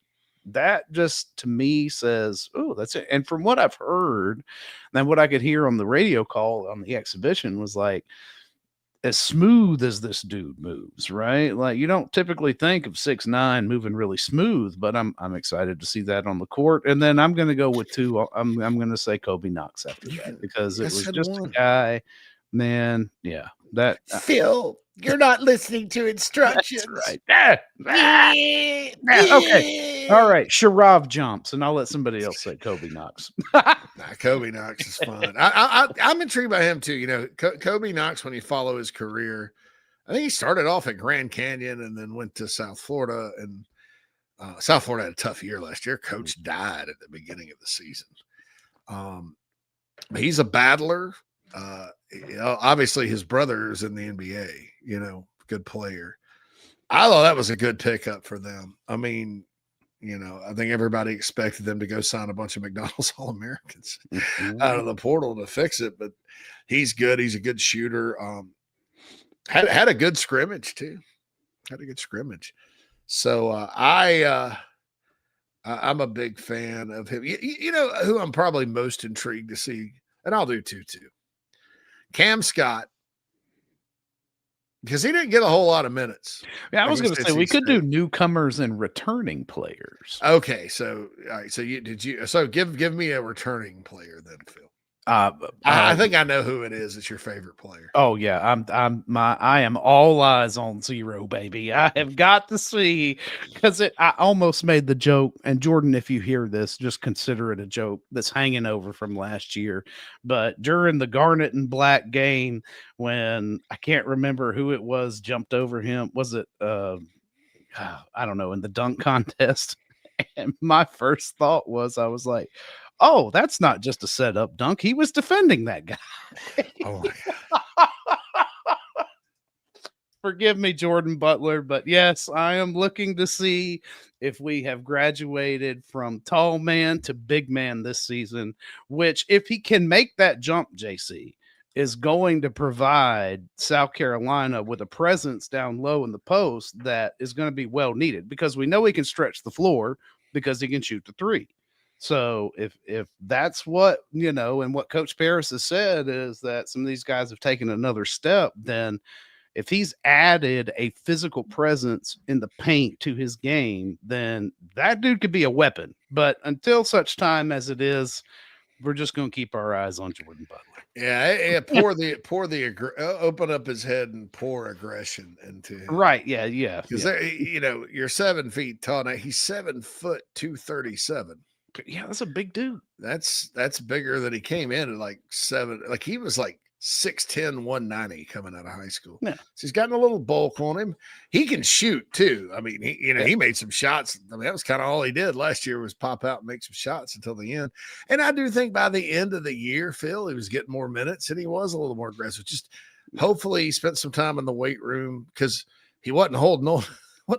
Poor guy wasn't holding on to the rebounds. Oh my God, he was like, he's no bigger than a minute, and he's like, taller than everybody on the court. Like, dude, man, come on. So returning player, I'd probably go I'll just take Cam Scott on this because I'm interested there too. Yeah, you got a 5-star guy. The one thing Lamont said in his interview on Inside the Gamecocks the morning show was that they do have a very deep backcourt. And so how do you divide? I mean, with Knox and Johnson and Sharv Jarms or Mongolian Mike, I'm just going to call him Mongolian Mike. Big Mike. And Eli Ellis. I mean, so you're talking like 5 guys, so, I mean, what happens there? As far as the newcomers go, I'm a little, like it's I'll mention two different reasons. Like Norton Capek, coming from that good UC San Diego team that made the tournament. He's a contributor. I think we know he could shoot. That was more of a sure thing when they got him. And then Elijah Strong, there were some metrics there at Boston College that weren't that good, but you hear a lot of good things about the guy from up at Charlotte, 6'8", 250, also can shoot. And so those two guys, I'm interested to get like a comparison between the two, just to kind of see. Carolina Titan says Asandoko, or whatever. I like, dude, I think there's a lot of potential there. He came in late. Is he in shape? Didn't get a whole lot of minutes, but he's 7'1", 280. Kreger will like him because he's got size, dude. He's a big old boy, and he can also shoot. And one thing about when you watch him at St. Joe's and then watch him at Providence last year, he can pass. Like he's a really good passer, which is a good thing for a big man in this system to have. As far as the freshmen go, outside of Eli Ellis, Phil, I think EJ Walker was obviously a big pickup as far as recruiting goes. They beat some good teams on him, beat Wisconsin on him. But two names that are kind of flying under the radar. Grant Polk, I heard he just was a sharp shooter. Now this is practice. So if he goes out and shoots 18% this year, it's practice versus games. Right. And then Hayden Assemian, who played high school, he's from Greenville originally, played in high school with Eli Ellis. He's got some poop to him. Yeah. So I'm curious to see him. Hopefully they blow a bunch of these teams out so you can see all these guys play. Yeah, I'm hoping they get out to an early lead tonight and we get to see everybody get some minutes. But this is me happy. That it really would, because you got plenty of ASO soccer games lined up on this non-conference schedule specifically for that reason, right? To get this team to come together, to get your 6 through 8 down and have those guys have some experience before you hit the SEC play. But yeah, I don't know. I'm excited. The team looks fun. I definitely on the record for love the vibes here, and that just reinforced it for me when Coach Paris was on the morning show and everything he was saying. I was like, let's go, let's see it, let's flip the ball off and have some fun.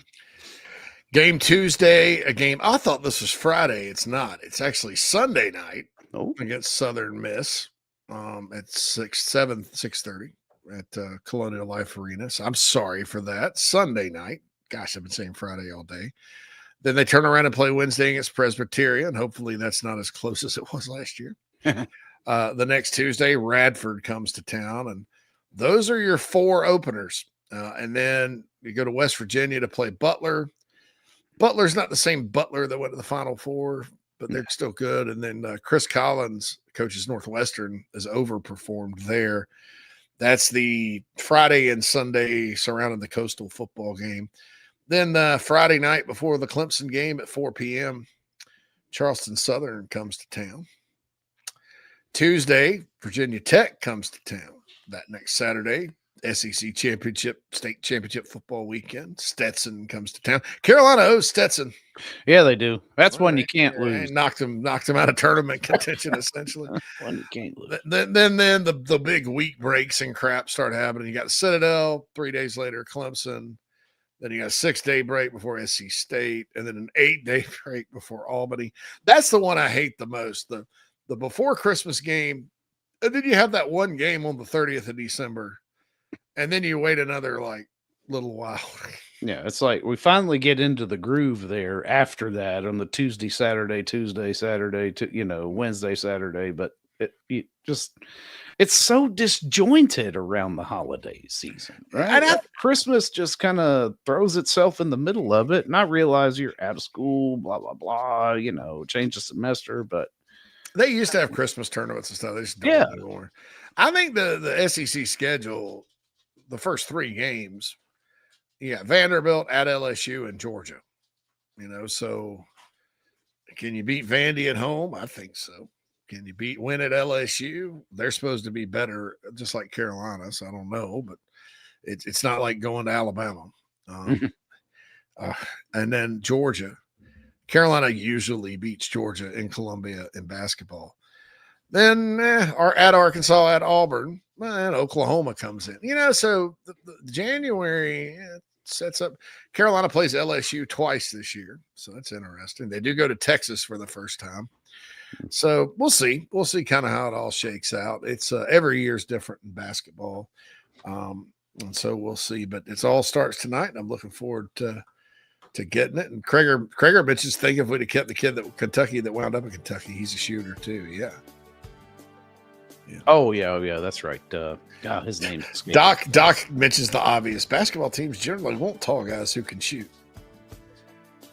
Sometimes these teams will get what's called an enforcer.